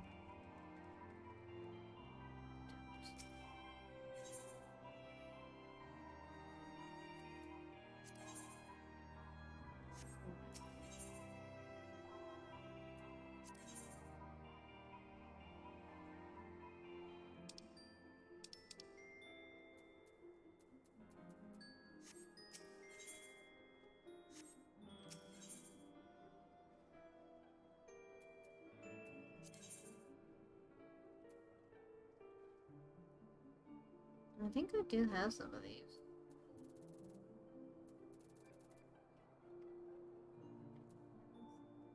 Maybe.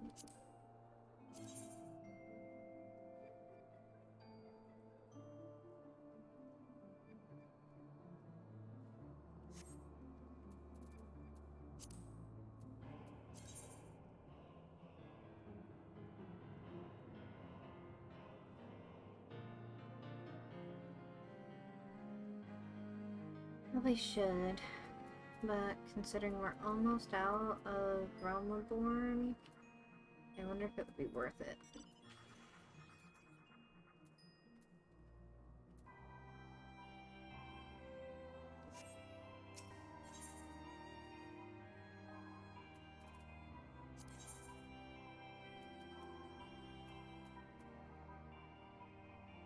Hmm.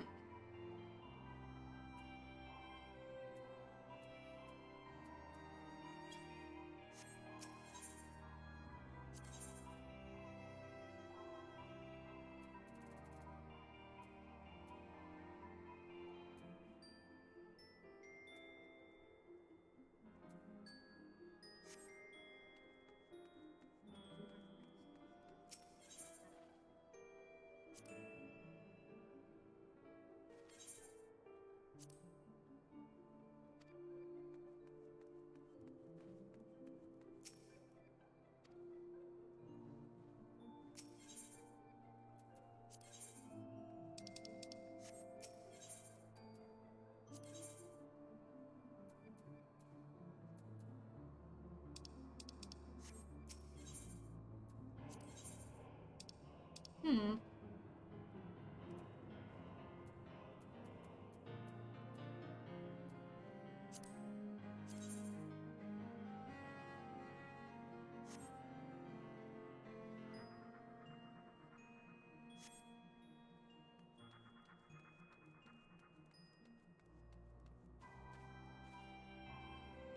Don't worry, bye.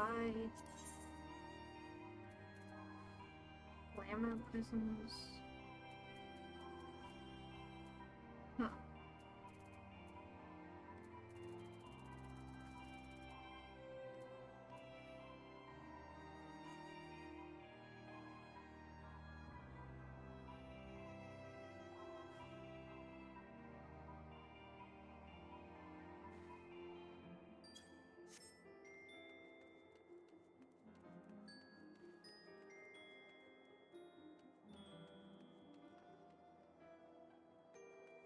Hmm.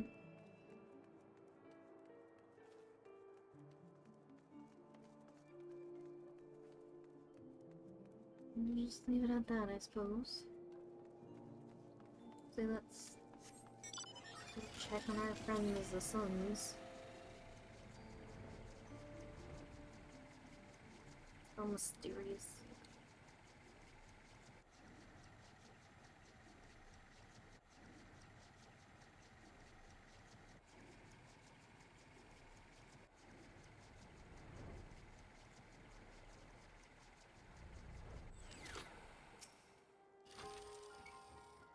What news of your mission? Are we any closer to acquiring the remaining abrasives? Shepherd, my friend. You brought them both! I shall have Master Garland begin work on the crystals immediately. I don't need any of those.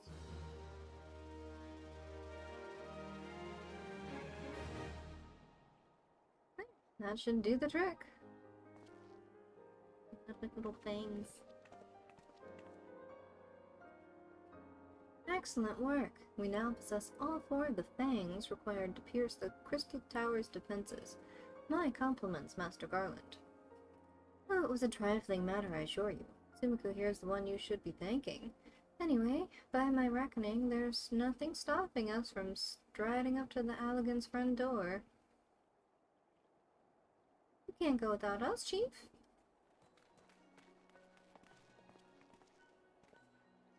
Biggs, Wedge, come to lend a hand, have you? Well, it's not every day you get the chance to study the wonders of the Allegan Empire, is it? Their technology make Garlemals look ancient.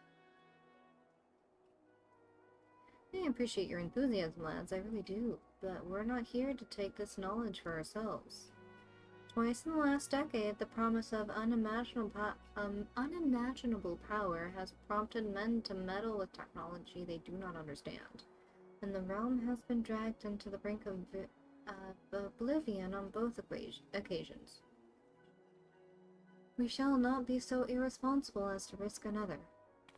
Wedge, do you recall our company's creed? Yes, Chief. It's freedom through technology. Exactly. Freedom. When we forsook our homeland, we swore that we would have no truck with machines that could be used to promote tyranny. And that has not changed. Should you feel tempted to break your oath, remember this. The wonders of the all-knowing Allegan Empire could not save their civilization.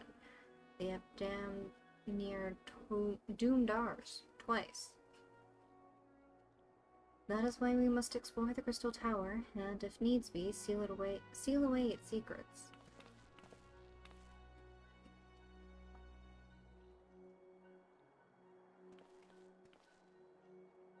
A compelling viewpoint. It is unyielding wills such as yours that have defined the course of history.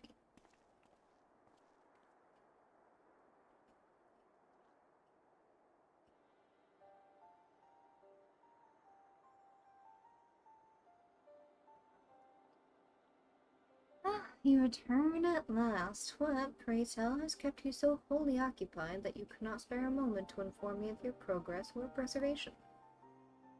Why, the task you assigned me, of course. Surely you have not forgotten about the Aether Sand. I tasked a passing adventurer with delivering it, a more capable courier than I could imagine.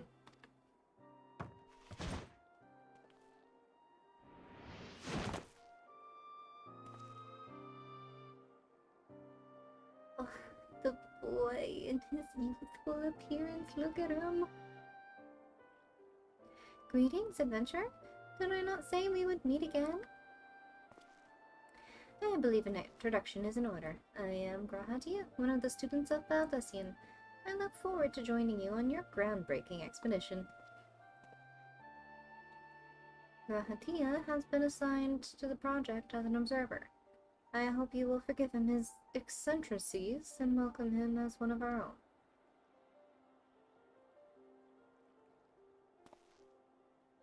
So then, our fellowship is complete, and I'll stand ready to step into the unknown. 3 cheers for Noah!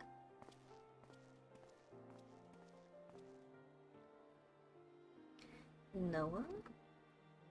That is the name I have chosen for our little collective. Given our differing backgrounds, we cannot very well call ourselves the sons of Soink Quainock, can we? And we must have a memorable appellation if our venture is to leave its mark in the annals of history. I could claim that NOAA stands for Nominated Observers of Artifacts Historical, and so does technically. But my true reason for choosing the name stems from the fact that it is shared by a vaunted Allegan archmagus. An archmagus. Archmagus. I like the sound of that.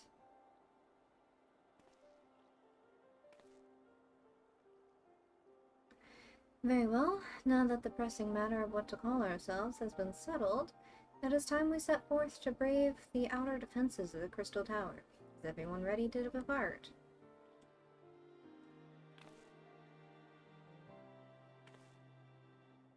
Ready.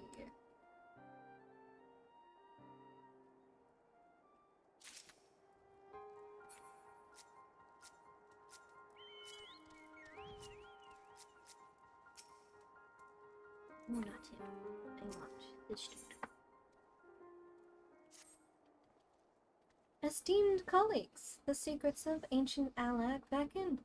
Let's not keep them waiting any longer. Adventurer, you and I will join the engineers at the Crystal Tower's main gateway, where we will endeavor to neutralize the structure's outer defenses. Rambrose, meanwhile, will remain here and oversee the operation. Given my knowledge of Allagan history, it seems logical that I should lead the expedition myself, though I admit the role does not exactly befit my status as an observer. Still, we can but make use of the resources at hand. Assuming all are in agreement, let us proceed forthwith to the large, lopsided gate found to the southeast.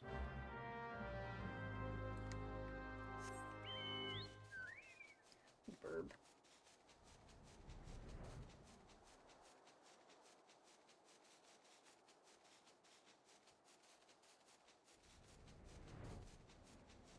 Oop.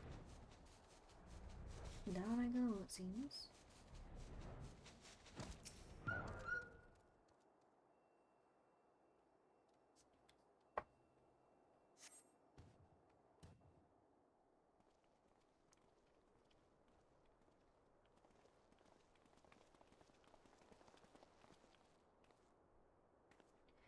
The Crystal Tower lies beyond this portal. Now comes the interesting part. Sid, you are the only one of our number who has ever crossed this threshold. I ask that you take lead for the present.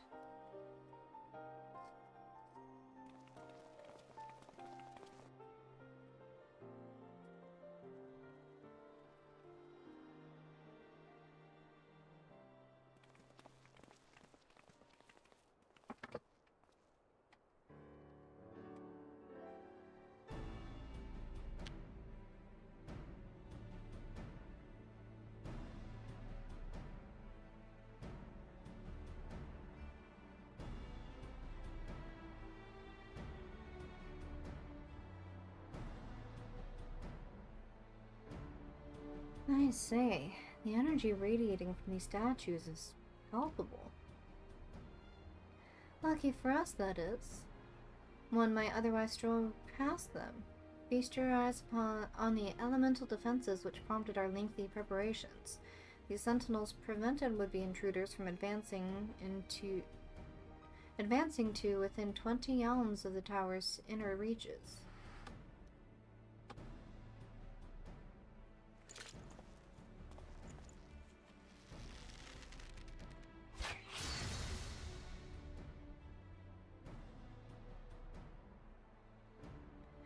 No matter how swift they may be.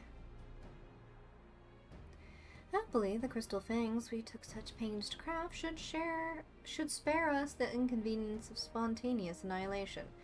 Here, allow me to demonstrate. Sheaf, it's too dangerous to allow anyone to risk his life testing one. Quite right. I made the damn things. It's my job to see that they work.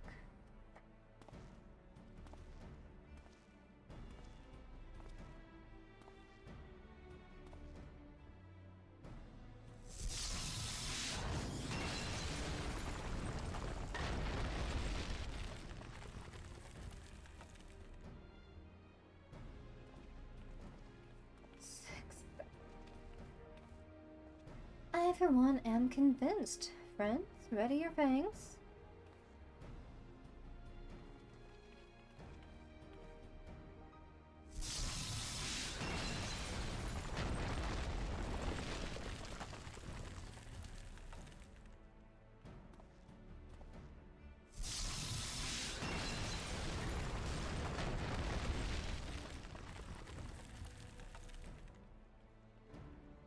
This wedge gets to do the last one.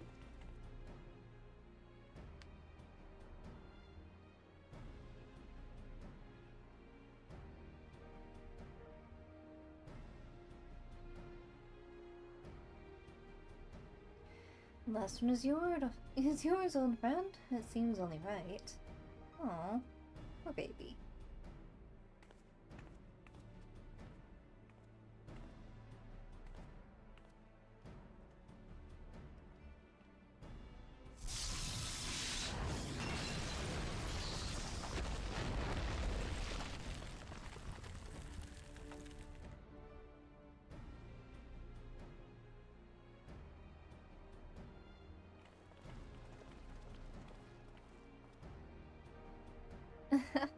We did it!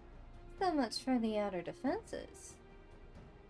Indeed, the entrance to the tower is near at hand. My blood fairly sings with anticipation. Speaking of blood, I have a proposal for the next stage of the expedition. I suggest we wait here while Sumiko and a hand-picked party of her adventuring companions enter the tower. But without us? I thought we came here to survey the entire structure. We did, and we will, but our investigations must proceed at a more measured pace. If the outside of the place is this well defended, you can imagine what awaits us inside. Only a true hero could reasonably hope to brave the hazards ahead and live to tell the tale. Sumiko here fits that description better than anyone I know. And it is not as if we shall be idle in her absence. While Sumiko and her companions are risking life and limb to beat us a path to the tower, we can set about analyzing this rubble for evidence of how its technologies function. Your knowledge of ancient lore will be invaluable in this endeavor, historian Krahatia. Do you ever tire of being right, old man? Ahem, Sumiko. But it seems I won't be accompanying you. Allow me at least to provide some instruction. The maze that surrounds the base of the tower is known as the Labyrinth of the Ancients. During this initial foray, I suggest you concentrate on ridding the place of hostile elements. When you are reasonably certain that the maze is secure, contact me via link shell and we shall join you post-haste, no matter what Master Garland says. Though we would prefer it if any relics you encounter remain intact, you have leave to do whatever is necessary to secure ingress to the upper levels of the tower. Fortune go with you, Sumiko.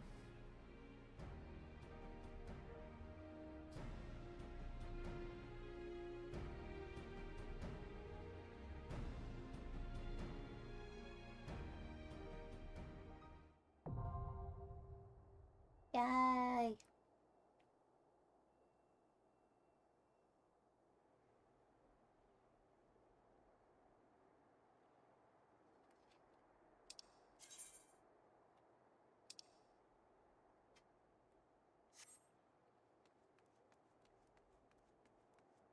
I'll get there in a second.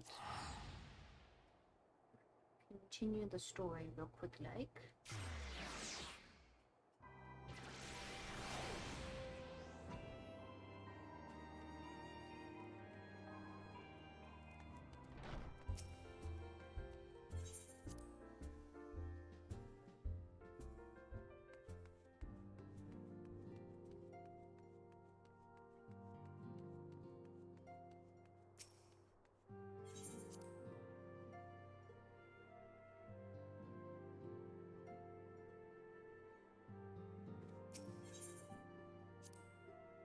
Welcome home, Sumiko.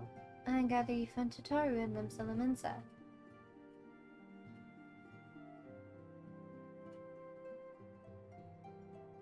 My, it sounds as though she had quite an adventure. While it did not end as she had hoped, I suspect it will prove to be a valuable experience. I dare say she could have managed without our intervention. Even so, I appreciate you indulging my request. Sumiko, you were returned, and you seem troubled. Did the role of escort chafe so?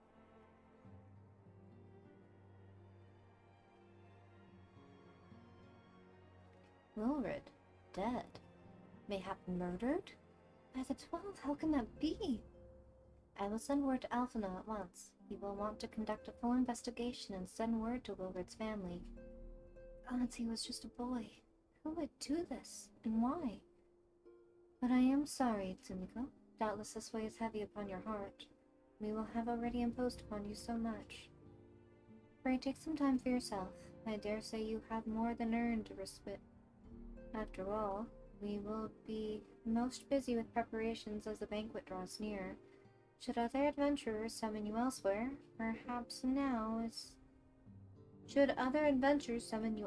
perhaps now is the time to heed their call. Okay. I now need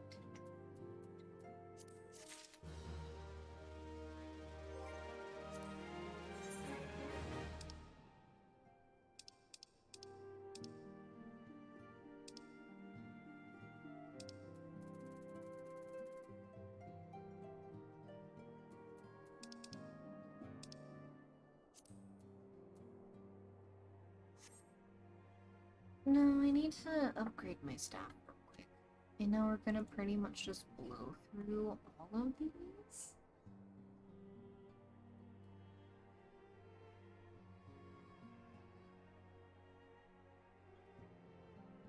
But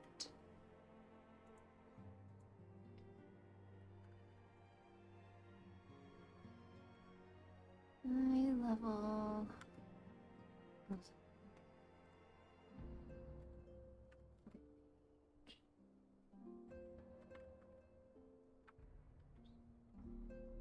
I can remember how to type.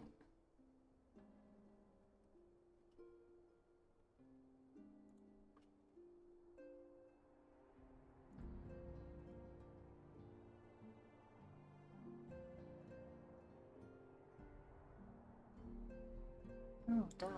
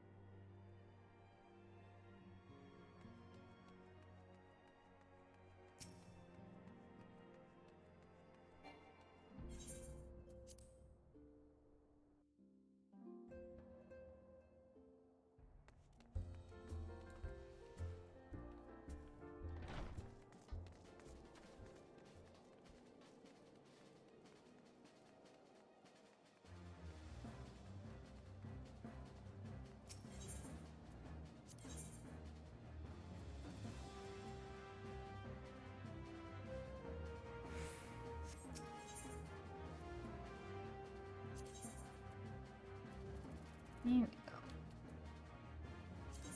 600.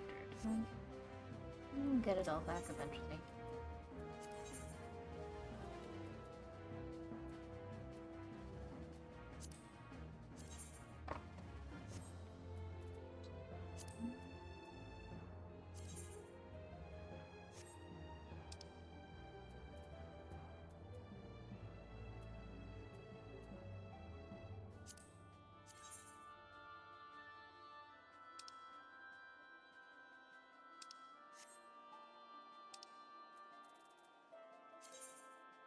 No, we need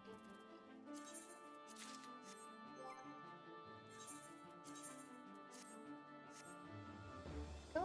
Okay. That is done. Let us instant queue pop.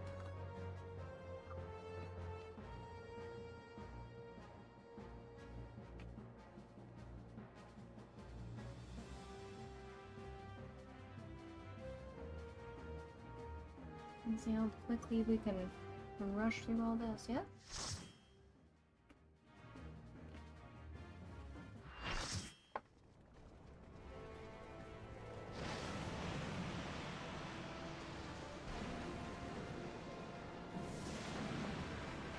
That is violently molten.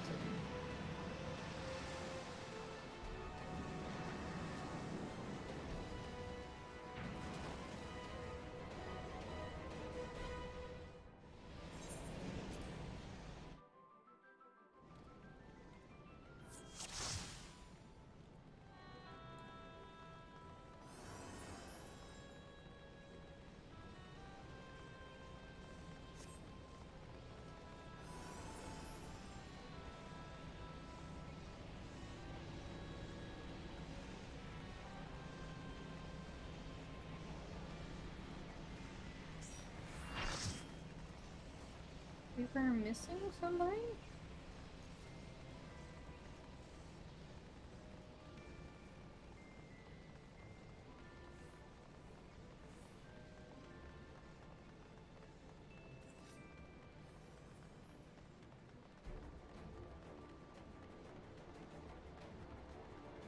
Who's the obedient?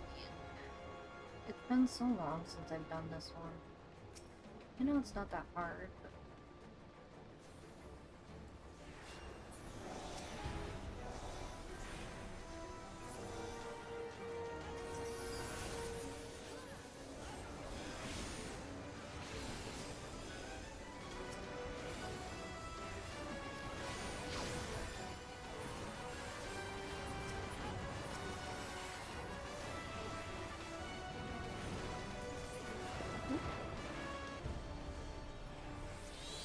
I was standing in that.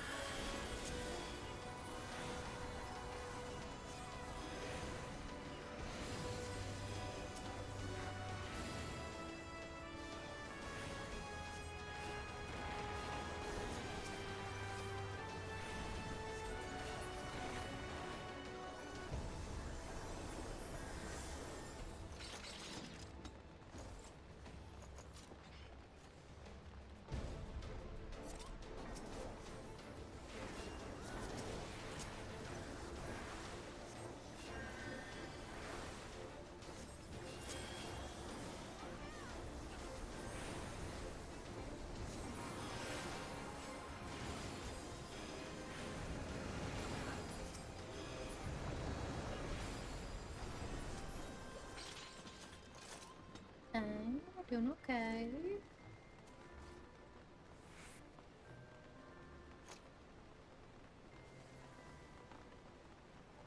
At this point, with everyone being so geared, everybody's just shooting through all of these.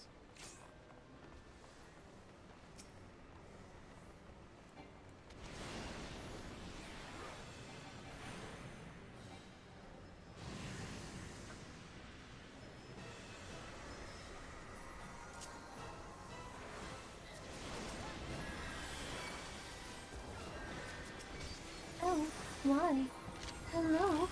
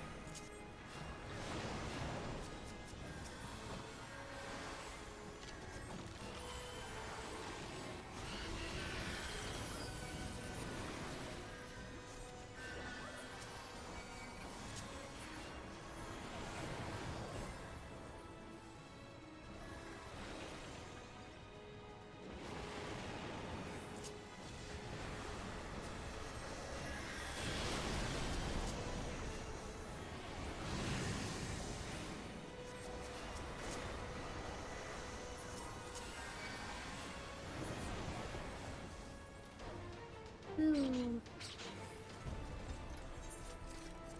Food developer, yes please.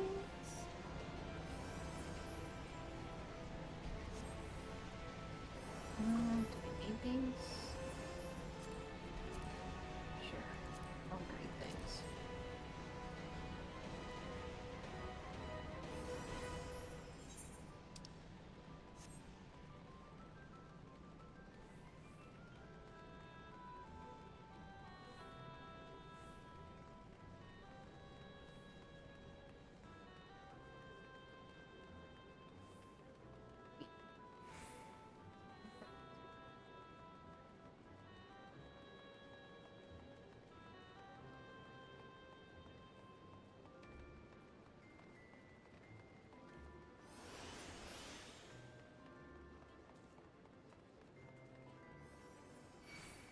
Oh shit, I'm sorry.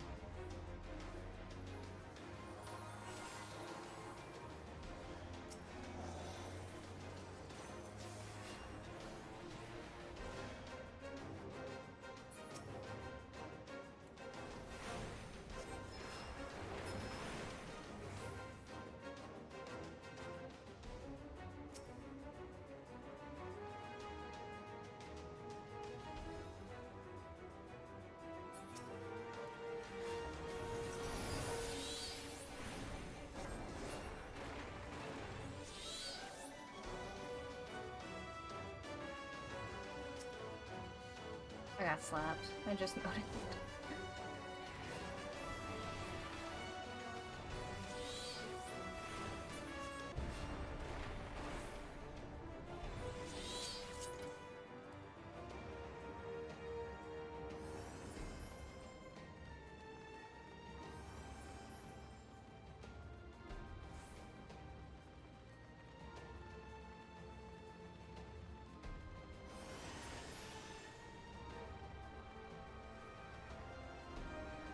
Houlihan. No, that is Thanatos, apparently.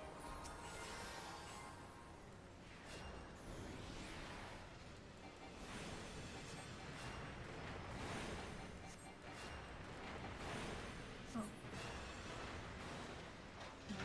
Not hot.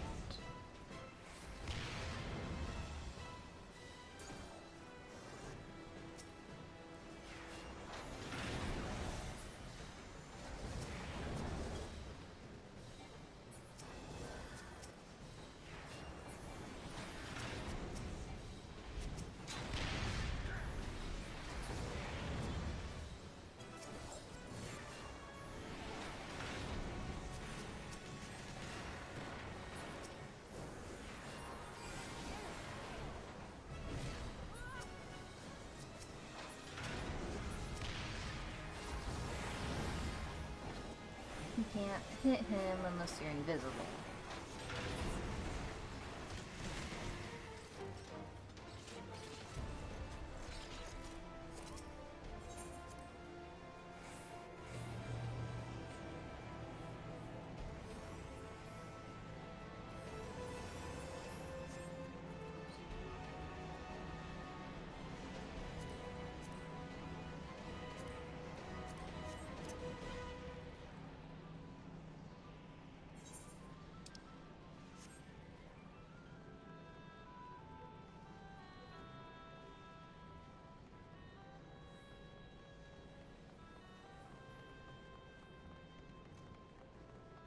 Alas, I am not in range. Oops.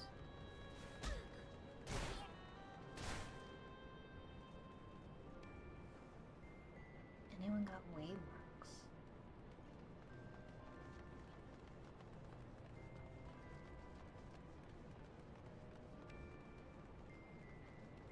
Oh.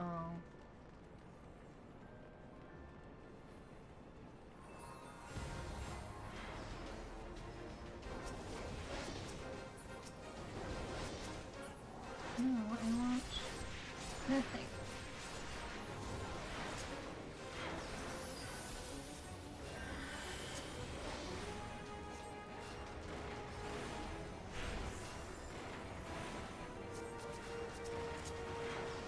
It's cool now.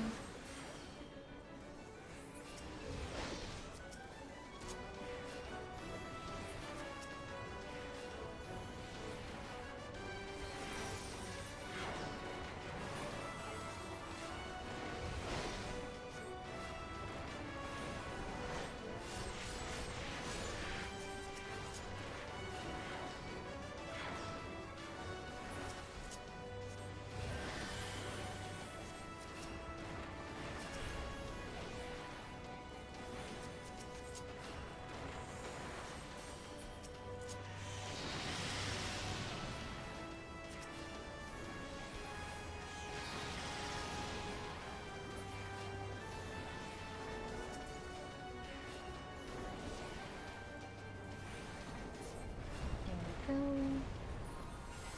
And away appears out of the lava.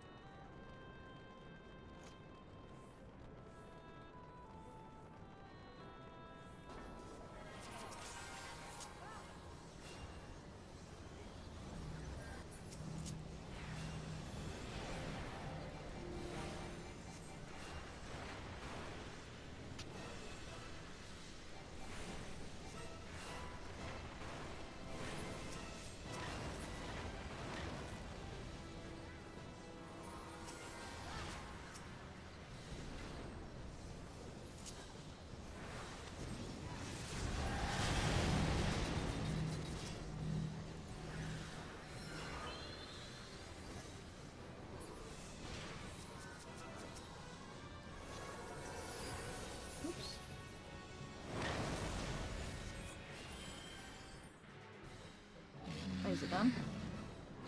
Is it over? I was in the middle of healing someone. They burned through that extra fast.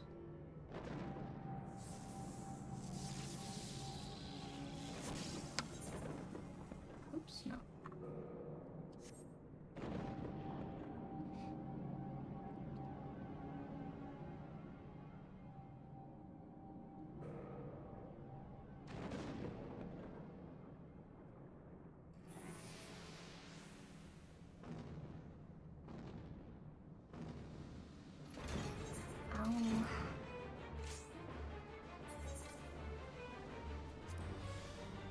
They're leaving without me.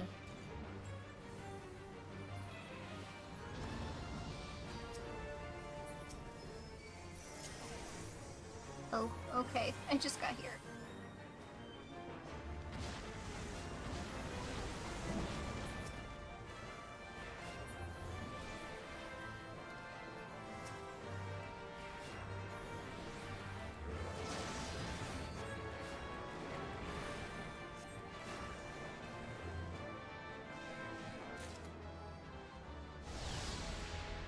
Oy vey. People are being greedy.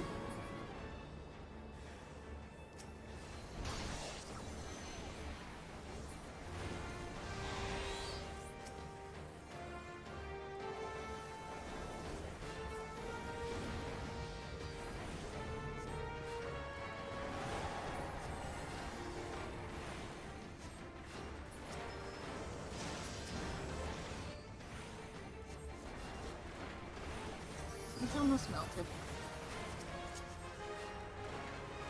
Oy.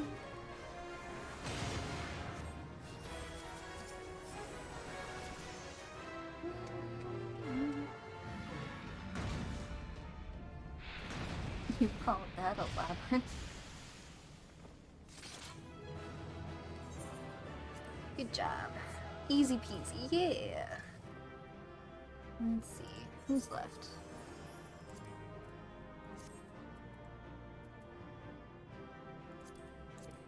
And upgrade all the things. Oh, okay. I got all the things.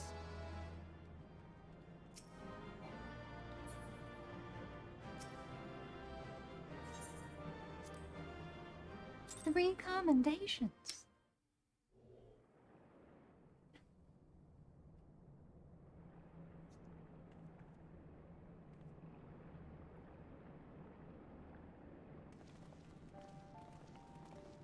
Oh there, Tsumiko.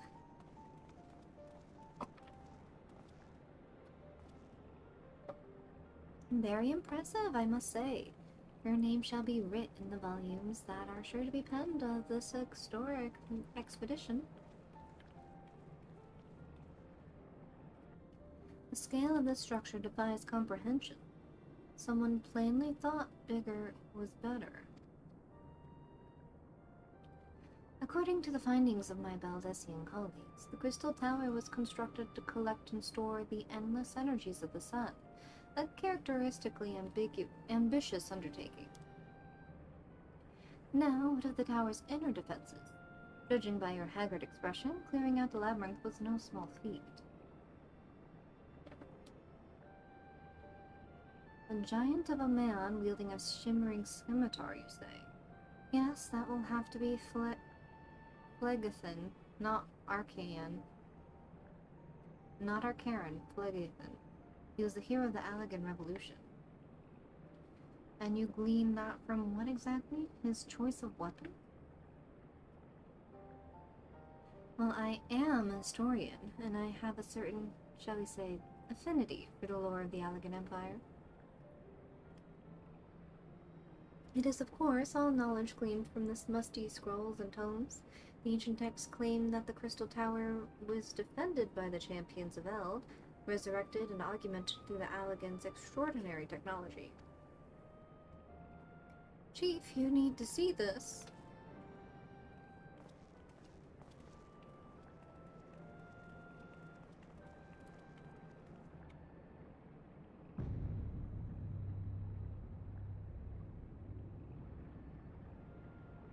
Well, there it is.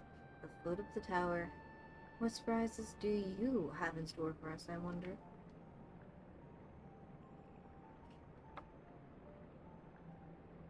I can't tell you how glad I am to have you with us on this little jaunt, old friend. Had you not beaten a path through the maze, I very much doubt we'd be standing here now. We have much to discuss and digest. Let us retire to St. Quinox, find, for the present, and their plan our next steps. Lest there be any doubt, our expedition has some way to go yet.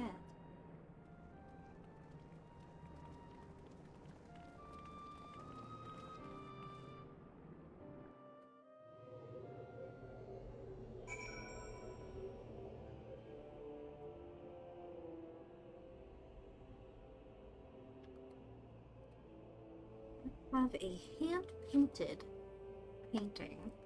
It's like a 2x4, 3x5 painting frame of this gate with the crystal tower, and I'm quite proud of it. I painted it myself.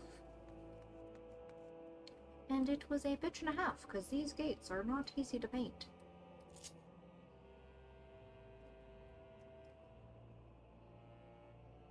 I did it with like a Dark Knight starry backdrop.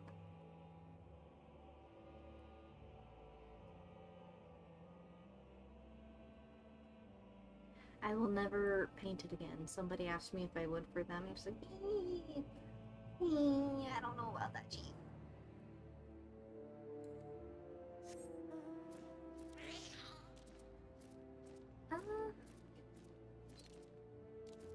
Why can I not fly here?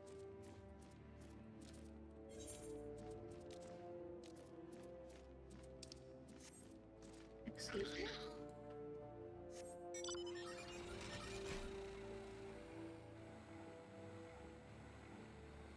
Oh, so I gotta go back to the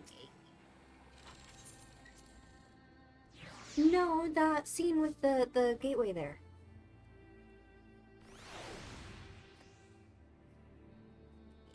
I was like, wait. Oh wait, before I get snacked.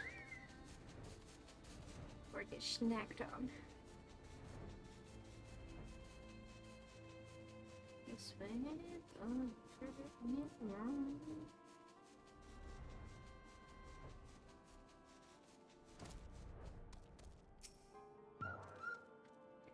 so good of you to join us, Sumiko. Our meeting would be dull indeed without the full account of your experiences in the labyrinth. Take a moment to collect yourself, and when you're ready, we shall debate how best to proceed.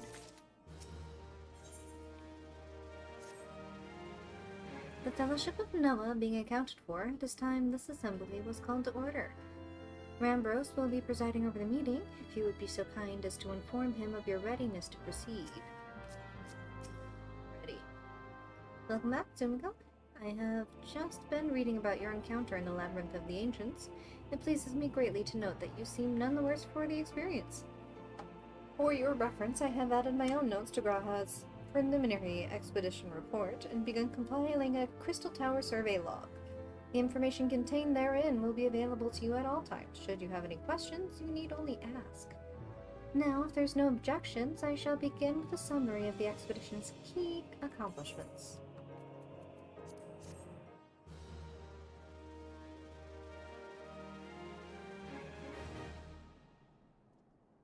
In the course of this, our first foray into the grounds of the Crystal Tower, we succeeded in neutralizing the structure's outer defenses, before proceeding to secure the maze surrounding the base of the spire. According to Tsumiko's account, the labyrinth's defenses were most emphatically active. Disturbingly, her report also mentions a violent encounter with a sentry heavily augmented by Allegan technology. In short, our misgivings were well-founded.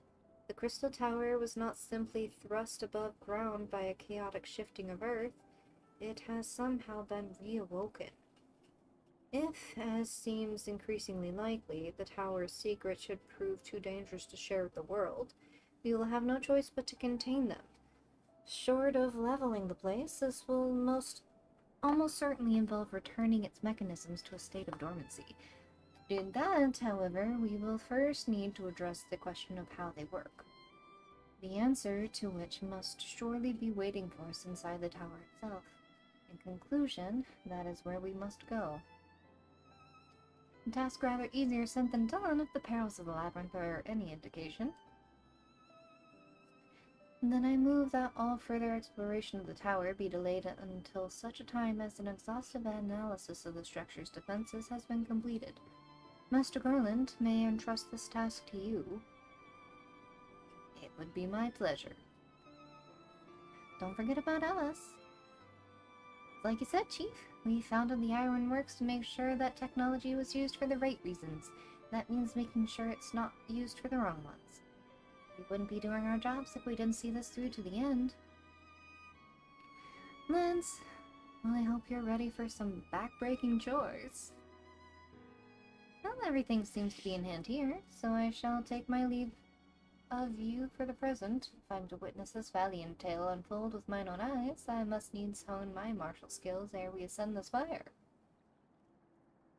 You'll do nothing of the sort, Graha. Your knowledge may prove useful to Master Garland's investigation. Oh, look at him pout! As an observer, I am not, strictly speaking, subject to your authority. Pray do not mistake my intent, sir. I am well aware that I shall never be a match for one with your innate talents, however hard I train. Be that as it may, pray do not allow your skills to rest from disuse during the coming pause. We will need you fighting fit if our subsequent forays are to prove as productive as this one. Mark me, we have not yet caught more than the briefest glimpse of that which time has obscured. Soon, however, we shall cast off the veil and gaze upon the glory of the Allegan Empire. And with that encouraging thought in mind, it is time to bring this assembly to a close. Let us all focus on the tasks at hand, that our next expedition may begin all the sooner. Meeting adjourned.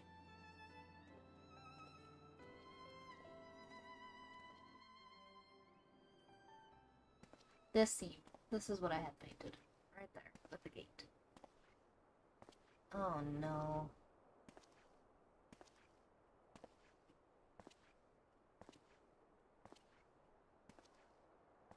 Such a terrible mess.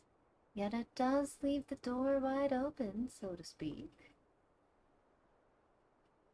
One cannot help but be impressed. I'm beginning to understand the resilience you place on adventurers, old friend. So, this is the legacy the Allegan Empire left behind. If my readings are correct, the energy source waiting atop the tower is a match for even the Ultima weapon. Nay, more than a match. A new toy for me to play with.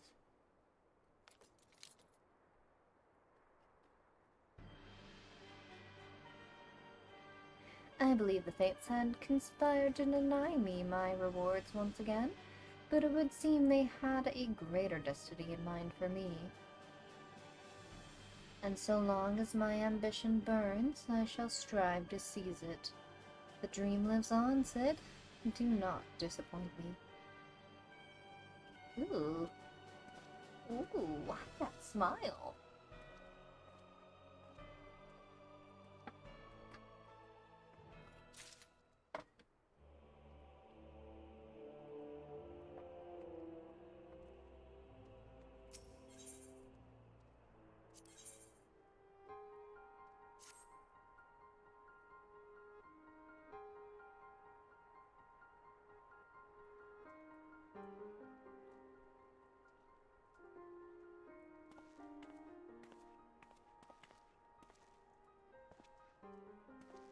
Ah, 'tis you, my friend. You are doubtless eager to hear of our progress on the Crystal Tower. Excellent. I'd be disappointed to hear otherwise. Of course, disappointed is the word of the day, I fear. I'm ashamed to say that there is nothing worthwhile to report. The suns continue to probe the labyrinth of the ancients, and every day bring new discoveries. Alas, the same cannot be said of the Crystal Tower proper. We've not been able to set so much as a single foot inside it. You will recall how the 8 sentinels stood between us and the labyrinth initially. In like manner, the entryway to the into the principal spire, Syracuse Tower, and the Allegans called it, is so protected by technology far and more advanced than our own. Sid and I have tried every trick we know without success. Frankly speaking, we are at a loss. It is discouraging, but we cannot give up. There must be a way in. And so the situation stands, my friend. Until we gain entry into the tower, I fear your challenge shan't avail us. It will require time that I am loath to waste, but I have a mind to set my people to scouring such ancient texts as we have on hand. Perhaps we can be of assistance? And you are? Be at ease, friends, for we share the selfsame goal. I am Une, and my companion is called Doga. We are scholars of the Allegan civilization, sent by the students of Valdesian to assist in your endeavor. Une and Doga, rather unusual names for this day and age, if I might be forgiven for observing, but I digress. You claim to be here at the students' behest, but we have received nary a word of your coming. Moreover, in light of recent incident at the Isle of Vale, I should think that they have rather more pressing concerns. We can only assume that the message failed to reach you due to some mishap. I assure you that we are here to help.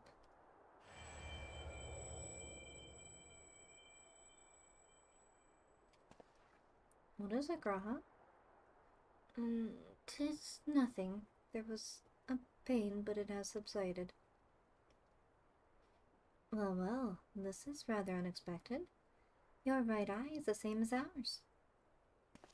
The same? You have the Allegan eye as well?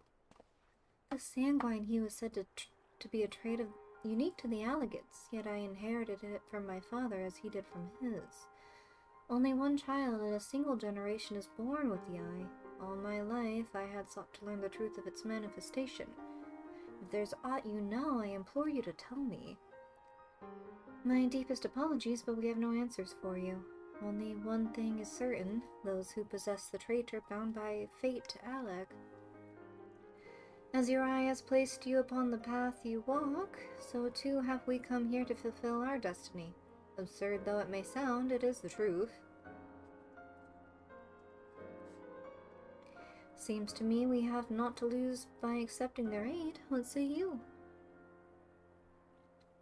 If that is your wish, then so be it. Yet know that I still mean to verify your story with the students of Valdesian when I am able. I trust there will be no objections. Very well. As of this moment, I name Une and Doga advisory members of Noah. Without further ado, let us have them examine the Syracuse Tower entrance. And I promise you'll not have cause to regret your decision. Simcoe, I would be much obliged if you would accompany our new friends to the tower. Biggs and Wedge are presently surveying the 8 sentinels. The 2 of them could show you the way. Upon arrival, pray report to Master Garland. He will brief you on the situation. I shall join you, Simcoe. With Une and Doga's knowledge, along with your uncanny knack for setting events in motion, I am hopeful that we will finally see progress.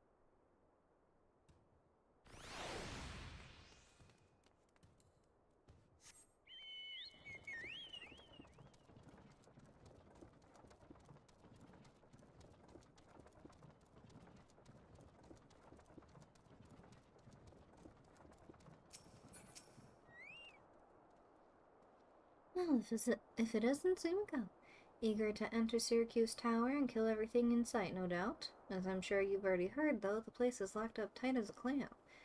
New friends from the students, you say? Excellent! It's been slow going, or rather, no going, for the chief. He'll appreciate the help. If you'll follow me, I'll take you to him.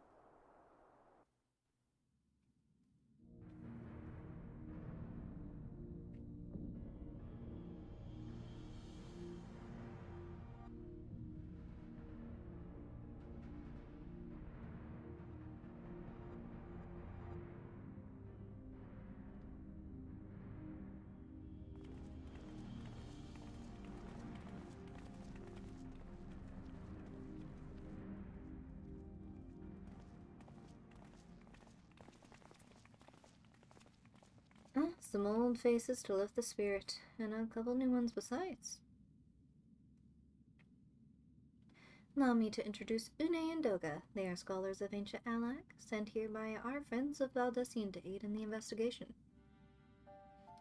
We understand you are having trouble circumventing the tower's defenses. 'Tis our hope that we can be of some small assistance. If your attire is ought to go by, your assistance should prove invaluable indeed.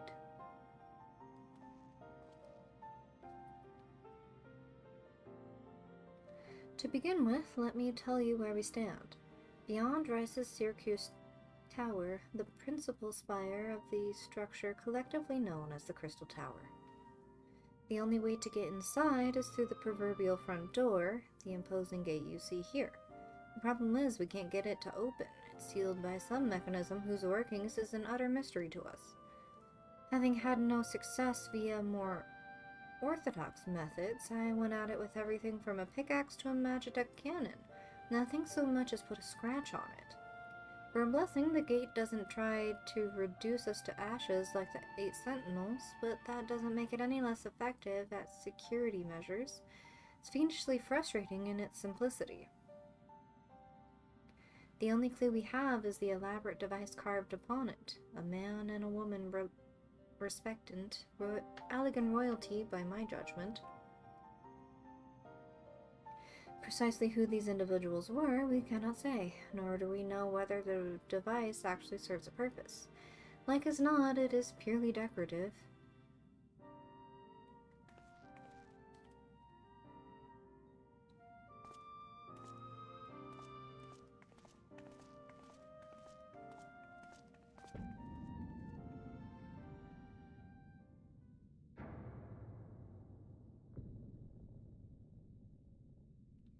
If you're thinking to force it, save your strength. It's no use. Just ask the calluses on my hands. Rest assured, we do not mean to waste our strength. Indeed, why should we exert ourselves when the gate will open of its own accord?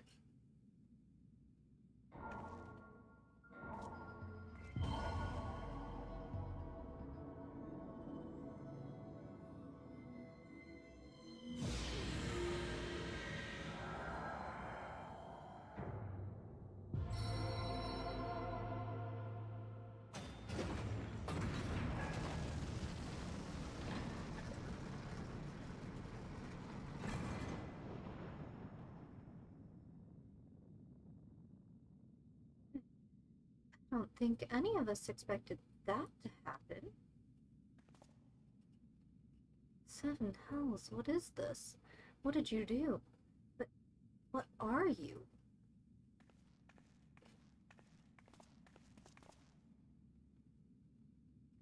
Perceiving the heavens and gathering the light, a symbol of mankind's glory and might.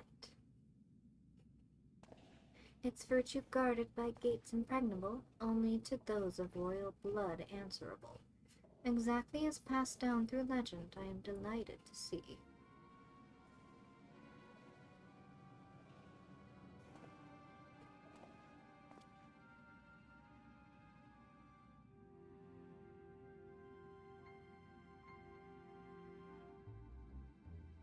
Beg pardons for interrupting your bewilderment. I couldn't help but notice the remarkable playthings you have acquired.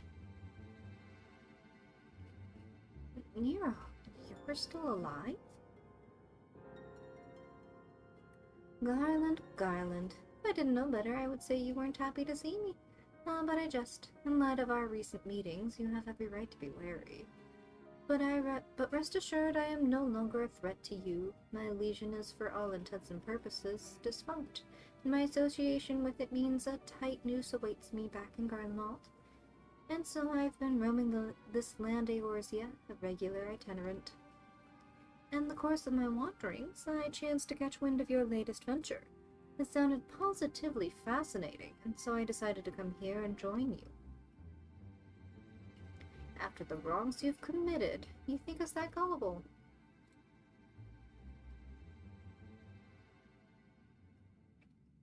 You're suspicious of my intent. 'Tis only my just deserts. But I am determined to make amends. As a gesture of goodwill, I will share with you what I know, starting with these two odd characters. As you are doubtless already aware, the Crystal Tower was a symbol of ancient Alleg's might and prosperity. Entry was permitted only to royalty and a select few individuals. According to the records I have unearthed, only royal blood can open the gate. In other words, the Emperor and his progeny were living keys. You mean to say that these two are descended from Allegan royalty? Oh, it's just nothing so glamorous. To put it plain, they are imitations of royalty, living keys born of Allegan ingenuity. Clones, I believe, is the name your creators gave your kind. Is that not so?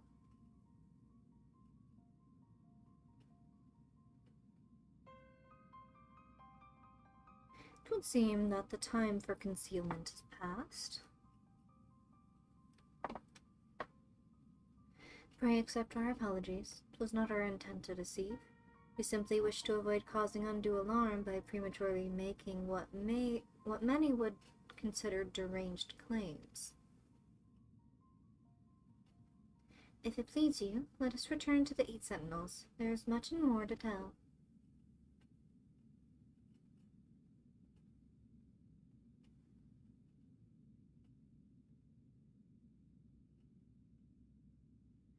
Very well.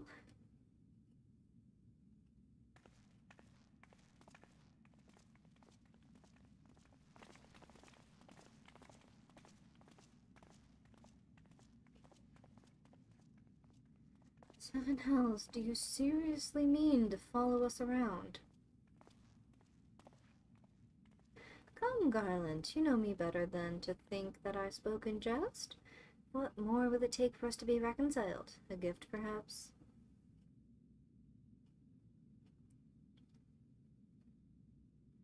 An Allegan tombstone. It holds the information I just shared with you, and a deal more besides. It used to be the jealously guarded property of the 14th Legion, but it's yours now. I wish you joy of it. I look forward to working together, old friend.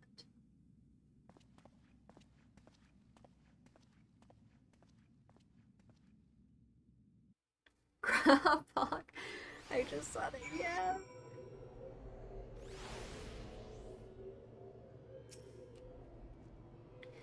If you are ready to listen, we shall tell you all. As it pertains closely to your investigation, your leader, Rambros, may wish to be present.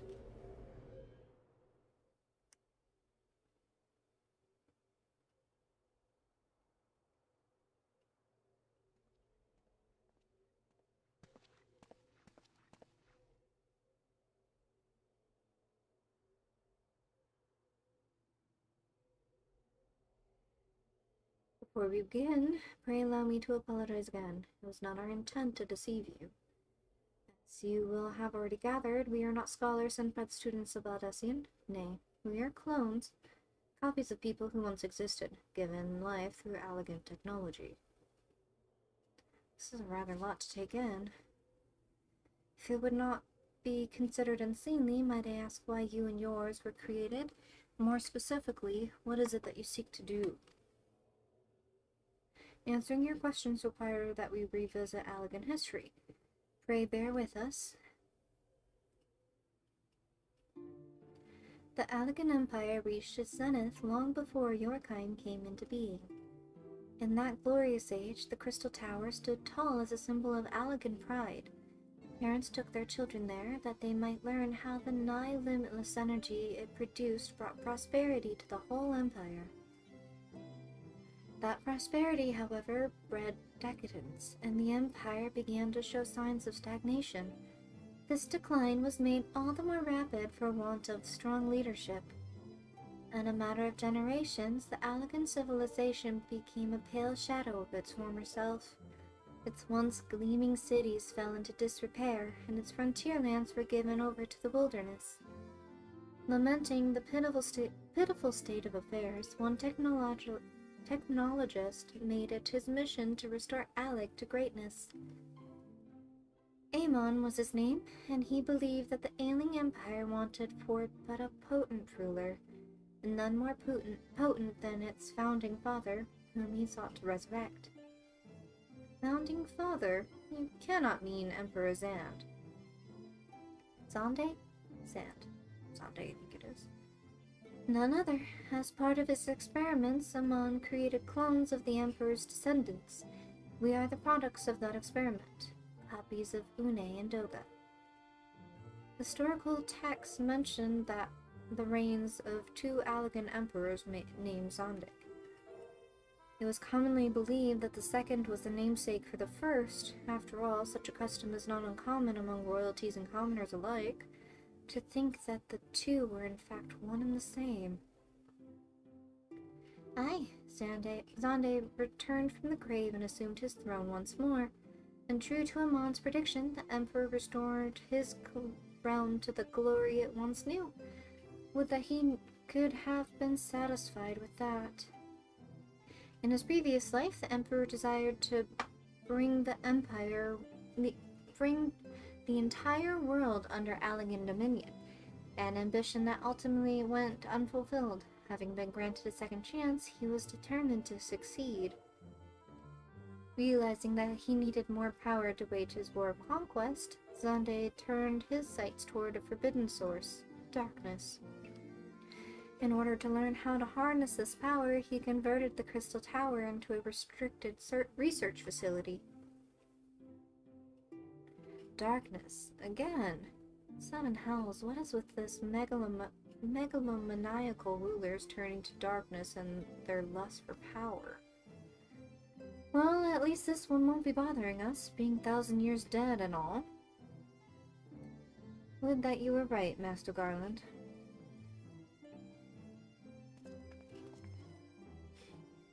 Alas, Emperor Zonde is very much alive. Within Syracuse Tower, he still abides, his ambition burning all the more ardently for his empire's collapse.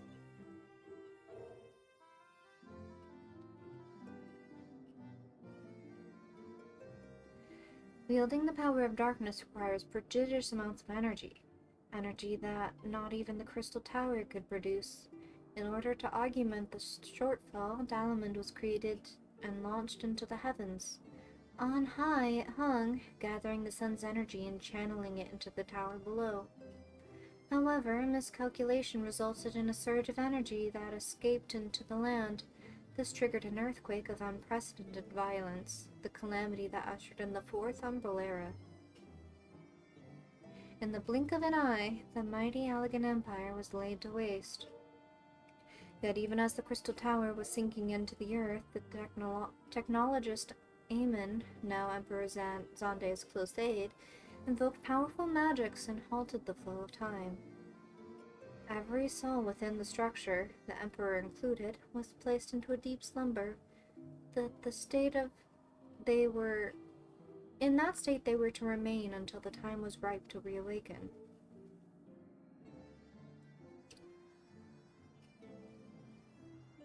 Eras came and went. After millennia lying dormant, Dalamund was summoned back to the earth. Its descent triggered the seventh umbral calamity, in the wake of which the Crystal Tower re-emerged.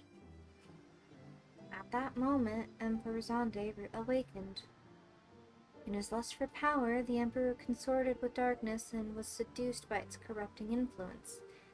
Even though his empire is now little more than a fading memory, he will stop at nothing to see his ambition realized.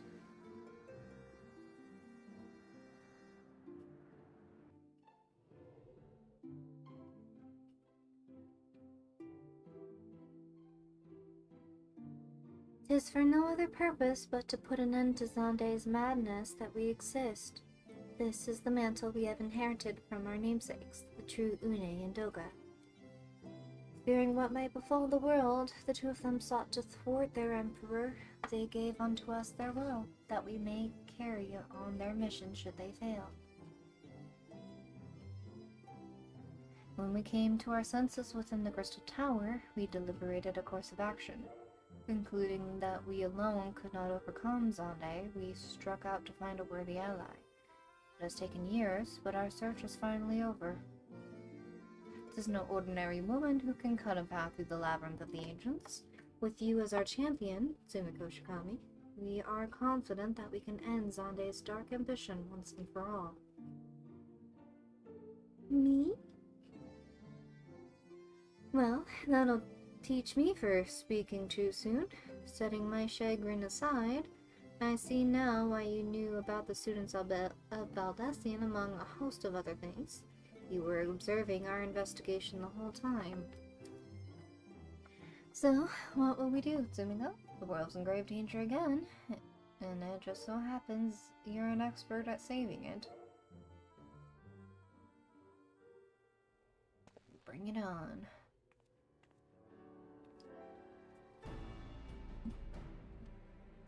You have our eternal gratitude. Together, let us see the Allegan Empire's dark past laid to rest.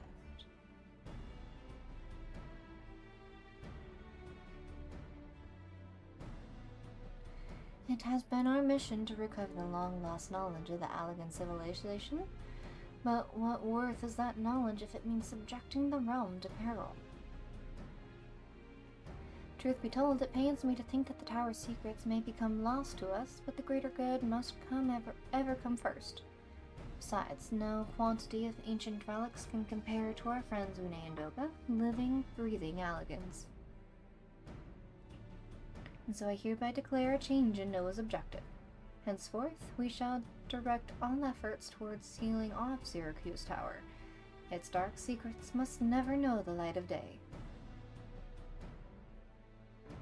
Sumiko, as you did for us within the Labyrinth of the Ancients, it would have you enter the structure and eliminate hostile elements.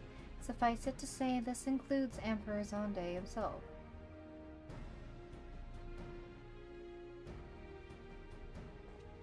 Meanwhile, the rest of us shall examine ways to isolate Syracuse Tower from the outside world. To work, then. I think Nero has other plans, though. As he always does.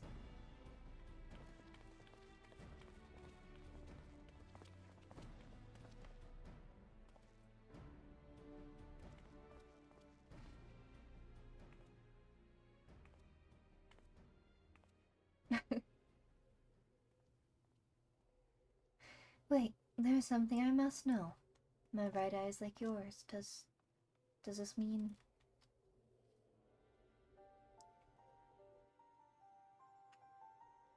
You inherited the trait from your father, you said.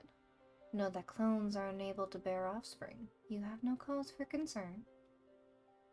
The Allegan Eye, you called it, but to us it is the Royal Eye, owing to the fact that the trait manifests only in those possessed of royal blood. I cannot well explain why the eye runs in your line, but I am disinclined to think it a coincidence. Though you are doubtless impatient to learn the truth, pray have patience. All will be revealed in time.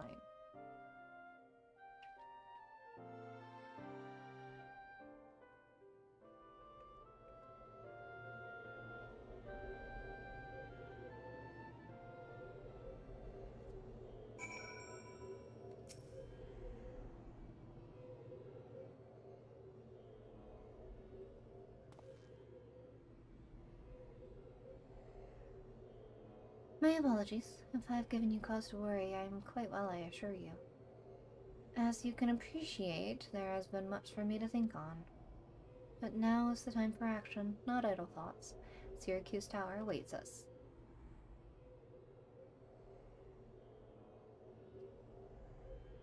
Your task is to eliminate all hostile elements within the structure, Zonde himself included.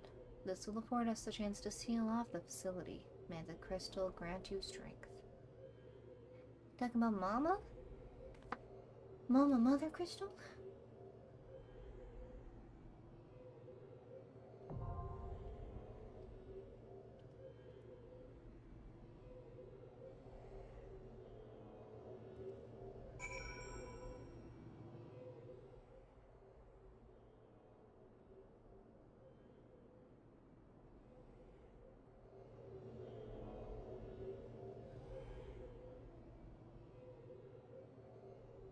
It's a very pretty sight.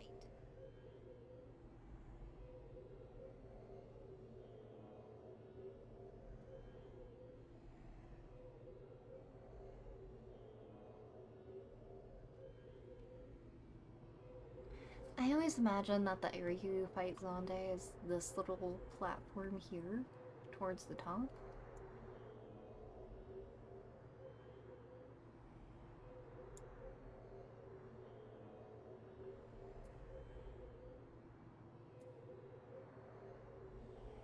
That's where I imagine it. But anyway, I think I'm going to call it here for today. My throat's starting to get a little sore from all this reading, but next time, for sure, we have what, like 4 quests left, I think.